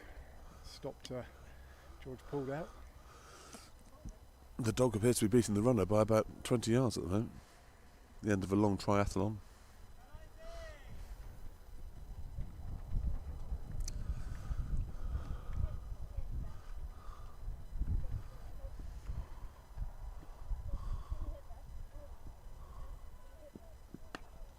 That's a really good hook shot from George. That's an excellent shot.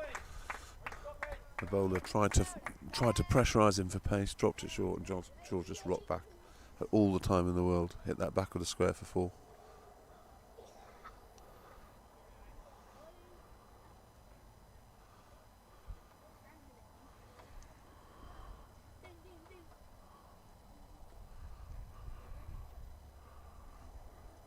Rain's getting a little bit more persistent.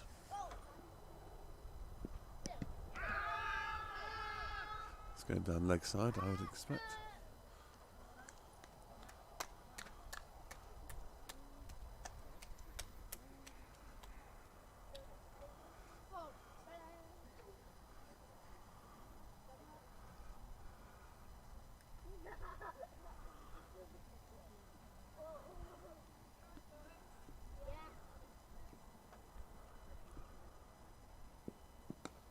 Uh-oh.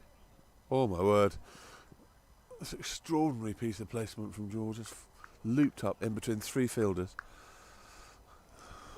When things like that happen, you think it's your day. You definitely lost a cat life there.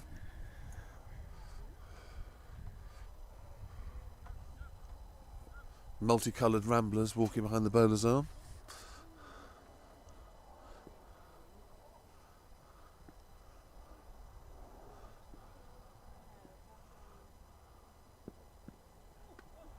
Sensational carry still.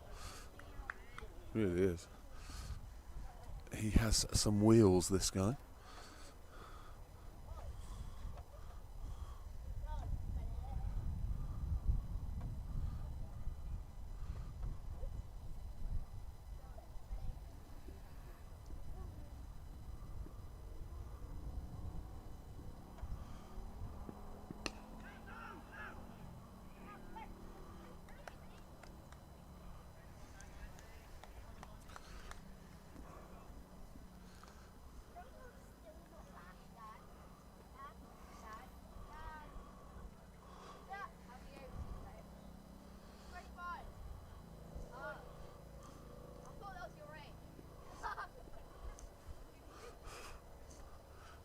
Crowd barracking, take. That's over. That's 76 for 2.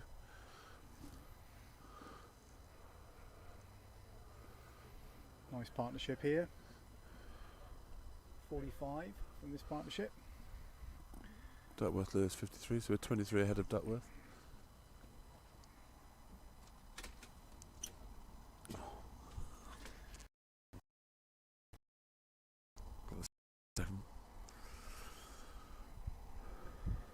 we didn't bring very suitable chairs to commentate it here. We got a screen to protect the equipment, and I only bought a tiny chair, so Ian Bear has stood up.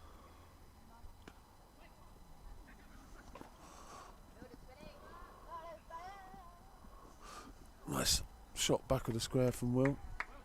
Useful too.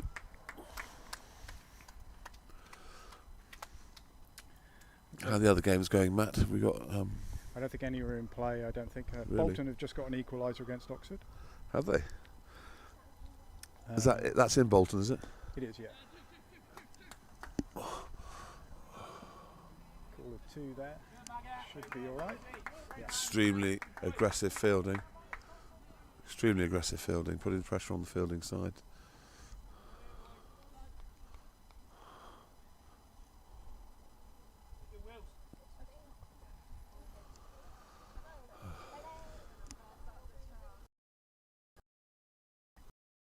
It's the mystery ball.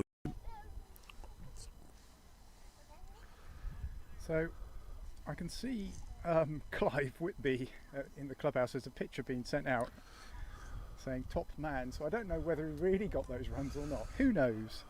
Because if he was at Chew, then surely, I don't know.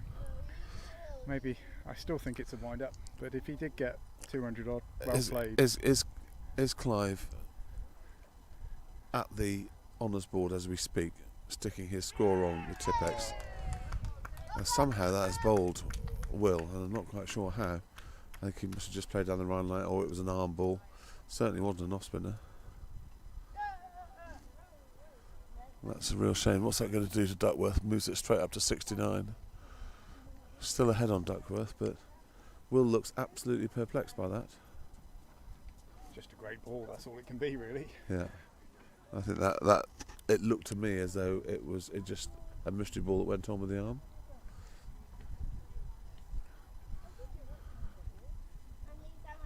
Gus Miller strides to the wicket with a job to do, knowing that his sister is now a professional cricketer, and that he will be very shortly known as Brother of Flo.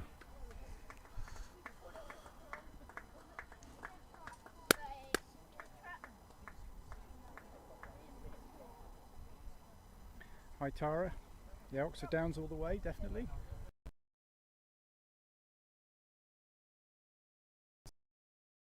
Sorry, what was that? Tara just giving a shout out. How many watchers do we have? Obviously we've got 65 in the clubhouse, which is great. There's 25 on the count.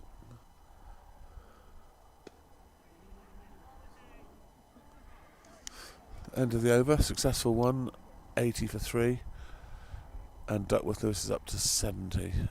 5 overs before we have a cricket match. And the mandolin is back.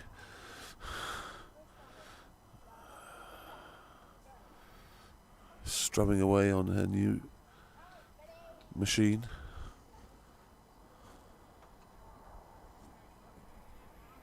So a quick comparison here, they were 58 for 2. This 15 over mark.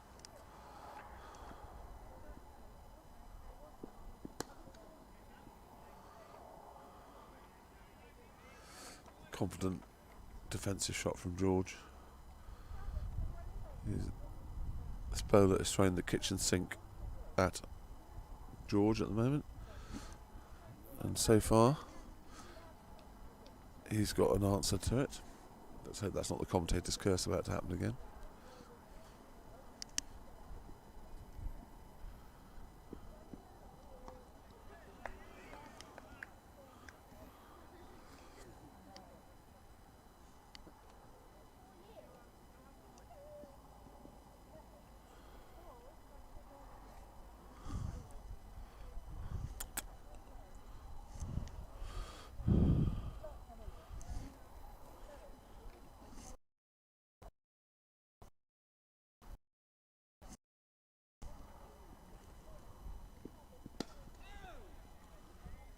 Massive long follow through, lots of hair.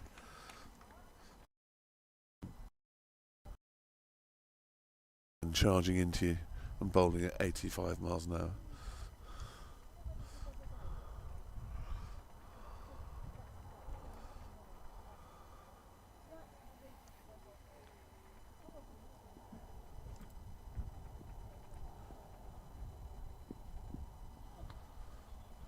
left that on length. George did. Very, very big bounce and very, very big carry.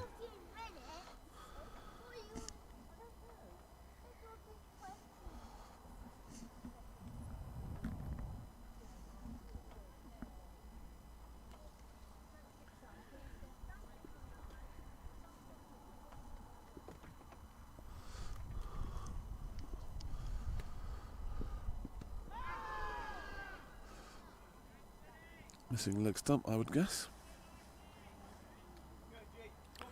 Just to explain that we're not in our usual position of right behind the bowler's arm, because we couldn't set up there, so we can't give our usual impartial views on LBWs.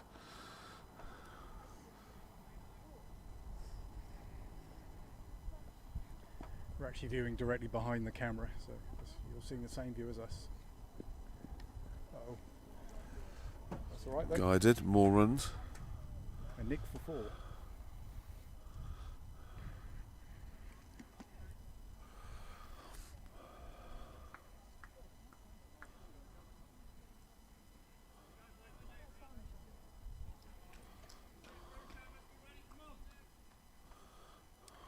Medika into his 4th over. It'd be great to see. He's just trying to see him off really.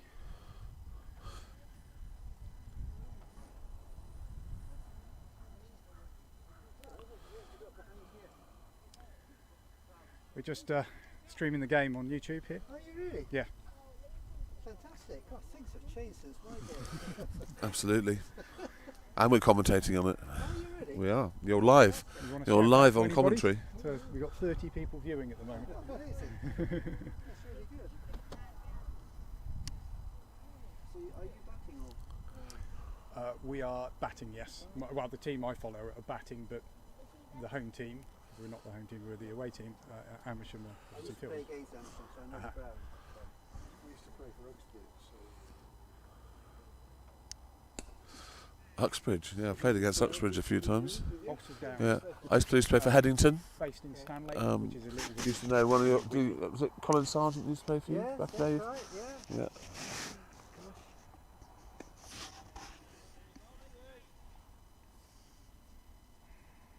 so 84 and 16 overs. That used to be some pretty quick stuff.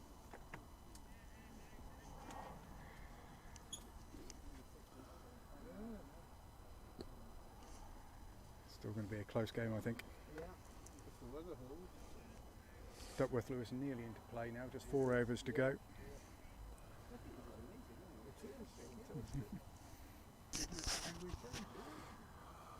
This is the first away game I've actually done this season, but we do all our home game, first team home games. Right. Is this a cup match or a league? League. Home Counties League. Is that right? It was 50 over. It's a win-lose 50 over game. My friend said 11 o'clock start. Is that Yeah. correct? We had a short rain break. Yeah. Okay.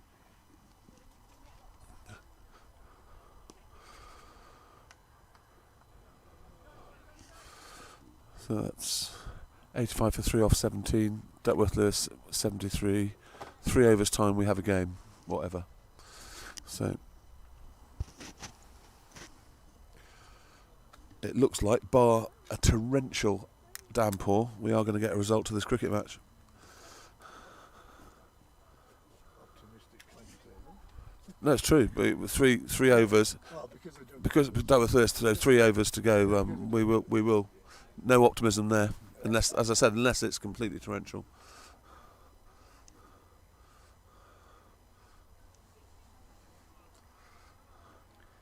So we don't know the score at Wokingham. Apparently they use total cricket scorer, and I can't seem to get any live scores from there. So this is the first time that Gus has faced this bowler. Quite nipping this one, isn't it? Yeah, I wouldn't want to be facing him. So who are the respective teams in the league then? We're Um, second and they're 4th. So it's a big match then.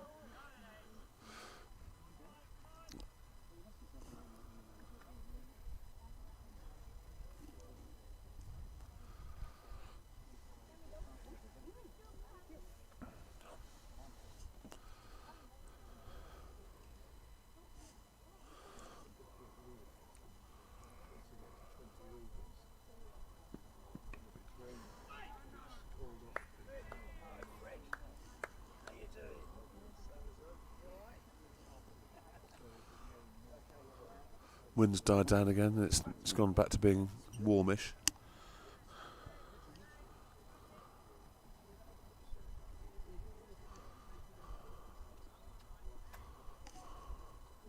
Summer camps this week. He's very nippy actually. Very fabulous actually.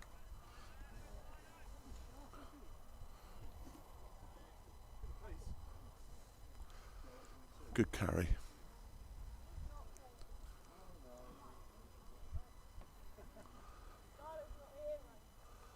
I saw a picture of you last night, Freddie, in a rather large Indian takeaway.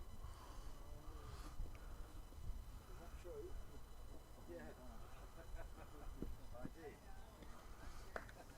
This is good batting by Gus because he's just letting him expend his energy. You can only bowl 10 overs. I imagine he's going to try and do it in 2 spells.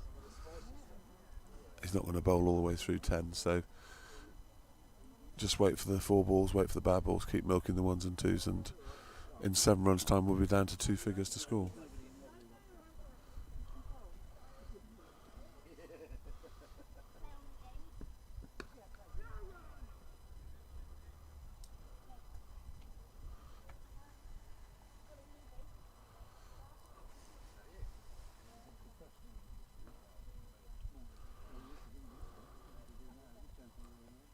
Do we have any professionals in this league? Yes, Yes. absolutely. Yeah, so the bowler from this end, Maduka, he's We- a pro. We don't actually have any professionals at all at the moment. So, no, Oxford Downs are fully amateur.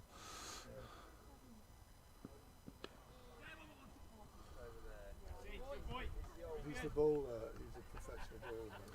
Not the gentleman bowling at the moment, the gentleman who was bowling from this end. He got the wicket. That's what Yes, yeah. we always found players actually more played in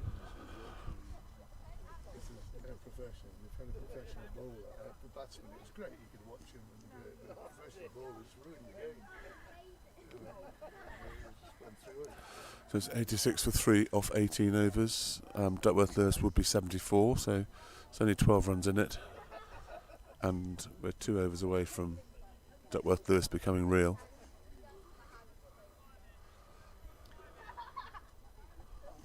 Maduka into his 5th over.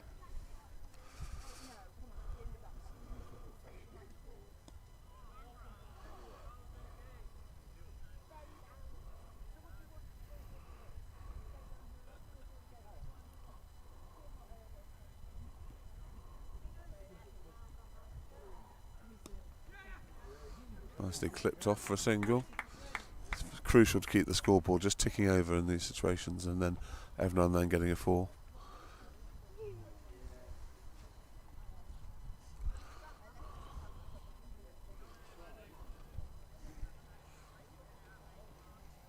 Thanks, Aye. Adrian. Yeah, we're very professional. Oh, Bear is, I'm not. Long time since anyone's called me professional. That includes all my clients. Professional lawyer, Accountant. accountant. Well, same thing. Definitely don't call me a lawyer. I've got a bad enough reputation as it is. Oh no, Ted won't like that under his tree. Ted doesn't like it when batsmen pick cricket balls up because technically the opposing side could appeal and he'd have to be given out.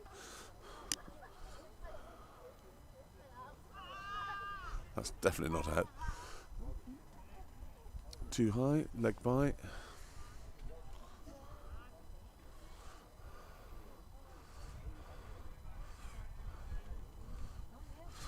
Freddie Smith and Tom Cosford have appeared again from the changing rooms, having discussed at length how to deal with a long hop unsuccessfully.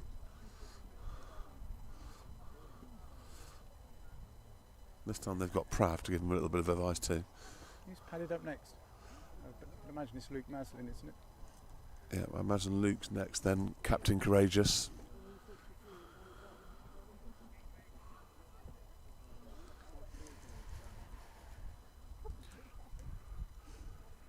I just got a picture from Oxford Downs. It's great to see everybody there watching it. Have a look. Oh, what a fine bunch of Crowded what round a the fine TV bunch there. of club members at Oxford Downs. Yeah, yeah. Could you see if you can get a Mexican wave on video for us and send it to Matt's mobile phone? Why couldn't they be down here? There's a game for the 2s, and the 2s are off at the moment. So It's a bit of a drive as well, hour and a bit.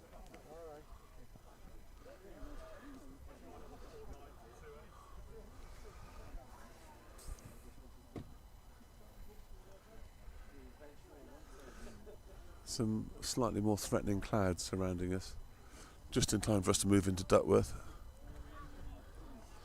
Just keep these They can wickets last down. 6 balls and then they can rain as much as they want, as long as they don't lose any more wickets.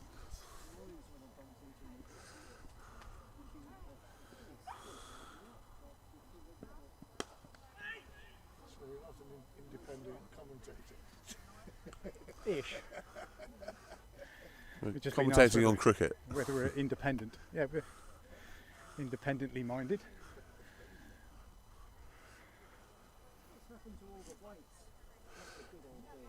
Well, this is limited over, so this is white ball. So this league's split into 2.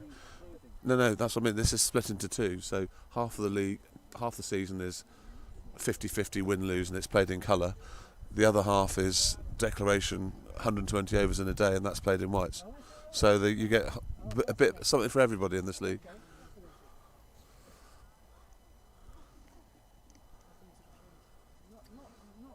not for the worse at all. Have you been watching this one at all?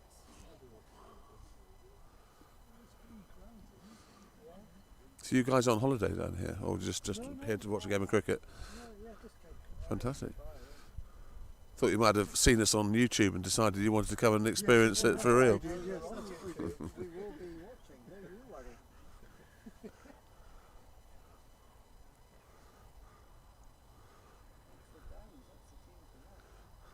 Absolutely.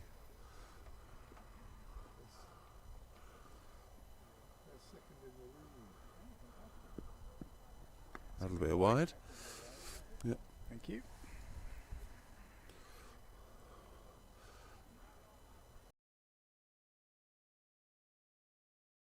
Kites flowing around the background. We introduced those, well, not we, but mankind introduced those to this area, and now they've overrun it. Oh yes, they roost to the tree at the bottom of our garden. They're threatening birds, I have to say. They are massive birds. And people feed them. Yeah. Yes.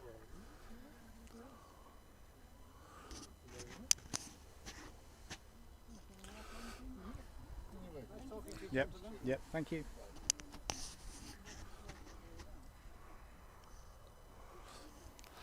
Obviously a hot spot for ramblers here. It's our rambling that does it. Yes, we ramble, they ramble.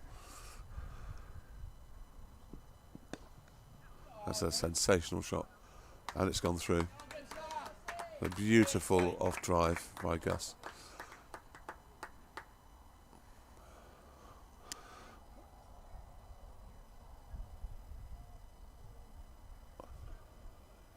That now takes us below 100 to win.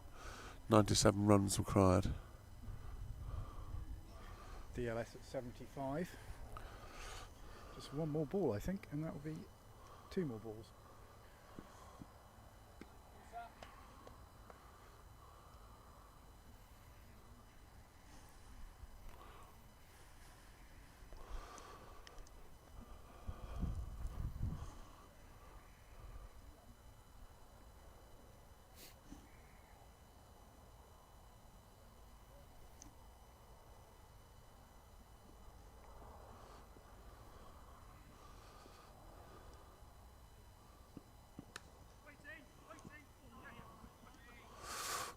That's a misfield, and that's gone through for 4. They didn't want that. And that was crucial. That actually turned out to be a very productive over. So we will get a result. That is it, 20 overs. 99 for 3. That was a misfield, or 2 very close bits of fielding there. Could have stopped both, but missed both, and that resulted in 8 runs. No, very good. Matt has decided that he can't cope with me any longer without alcohol, and he's gone to buy himself a pint of Guinness. Can't blame him. I do drive most people to alcohol, to be fair.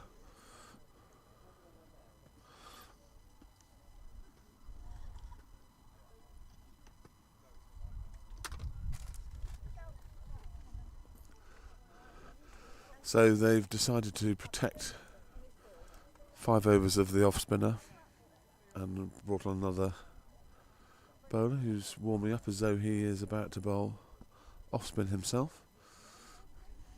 Slightly longer run.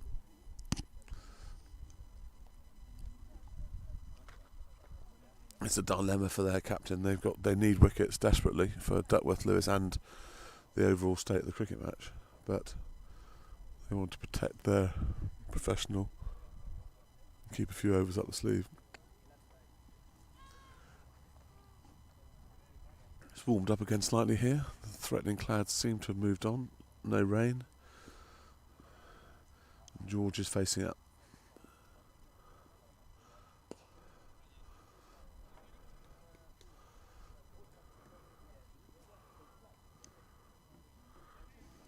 Matt's got a big smile on his face. He's returned with a pint of Guinness.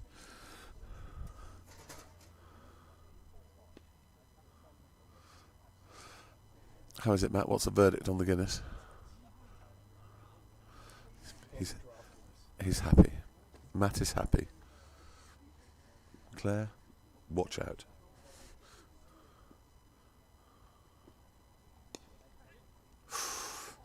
Uppish. It's calling for 2. I don't think he'll get 2. So that was uppish. Ultimately safe, but just keep an eye on it. Any wickets immediately have an effect on Duckworth Lewis, as we all know. No sign of a Mexican wave yet from the crowds that we asked for.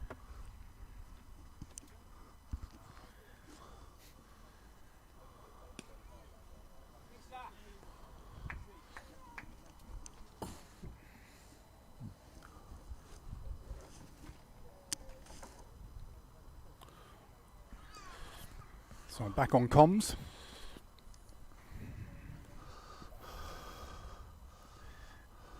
I have turned the volume up actually as loud as it will go on the microphone. I don't know quite why this microphone's so quiet. Maybe it's just my voice is just a bit quiet because Bez's microphone is quite a bit lower than mine.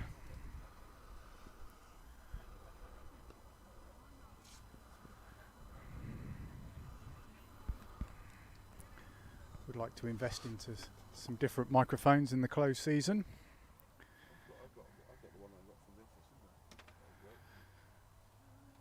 That's the end of the 21st over there. 101 for 3. The Duckworth Lewis is 77. So I don't want to tempt fate, but we could actually suffer possibly 1 wicket and we'd still be within the DLS target.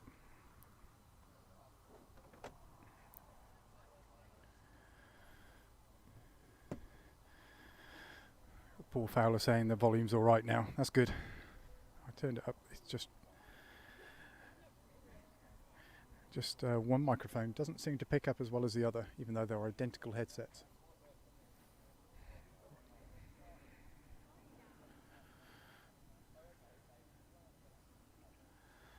So I think this is the opening bowler back on, Helm. He has got a couple of wickets.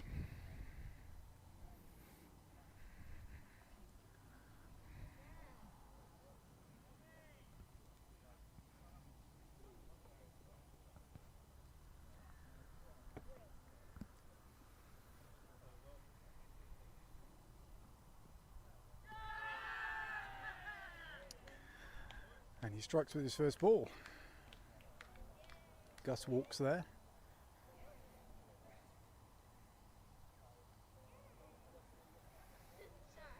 There was a noise. I did tempt fate there. So the Duckworth Lewis has jumped up to 93. Luke Masling out next to bat.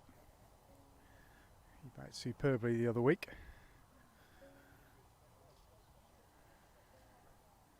Gus shaking his head as he walks off. Kicks the ground.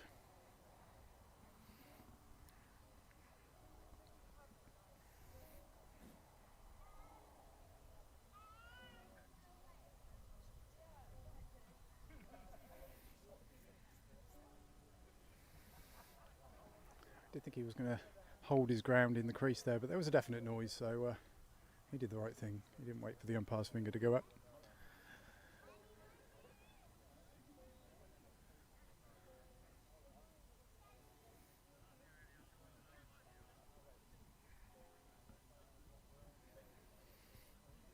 So 101 for 4.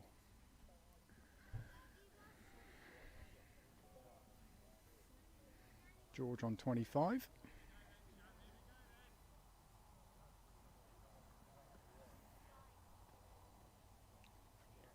There was a wicket. Gus. Nicked. Very faintest of edges.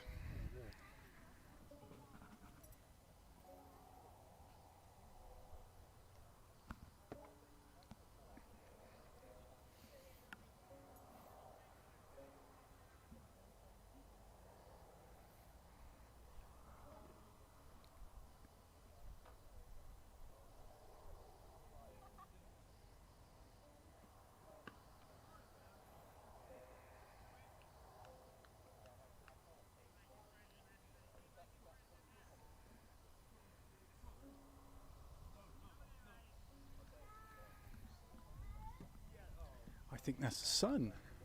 It is the sun. Very big grey cloud behind it though. But the sun is out.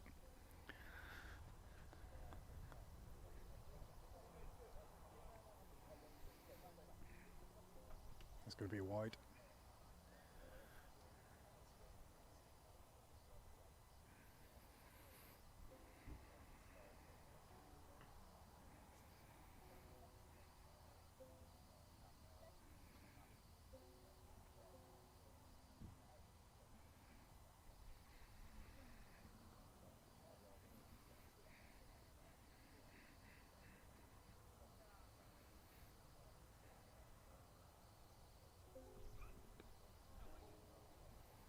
He's nicked that. Will just about be cut off by Maduka at the boundary. Through for a single.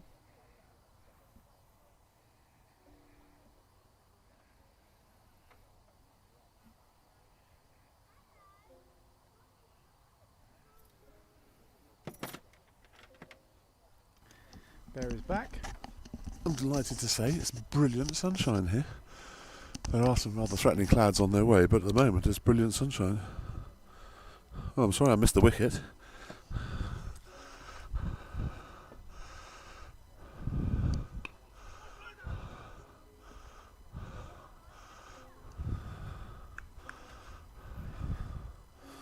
Suntan cream, nearly.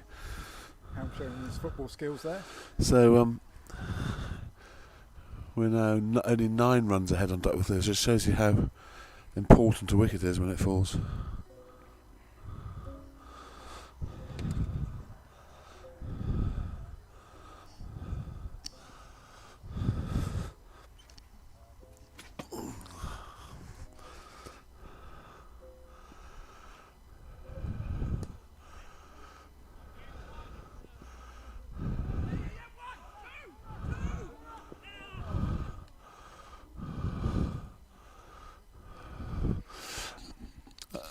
That was a massive stroke of luck. All the bowler had to do was to lob it to the other end.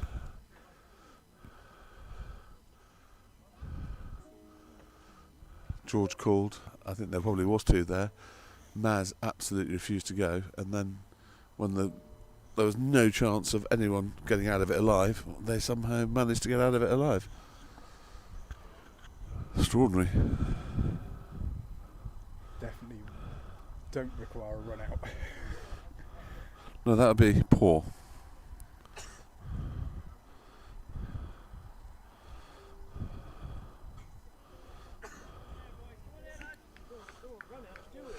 No, cricketing expert Ted has just indicated that run-outs are not good. You see, it's incisive stuff like that that we require from our senior pros in the club, Ted. Yes. So, Ted is stripping down to his t-shirt. I'm expecting a flood of middle-aged ramblers to attack him any second. So last week's hero, Luke Maslin, is in need of another important innings.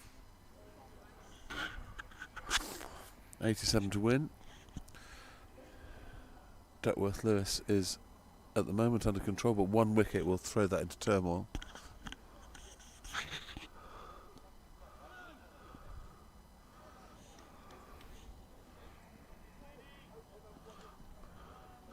And they've held back their two best bowlers.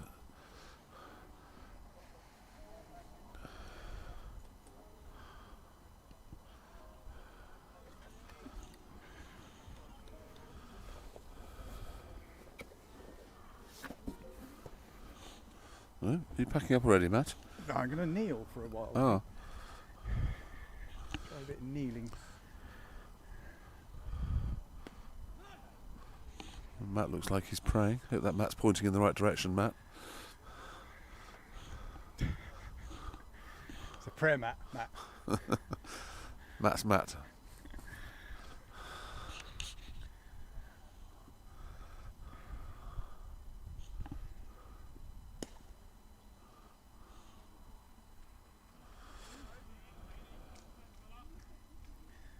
Let's put up the scorecard quickly. So it's 105 for 4 off 23. Duckworth Lewis is 97. It's creeping closer.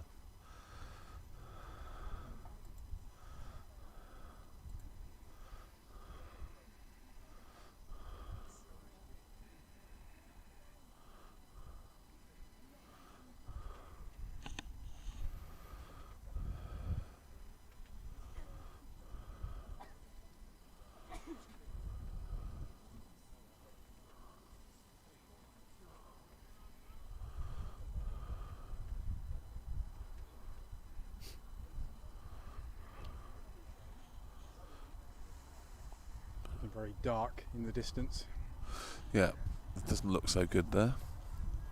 We've had some sunshine though, which is a massive step in the right direction.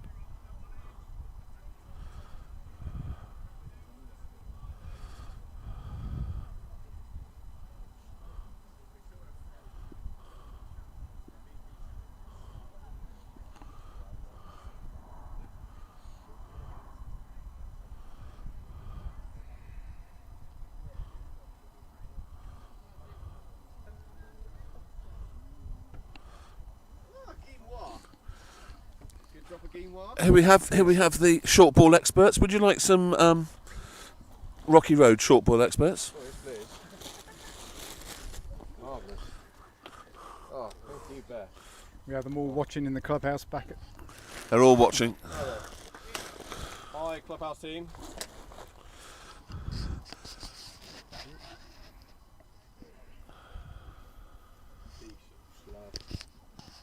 So how are we feeling about the game, guys? As long as we stay ahead of Duckworth, we'll be happy. I hate cricket at the moment, that's how I'm feeling about the game. That's okay. But yeah? Tom's always loved the game. Is it true that you're going to spend the whole of the rest of the weekend watching videos of cricket? Nope. I'm going to watch Shrek. 1, 2 or 3? All three. Some archives of you batting. They're on Sky. All three are on Sky. What's that? Foss was watching a bit of you batting back in the day. The video wasn't invented when I was batting. I heard it was left foot clear. I've got one, thank you very much. No, I'm going to drive. That was just my 1 pint. Thanks very much, Ted. Well, that's very kind. Cricketing legend Ted Heap is offering to buy me a drink, and I'm confused now because I don't know whether I think, do you know what, a lime and soda with some ice in would be absolutely perfect. Thanks, Ted. Yeah, my body's of course a temple. That's very kind of you. It's not often a cricketing legend buys you a drink.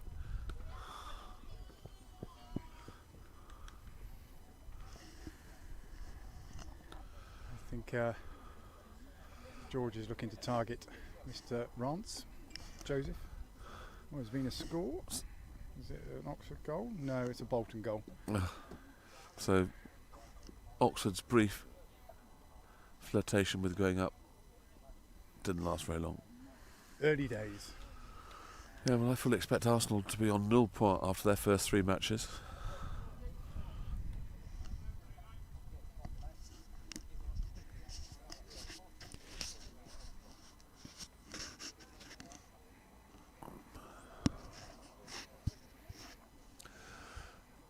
That will throw us up to 98. We just need to keep Duckworth Lewis at bay.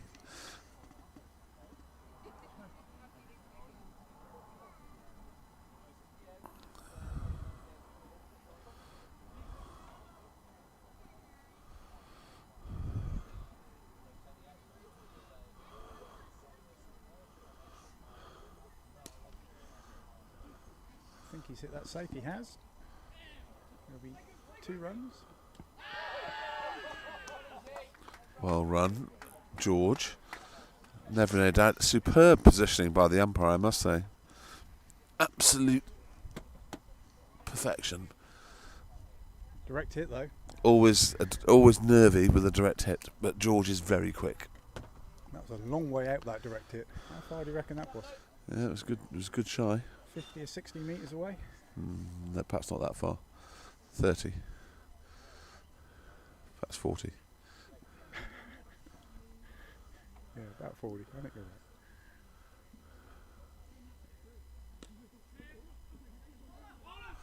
Blimey. I tell you what, watching these two running between the wickets is not good for one's stress.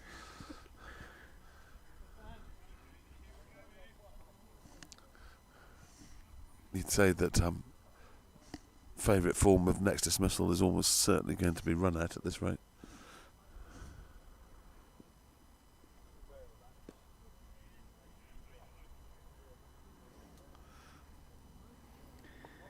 Matt Watts, Bear, your heavy breathing is very off-putting. I'm trying to watch the rugby. It's a shame. Your wife always likes my heavy breathing.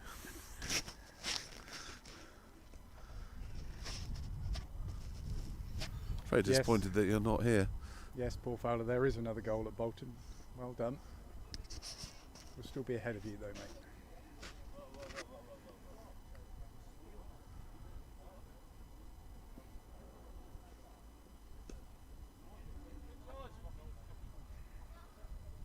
There's a very large red kite swarming over the cricket players at the moment. I don't know whether he's after them or us. Or is he after Matt Guinness? Or the leftovers of Gus Miller's latte. That's extremely good pressure, although if he'd picked it up and thrown the stumps down, it would almost certainly have been run out.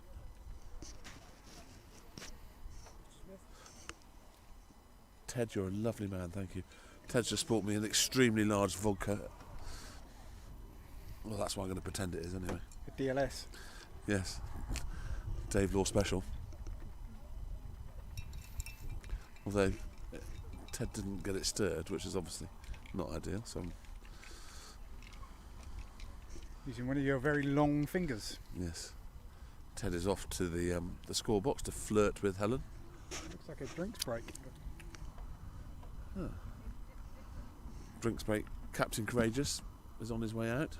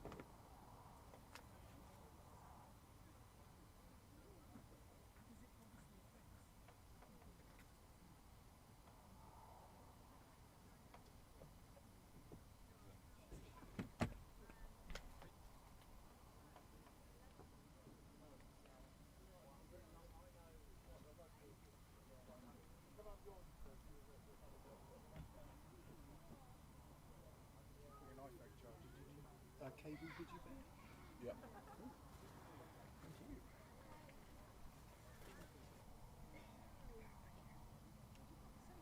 So I'll run the phone. You have to press the button on it.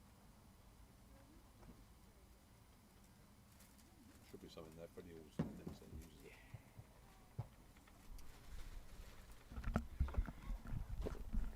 So Martin, yeah, the Duckworth Lewis is in play now because 20 overs have been completed, and at the end of the next over, the par score is 98.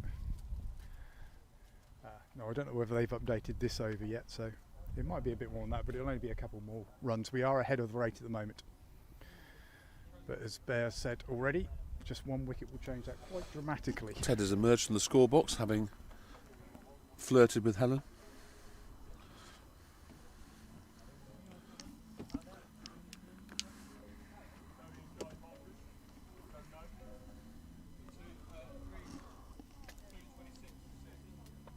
Oops, excuse me.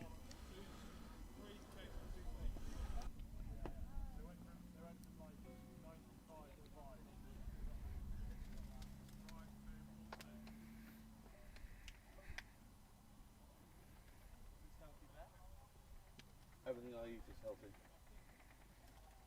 My body's a temple. So it looks like Lines is coming back on. Hasn't picked up a wicket, but has bowled very well and is sharp. Yeah, I think this is they are now going to throw everything at us for the next few overs, I suspect.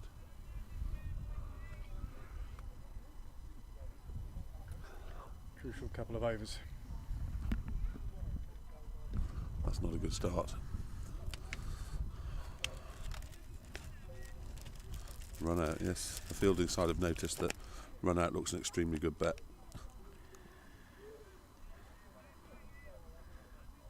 So the Duckworth Lewis at the end of this over would be 100. So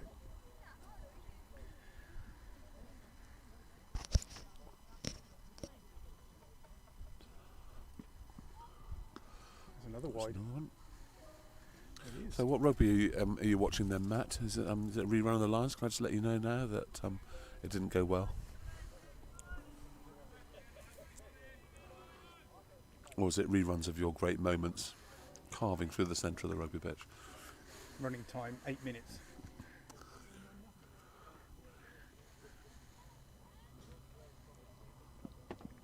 No, I don't mean it, Matt. I'm sure you could make a double matinee out of that.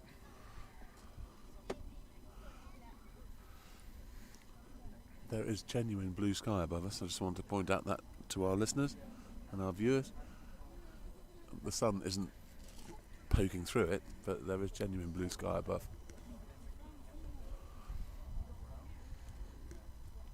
What other games have actually got this far, Matt? I'm just having a look now.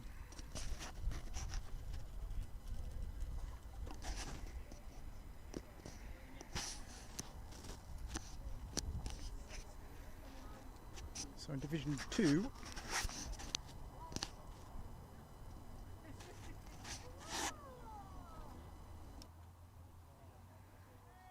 looks like Slough chasing 185. Looks like that's been reduced in overs because it looks like Harefield only batted for 37 overs.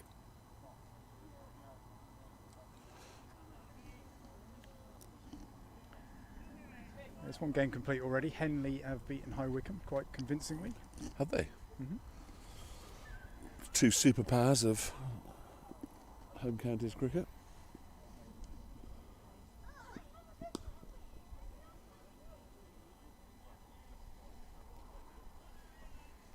Apparently Matt Watts is watching South Africa versus Argentina. Blimey. You could be here, Matt Watts, watching the boys play.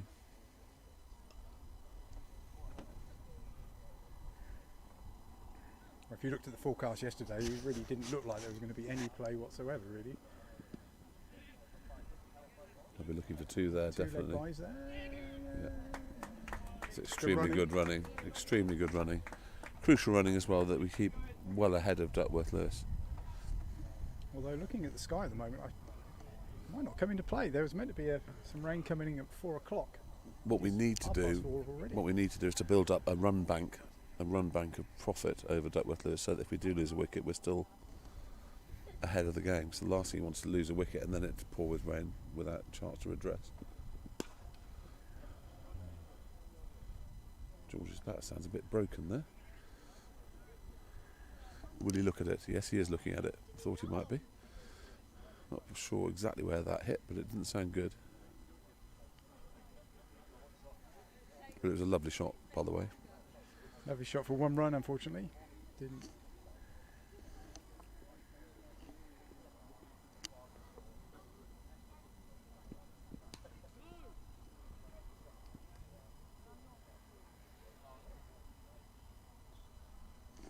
No, they've gone 118 for 4 off. Was that 27 now? Oh, 26. The Wasps have discovered my mango. So Duckworth Lewis is 101 and we're on 118. So we're back to a healthy profit.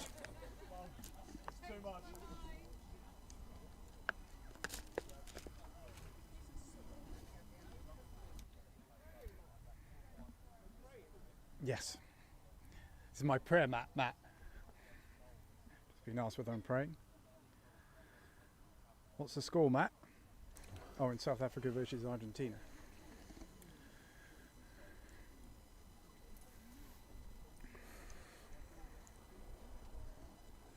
So they're moving long on back. Going to tempt George to hole out.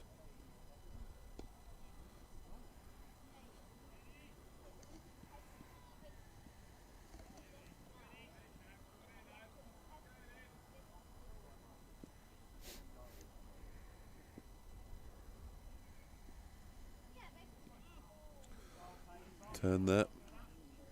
Nice delivery. George pushed hard at that.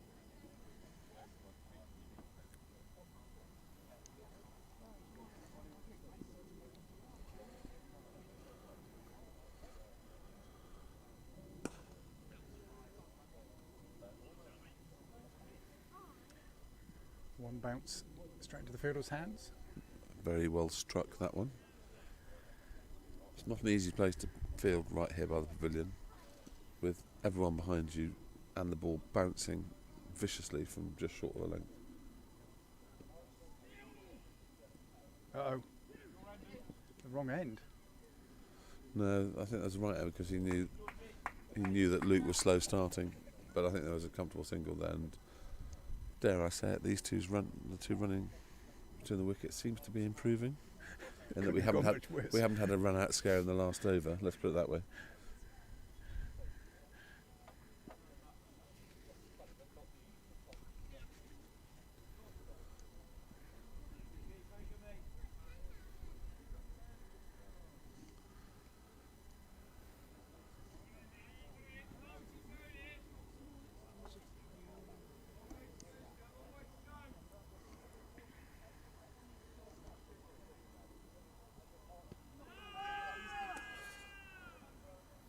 I think he got an edge on that, and I think it was going down the leg side. Other than that, was a pretty good shout.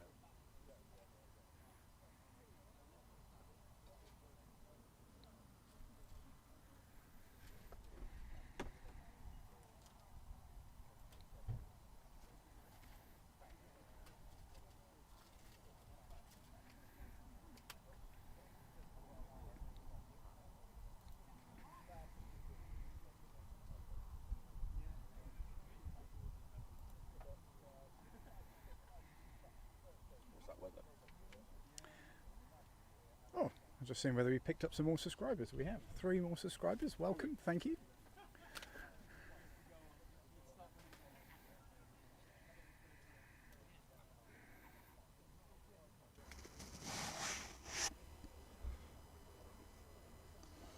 It's gone grey again.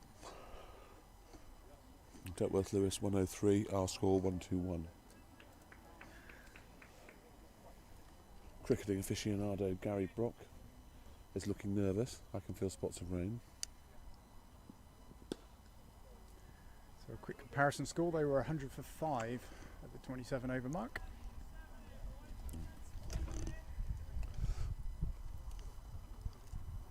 Spotting the rain.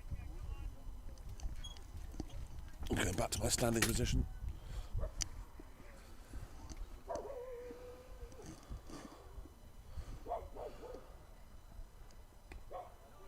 Slower one.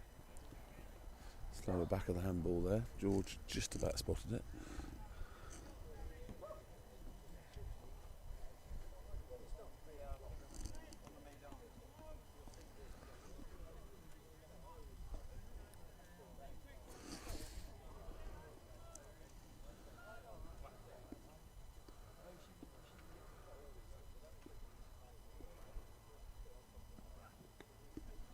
Beautiful tickle, that is a beautiful tickle. That's a fantastic piece of fielding on the boundary. A brilliant stop on the boundary.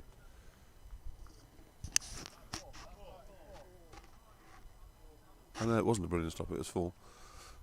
Sadly his feet were over the boundary. Well, it was a brilliant stop, he was just sadly in contact with the boundary rope. Great sportsmanship there to say that from them. Yeah.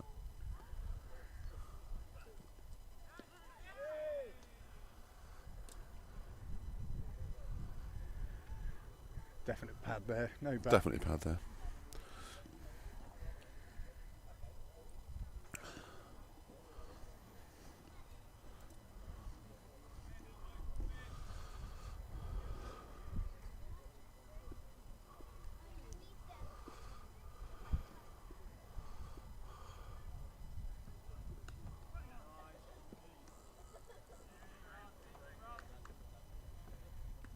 How many runs have been scored behind the bat today? A lot. Well, not behind the bat, behind square. Behind square, sorry. I know what you meant. I made it up because I didn't know what the professional term was, you see. Hence the amateur commentator me. Martin Lee back in. Met Office radar indicates rain 5:30-ish. Yeah, there's been a few drops in the last few minutes.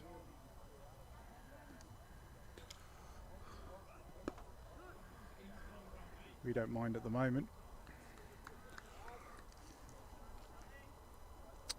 Yeah, I think if there's a wicket now, the Duckworth Lewis should move up to very close to what we've got.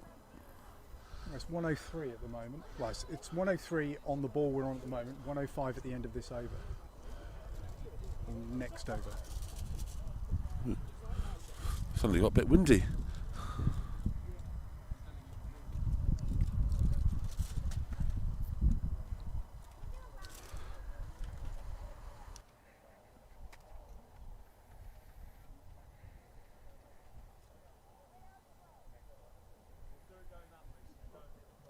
So they bring back on the professional. Not a surprise really.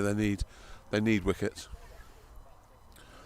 Our tactics, I guess, should just be to milk this guy for the occasional ones and twos. Just keep him out. If he goes for 5, Let him bowl his last 5 overs and move on. What do you think, Legend Ted? Yeah, Ted agrees. Yeah. Yeah. Yeah. And stay ahead of Duckworth at all times.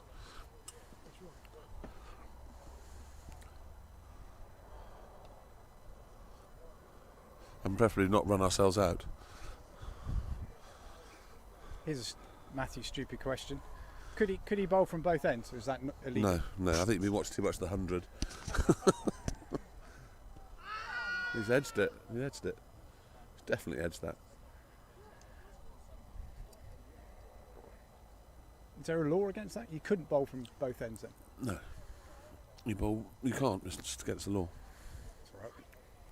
That's right. So when it says over, it's over. That's outside off stump as well. Some very interesting aggressive appealing going on here when they're clearly not out.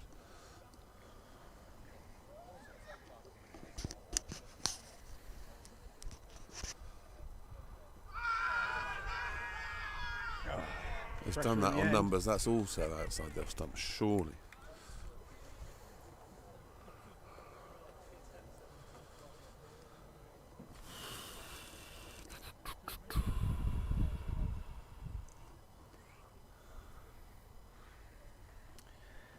It's nervous. Yeah, DLS jumps up to 118. Yeah.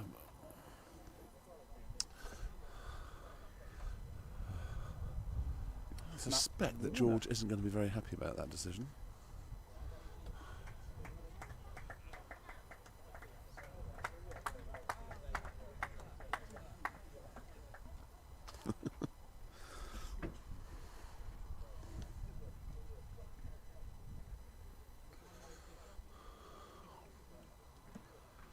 Game on yet again. This game has fluctuated all day.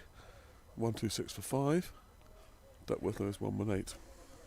I got your number. Sorry? 118. 118, 118. You're showing your age there, Matt. Does anyone actually use 118, 118? They don't advertise any longer, do they? Kind of.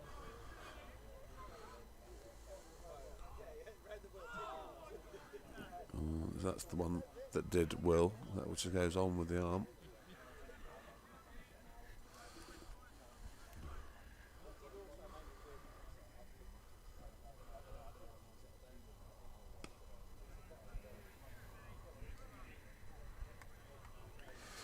That's over. Yes. There's another one ticked off. Just 4 more Maduka Rovers to battle through. 126 for 5 off 29. Duckworth Lewis 119. So we only have 7 runs in our bank now. We use that free life. We need to build up the bank again. Just like financial operations here, Matt. You build up your bank, and then you buy something. Well, they bought that wicket. They're appealing.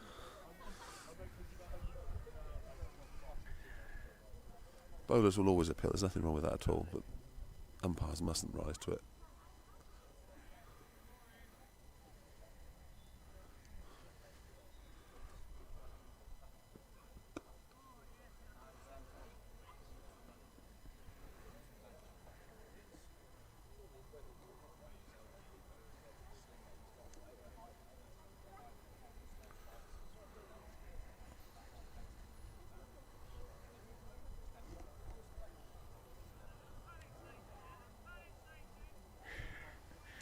One of their fielders saying panic stations. I don't think it's quite panic stations yet.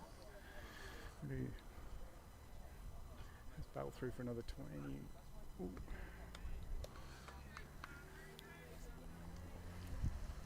Scoreboard lights are looking brighter than they were when the sun was out a while ago. The clouds are grey-ish, and it is windy again.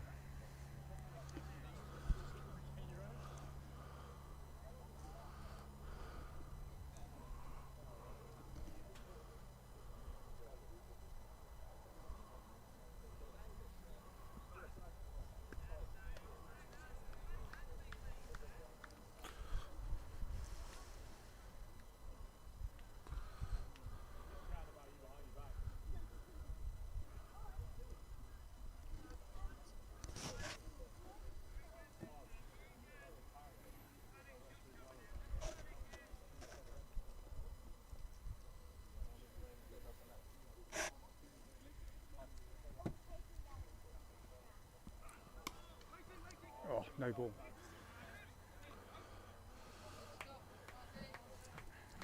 It's the front foot no ball, which means that Warnes is going to get to slog this. 3 runs. What will he do? As well. Where will he crucial look to hit runs. this for 4?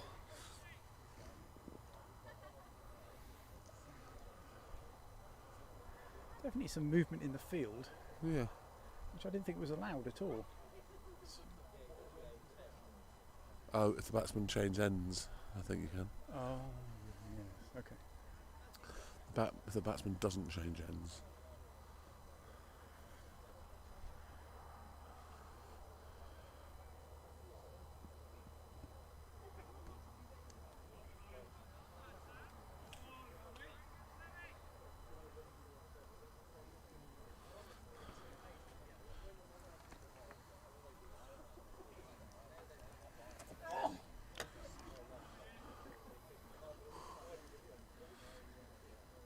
Another yellow card for Oxford United players.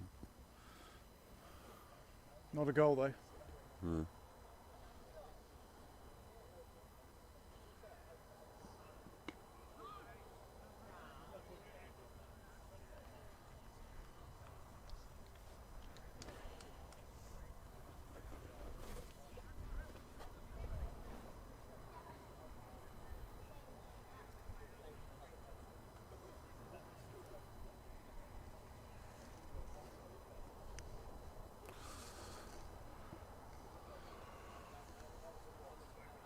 So 62 still required.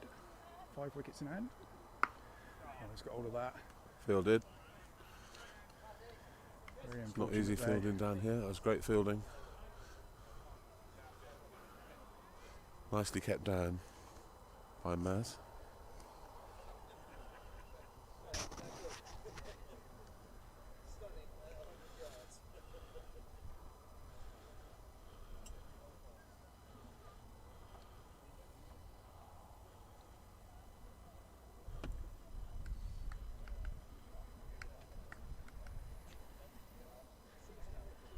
So Duckworth Lewis at the end of this over was 121. So we still have 10 runs in the bank. It'd be nice to be 20 plus runs in the bank, and then you could afford, not that you would want to, lose a wicket and still be ahead of the rate.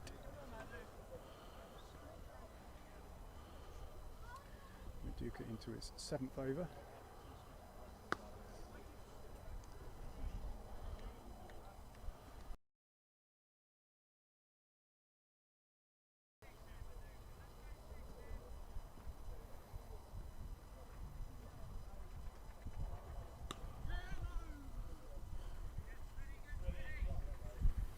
Shout of yeah, no. Yeah, no, wait, sorry. Have I run you out? Luke is being positive. It's way Yes. too high. Let's hit him in the box. It's difficult to umpire when the person is appealing every single ball that it hits you on the pads.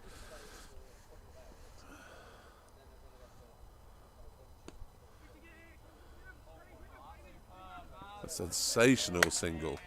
That was extremely cheeky. The sort of thing that really annoys the fielding side and the bowler, that does.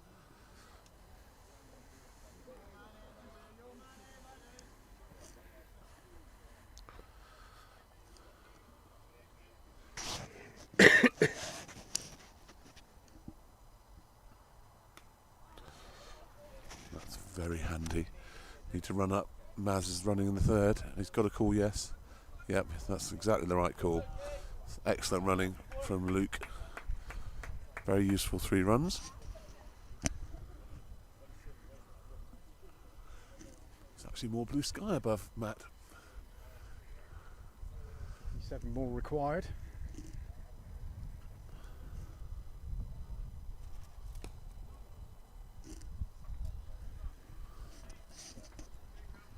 So 135 for 5 off 31. Duckworth Lewis 122. 13 runs in the bank. I think we probably need another 10 runs in the bank credit before we can afford to lose another wicket.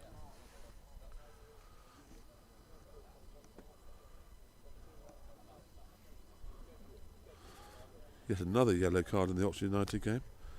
Looks like Oxford United are trying to kick their way to some points. Well, Bolton are diving everywhere.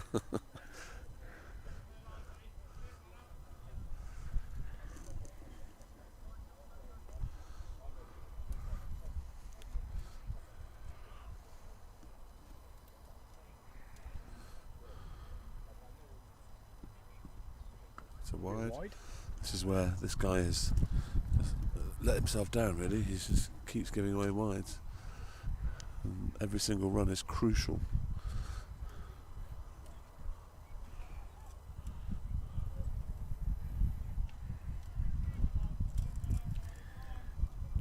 Bear eating his obligatory fruit selection. Some mango.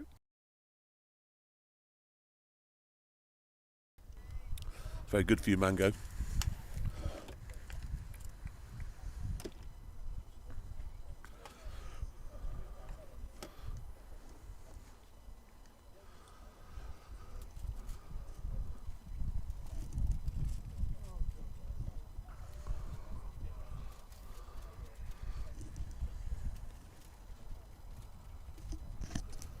Wind's picked up a bit. Wind's definitely picked up a bit. The gazebo is definitely flapping.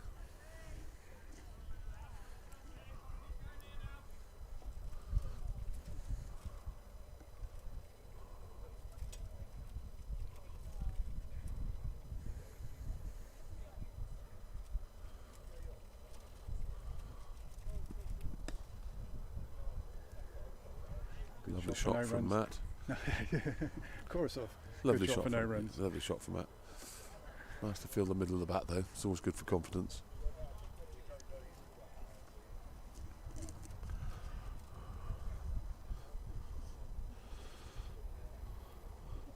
It's all over at Ulster United.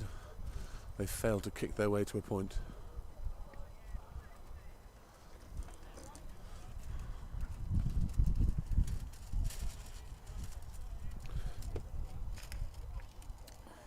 Never mind.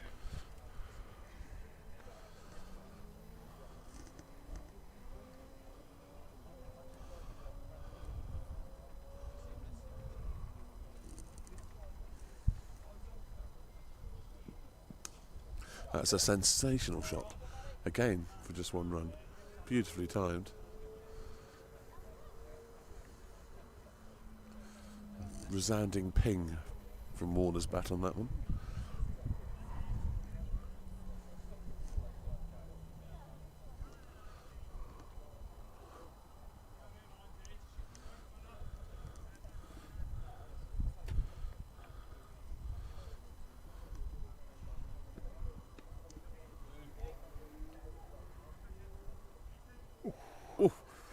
Just about did. Good piece of fielding down there. This time he didn't tread on the ropes. Jack Reedish scored today.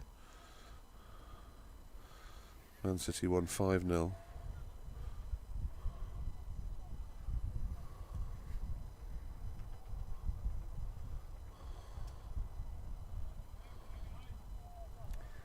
Duckworth Lewis, 124 at the end of this over. 14 runs in the bank. Yep. Maduka to continue. It's 8th over. It's interesting, isn't it, that they're not trying to get more wickets at the moment. They're trying to save their better bowlers It's not. to keep the runs down. It's pain back Yeah, into the exactly. attack. That's what I mean. I think I would be going. I'd be going full out to try and get wickets. I think.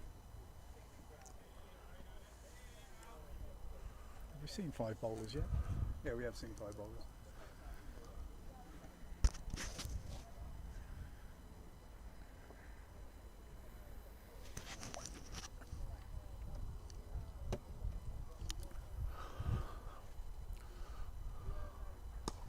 Good toss.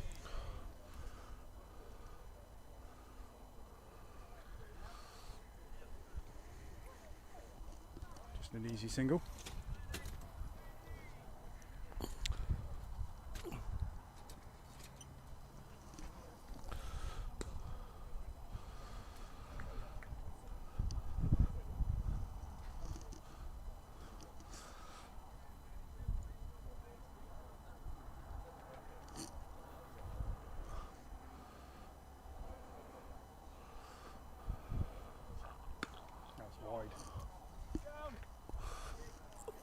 Matt's hit some extraordinarily good shots for.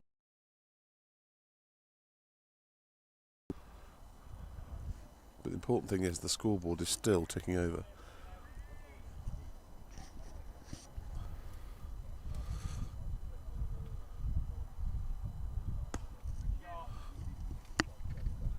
That's 4 runs. That's a beautiful shot. A beautiful shot from Mazza. Definitely relieve some of that pressure. Luke moves on to 14. So this is where their tactics slightly fall down in that this guy doesn't hold the same mystery that the other chap does. That's another great shot. They can be looking for 2 there. Oh no, he's pulled his hamstring. Oh, the fielder's pulled his hamstring. That's substitute fielder required, I'm afraid. Having done it many times myself, I know that's a hamstring. Time for a 12ers.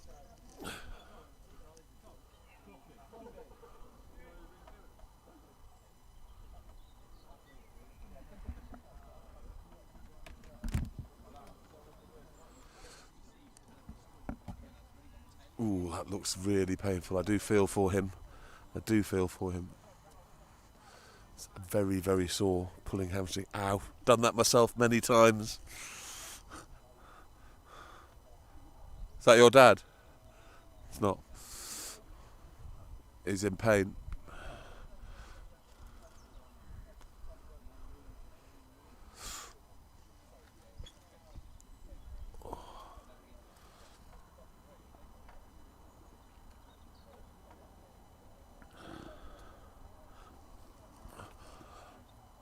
Ooh, he can't stay on the pitch.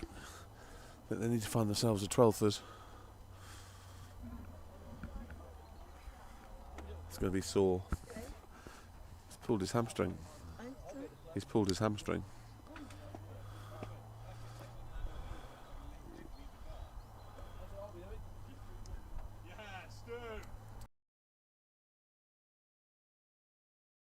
Found a 12thers who's coming on. No.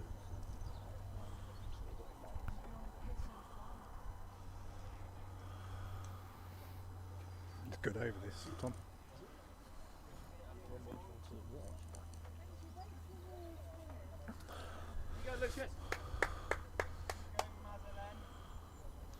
So it looks like a substitute fielder coming on.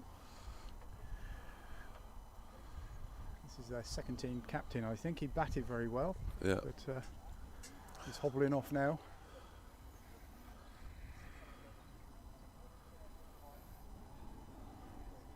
He has a big smile on his face.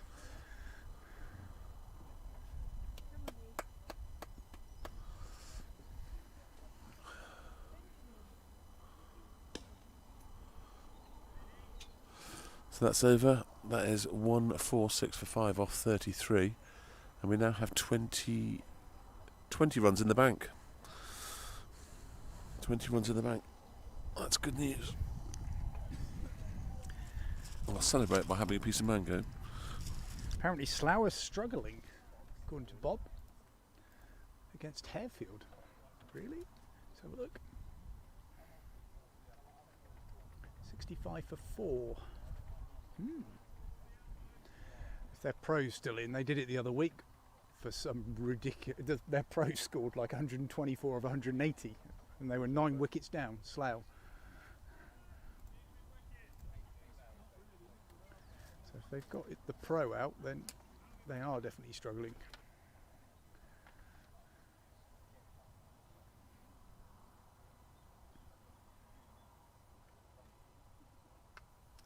There's lines to continue from the field end.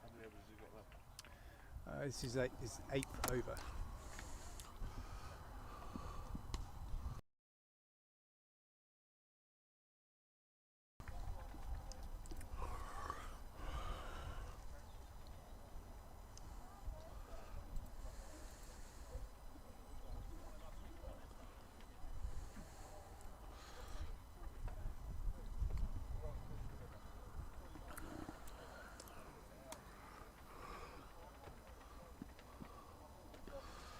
Still bowling aggressively with good wheels and good carry.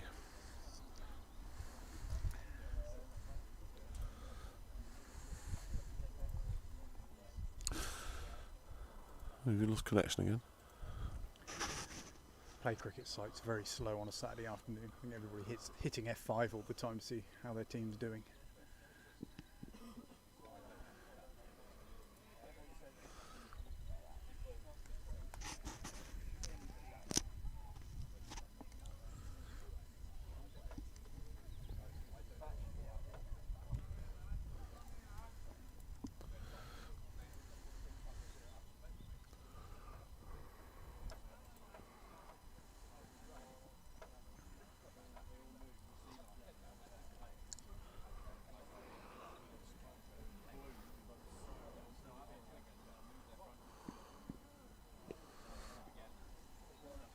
It's 3 in a row that Matt has played and missed. Apparently What's he on? he's the pro who got him out of jail last week.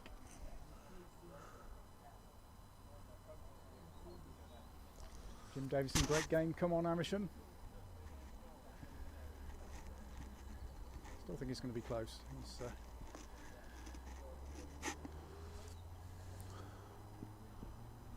4 in a row he's played and missed. It's at this stage, if Stewie Waterton was keeping wicket, Matt, he would have said, bowl him a piano and see if he can play that.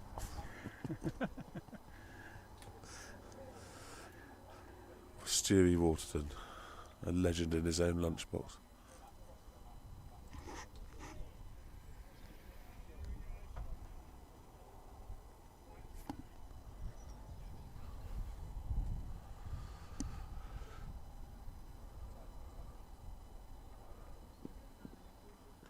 That's 5 out of 5.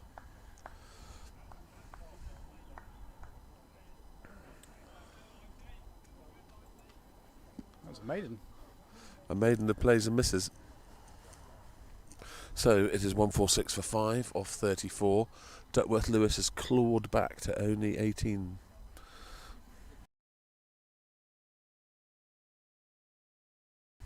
Let's put this to bed.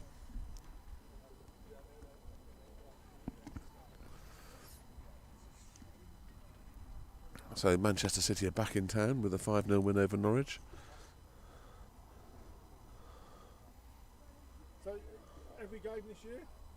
We've done? Just home. Just This home. is the first away game we've done. Oh, is it? Yeah. It's quite a Well, hassle we're to really set up all the delighted kit. It's the first away game that you've done. And We're- you're the number 2 batsman. We've been looked after very well here. Thank you very much. Good. And it's a beautiful setting, looking up over the hills. Yeah, if you ever come again and don't have all this, if you walk, there's a little walk and you get to the top and you can look back and it's absolutely gorgeous. Yeah, I'm sure. So, you guys have done well this year. You're second at the moment, is it? Yes, Start of yes, today. yeah. Some up for grabs, as they say. You have a sort of a consistent team most weeks. You sort of get the same. I think that this is the first time that we've had everybody available. I think. But no, we've got good depth. We've got some decent players. What we They're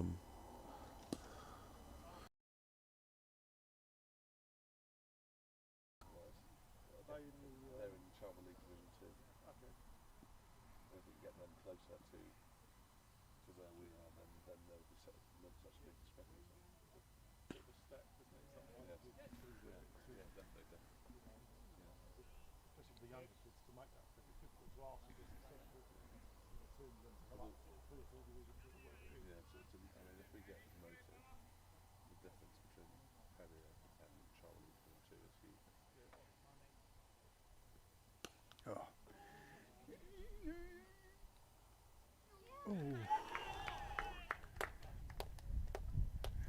It's a great catch. He's fielded really well down there, to be fair. I don't play much these days, I don't play at all. But I hate fielding down here. The ball fires at you. So that's the end of Matt People are Warner. This boundary is really close, so people are. I thought he got enough on it to clear the rope. It was literally right on the I was boundary rope. unlucky, but The Duke took the I thought he catch. got a decent connection there, but it's obviously a little bit further than it looks. So what's that done to Duckworth? That's killed it a bit. 139. Captain Courageous striding out to the wicket. Right, I shall let you get on. Nice to see you. Cheers. So as a comparison, to prove quite how close this game is, they were 144 for 6.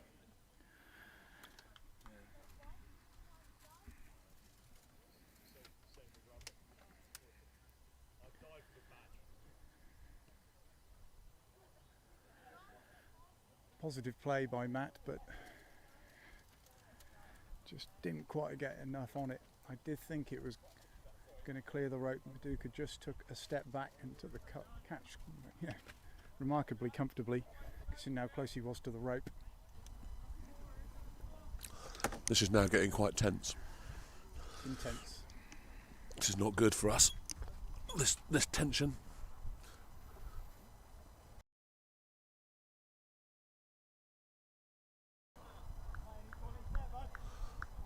So let's have a look at the old scoreboard then.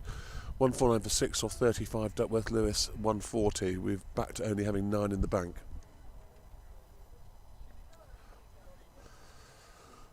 No rain yet. Not really looking any darker. There is some That was a prediction. pretty good catch on the boundary because he was very close to the boundary rope. He had to make sure that he didn't step over.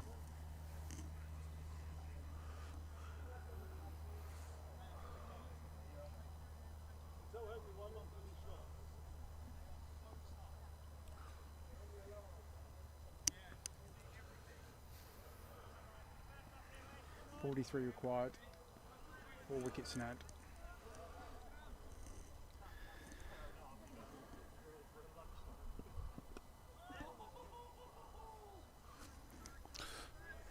Off the mark, first ball with a controlled edged third man. It was on target. That brings up the 150 for Oxford Downs.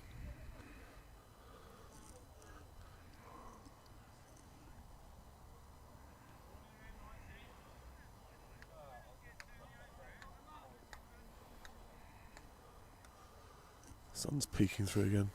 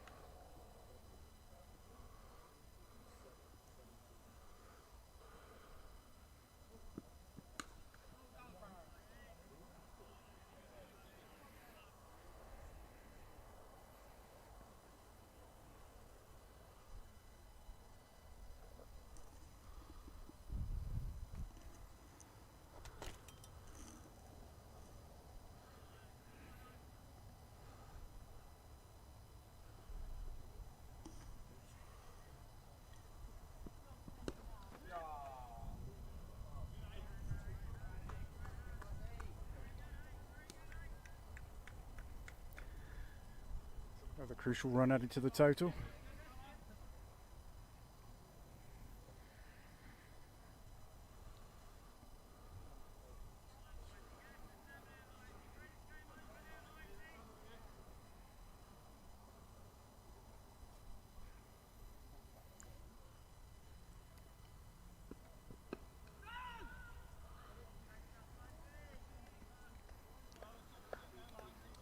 So just 2 from the over. 151 for 6, 36 overs, 9 runs in the bank.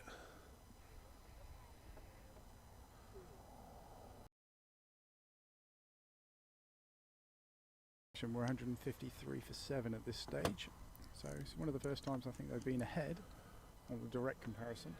Still behind on the dot with Lewis. Or in terms of runs, they're ahead.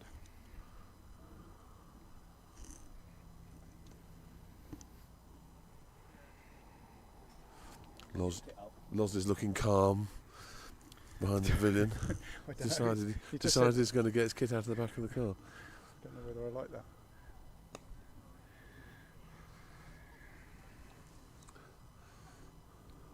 Reverse sweeps on.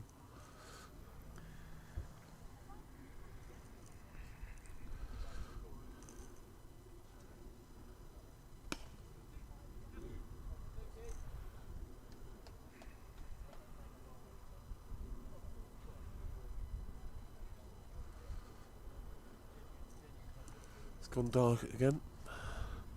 A little bit threatening.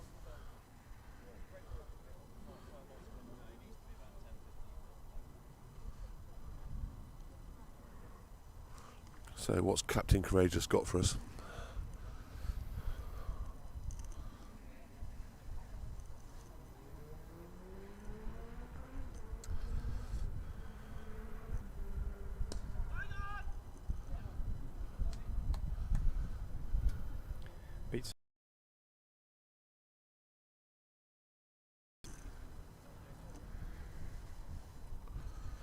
windy again. Can't help but think that they're going to bring the other off spinner back on after this over at this end.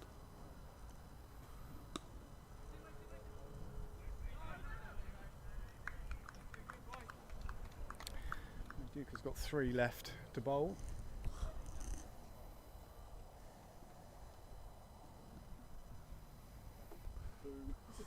There's a gentleman carrying 3 large glasses of wine.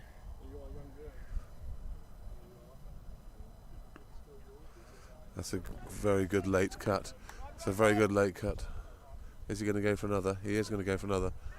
That's extremely good running. Very good running from Captain Courageous. That's a very handy 3.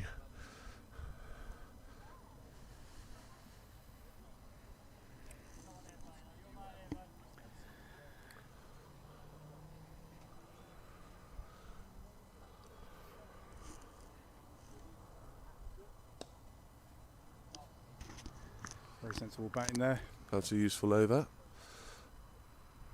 156 for 6. After 37. And we are now 12 runs in credit with Duckworth Lewis. All the way through this innings we've built up credit and then lost a wicket. And built up more credit and lost a wicket.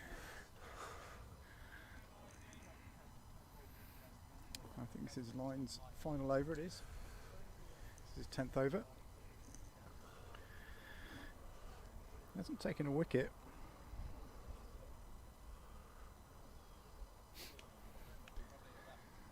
So Andy, yeah, the current run rate required is 2.8, so it's 50 overs it is. So that's not the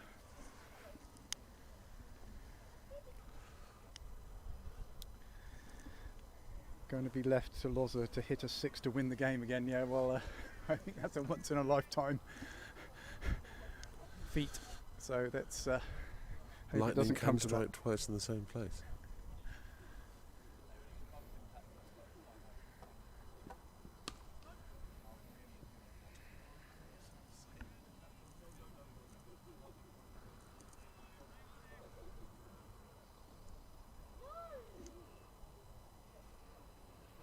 Hey Kieran, nice to see you on the channel. Tom Costley's Barmy Army.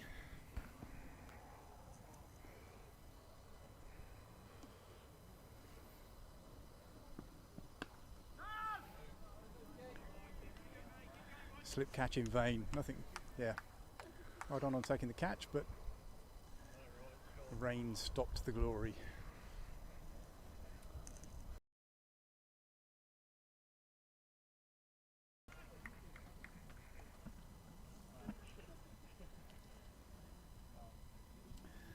So 36 required.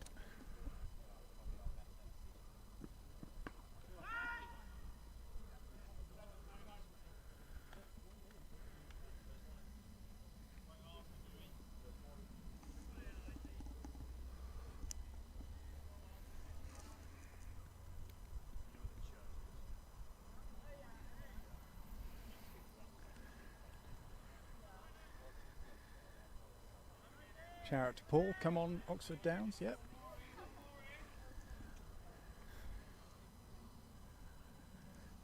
It's pretty tense here, It I is, think it's yeah, fair very to say. quiet. Every ball.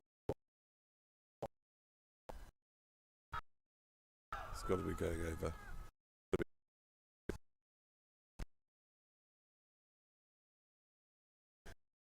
Is that LBW? It's been carrying through above head height to the keeper who's standing 25 yards back.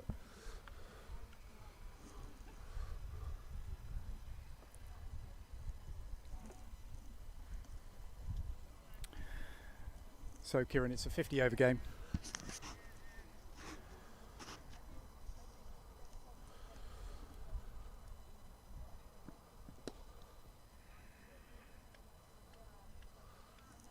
That's the end of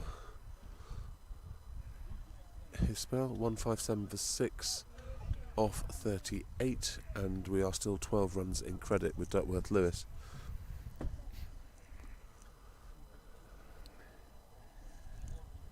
Shout out to my lovely wife who made me a Gorgeous packed lunch today. Egg mayonnaise, always a favourite.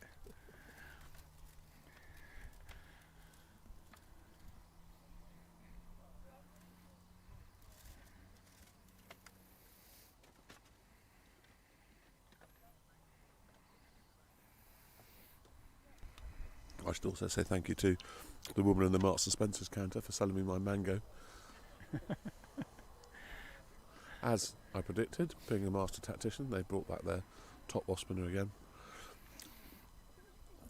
18 balls left. Let's just see these off. It's a beautiful tickle. My money's on the ball on that one. No, he's going to get there. He's going to run. No, he's running two. It's a great piece of fielding. Obviously, several hamstrings have been pulled chasing balls down there over the years, and one today. So I suspect they put their most sprightly, fittest fielder down there. Still, that's a useful start to the over. Two is a useful start.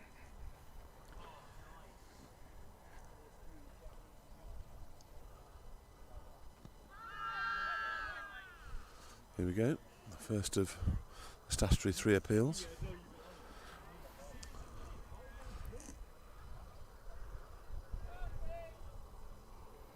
Storm cells around us. That's a lovely shot. That's 3 runs off the over. No pressure on this over now. Just play each ball on its merits. Smash it out of the park.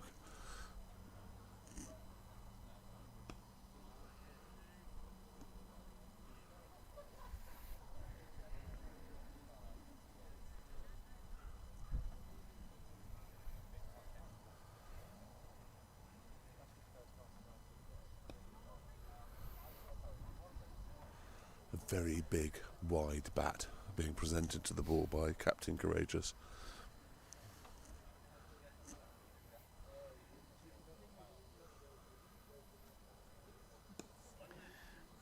That's that over seen off. Fantastic. Duke with just 12 balls left now. 160 for 6 off 39, and we've got an extra run in the credit. We're now 13 runs.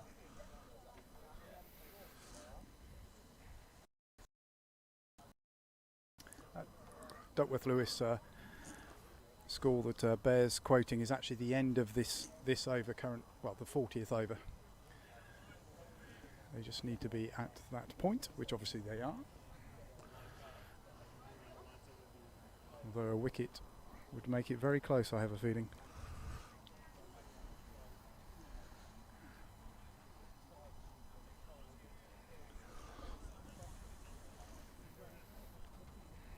How many overs has this opening bowler got back?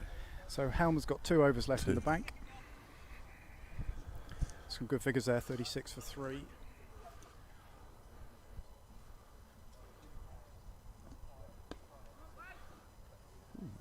The sky looks an awful lot lighter now. We have blue sky in all sorts of places. It's going to come a time where they're going to have to use their lesser bowlers. They're 2 overs from this opening bowler and another 2 overs. We can see those out and get 3 or 4 runs from those overs each. Be really handy. 31 runs required now. Luke Maslin on 28 not out. Captain Courageous on 2 not out.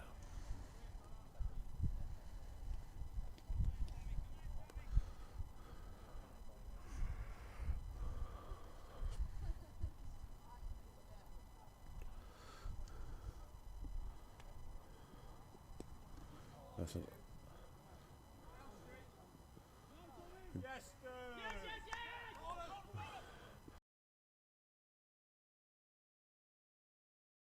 That full stretch down the bottom, picked it up and through, and he's on for the hamstring victim. But a very imaginative uppercut shot from Tom Costley.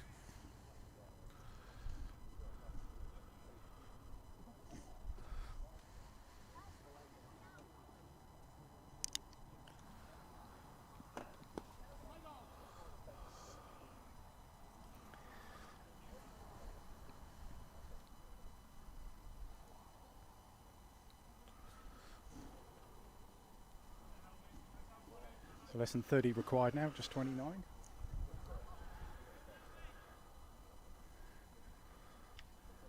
Still pressure, you can just feel it.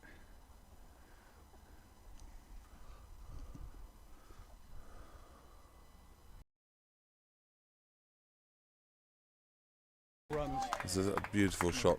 Just sped off the outfield and got faster and faster and faster. Quality shot from Tom Costley.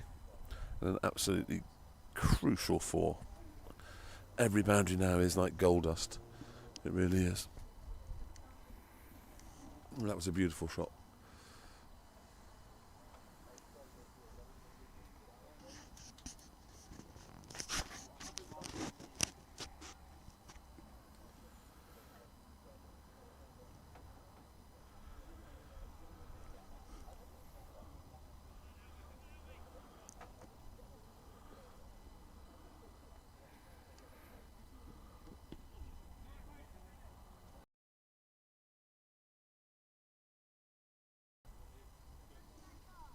So it's 167 for 6 off.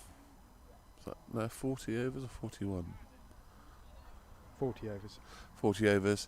We're 16 runs to the credit, although the sky is looking as good as it's looked all day by a country mile. So I can almost feel that we can throw the Duckworth-Lewis away, because I don't think we'll be needing it, Matt.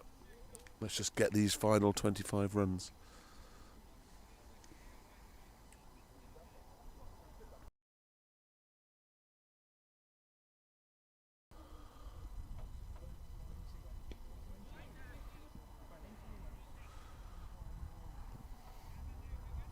Just 11 Maduka balls now. Luke Maslin is becoming the crisis go-to batsman in the team.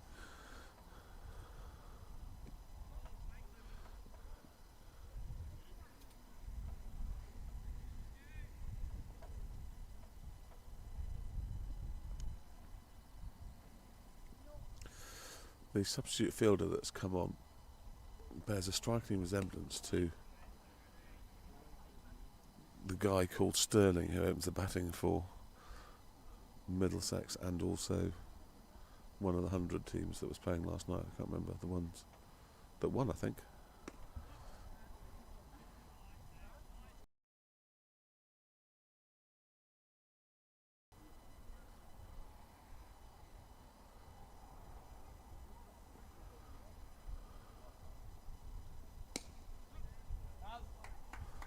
It's a very faster one that was.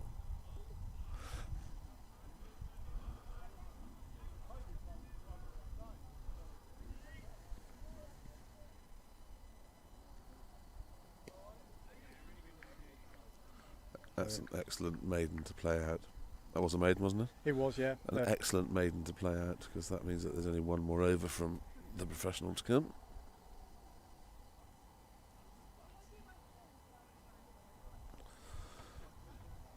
And they know it. And this is the key will be what bowlers come on after these two are finished, the next 2 overs.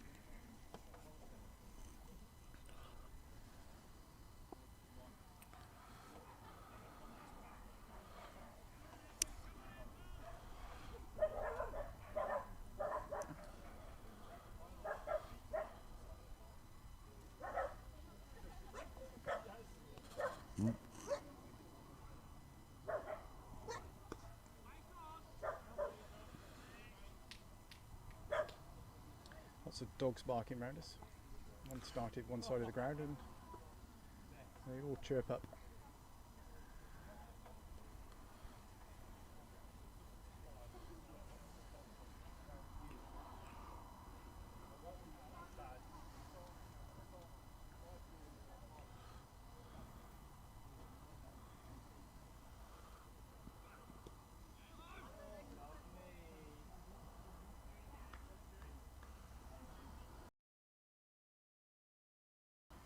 No, it's off the bat.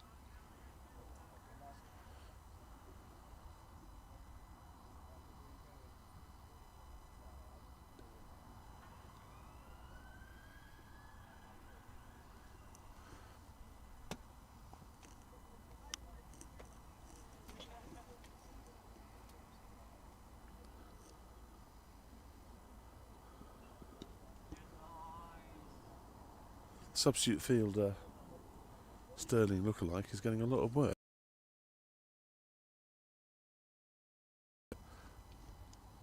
I feel like we're going to end this game in beautiful sunshine and blue sky. Wouldn't that be curious, considering I thought there was very little chance of getting a game in today? Isn't it always the way though? You find you sit through a cricket match all day and it's been miserable, and then as soon as the game finishes, you sit in the outfield in blazing sunshine. Once again to the Sterling-esque third man.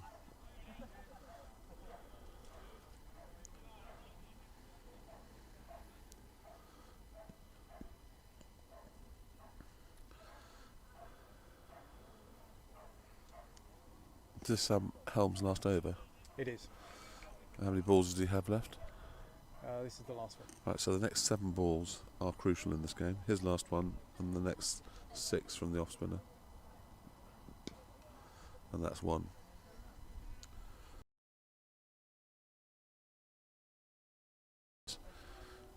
$170 for 6 off 42. Duckworth Lewis 156.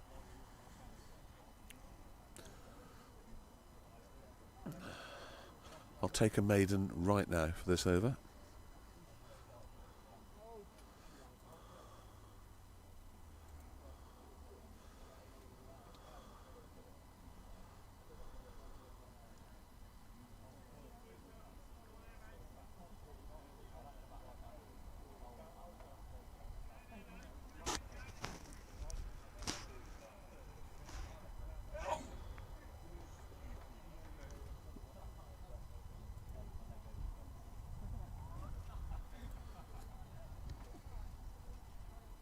You brought your suntan cream with you, Matt?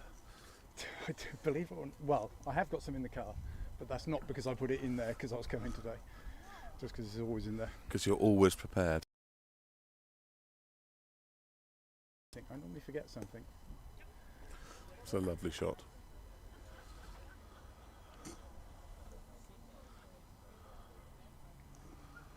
Here we come. The sun is coming out.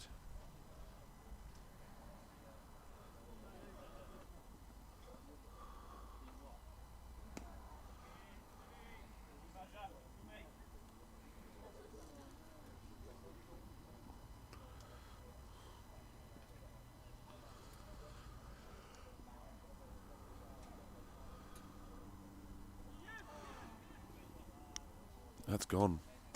And that's 4 leg buys. Absolutely crucial.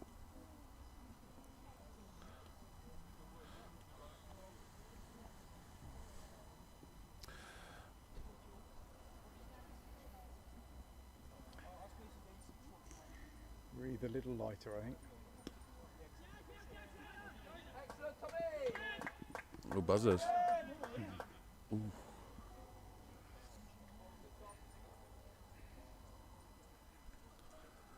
It could have got another one. Never run off a misfield. It's actually not a misfield, I guess. It's the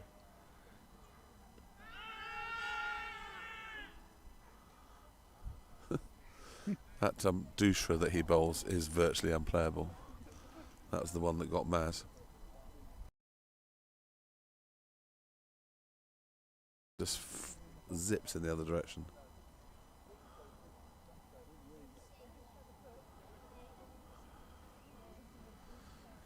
I think it's fair to say it's gone very quiet in the outfield. At what point, the number of runs required, do you think you've got this? Less than 10 with that number of wickets in hand? Well, I don't think you ever. It's never over till I start singing, as they say. Yeah. But they now know that their two best bowlers have finished.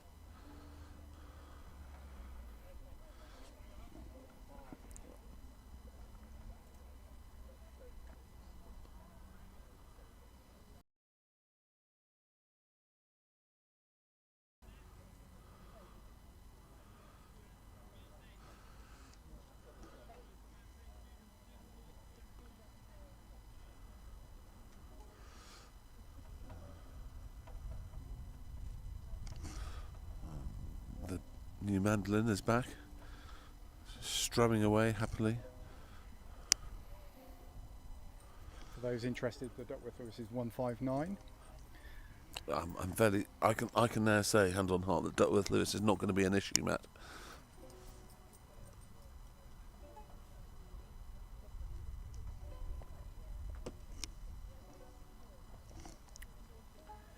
I think that family's going to have hours of fun with that young lady and her mandolin.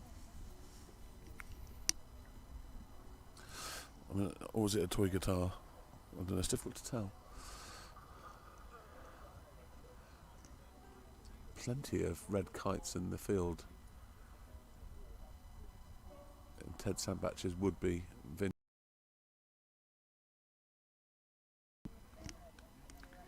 This is Payne back into the attack.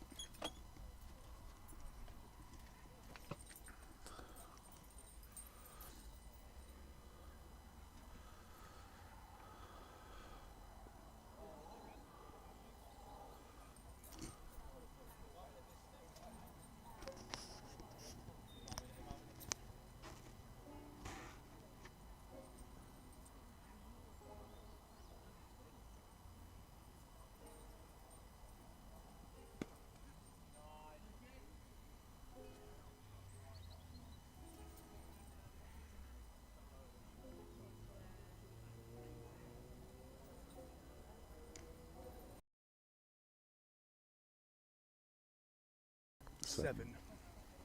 I'll put the scores up in a second.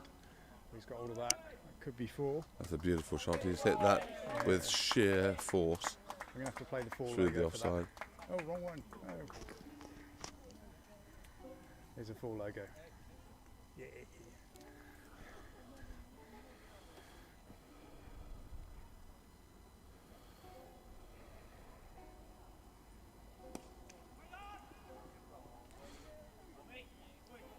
Yes, JP, he is still recovering from Boardmasters and now has caught the alternative Boardmasters lurgy of a snuffle anyway. But that shouldn't affect the fact that he still pulled the ball in the air straight to mid-wicket.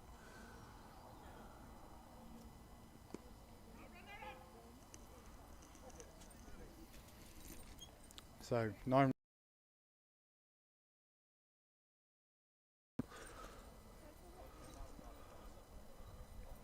It would be a bad game to lose from here, Matt, let me put it that way. Legendary. It would be something of nightmares to come for decades if we were to lose from here. But stranger things have happened.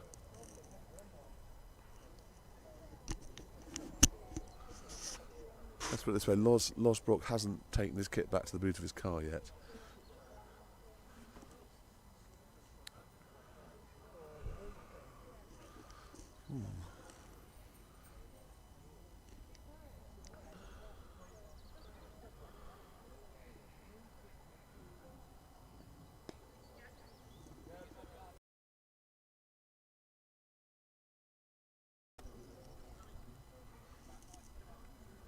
Eight runs to win.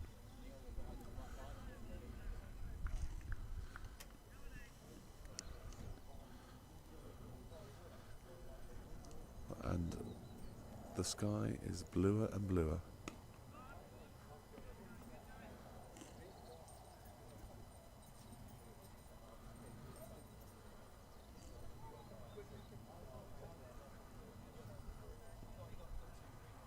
Ted's vineyard looks nice now, Matt. Yes.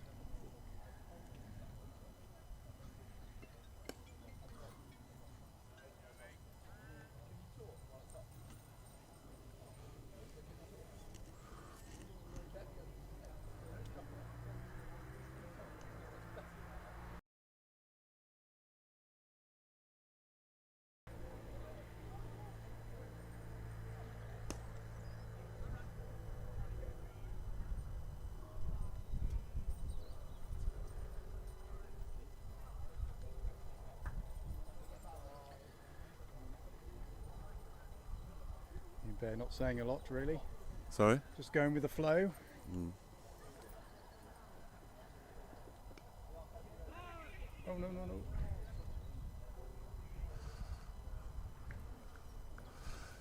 More good fielding from the substitute fielder, Sterling lookalike. Yes, Sam, that's Mr. Gary Brock opposite. Yes. Just Deep thinking Gary, legend of Oxford Downs Supporters Club.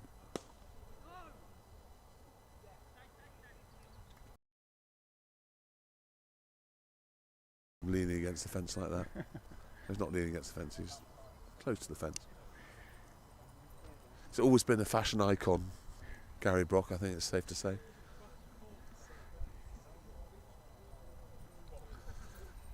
Many a branded label want him to wear their stuff while he walks around the boundary. It's not called Manic Gucci for nothing.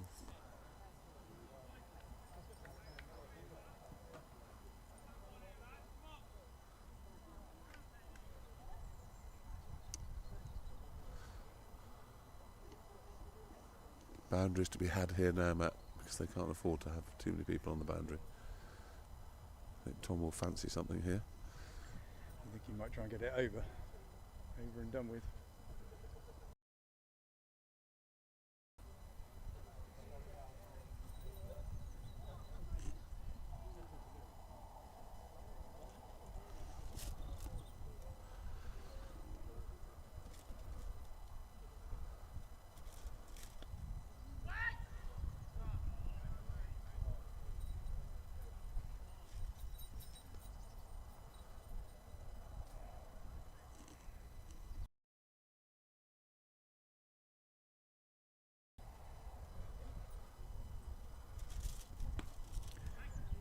There's two there. Field.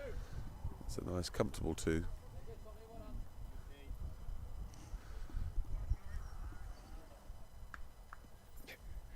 Bob Boucher saying he's had that bloody hat since I've played with him.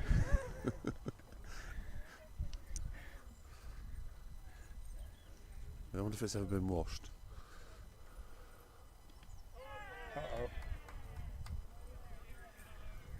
TC trying to... Just when you think everything's going smoothly. Oh, it's never easy at Oxford Downs.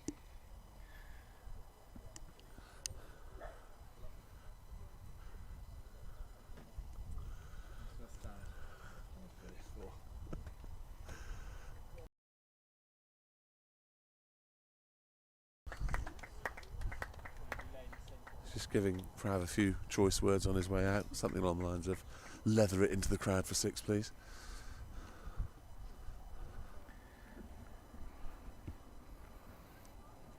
One shot will win it. But no, just George nerve- Sandbach has disappeared behind the pavilion because he can't bear to look.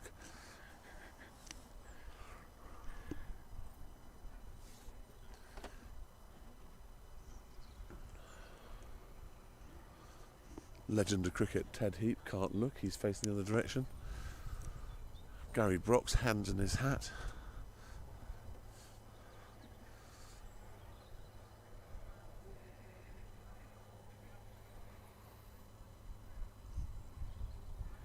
Duckworth Lewis has gone out to 170 now.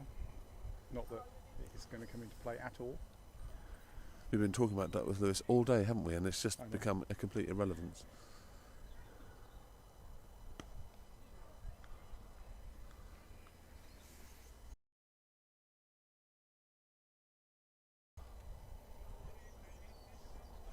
Losbrook is getting his pads on.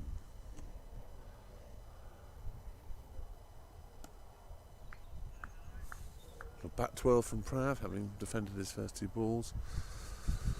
So we have 3 overs to score 6 runs and not lose 3 wickets. 4 overs.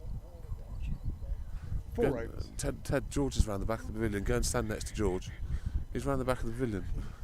He's hit round the back Yeah, of the pavilion. George can't watch, he's round the back of the pavilion. It's okay. Even legend.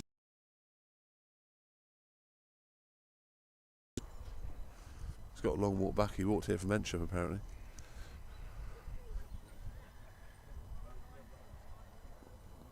Come on, Luke.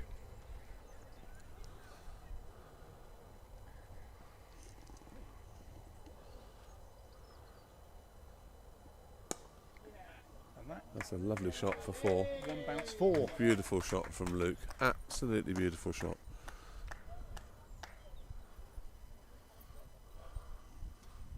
Luke Maslin has certainly stepped up to the plate the last 2 games. Fantastic. Last 2 games. He's had 2 sensational games.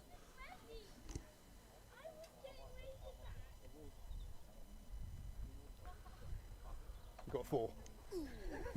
George is back. George can now breathe. Let's go down! George, who was hiding behind the pavilion, listened to the cheers and decided he will now come back to the front of the pavilion.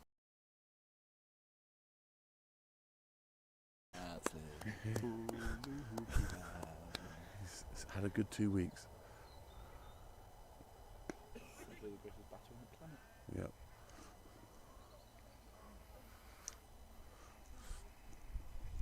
I don't suppose Slough have had a collapse, have they, Matt? It'd be useful. No, unfortunately that their main man is still batting.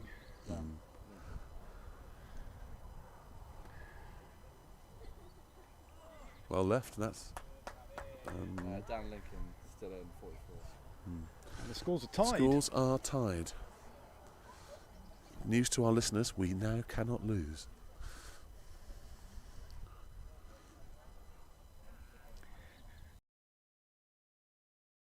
Ted, you mean you've cracked open another wine?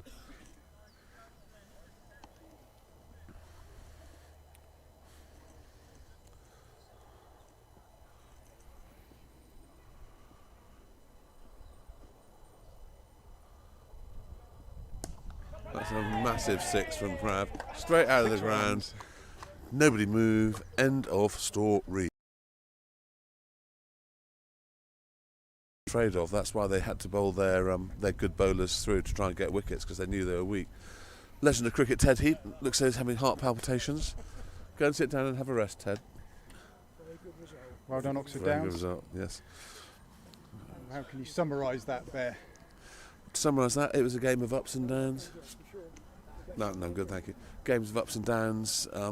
We started well, they clawed it back. We then took more wickets, they clawed it back again. And once again, Luke Maslin has stepped up to the plate big time and played an incredibly mature innings for the 2nd week in a row.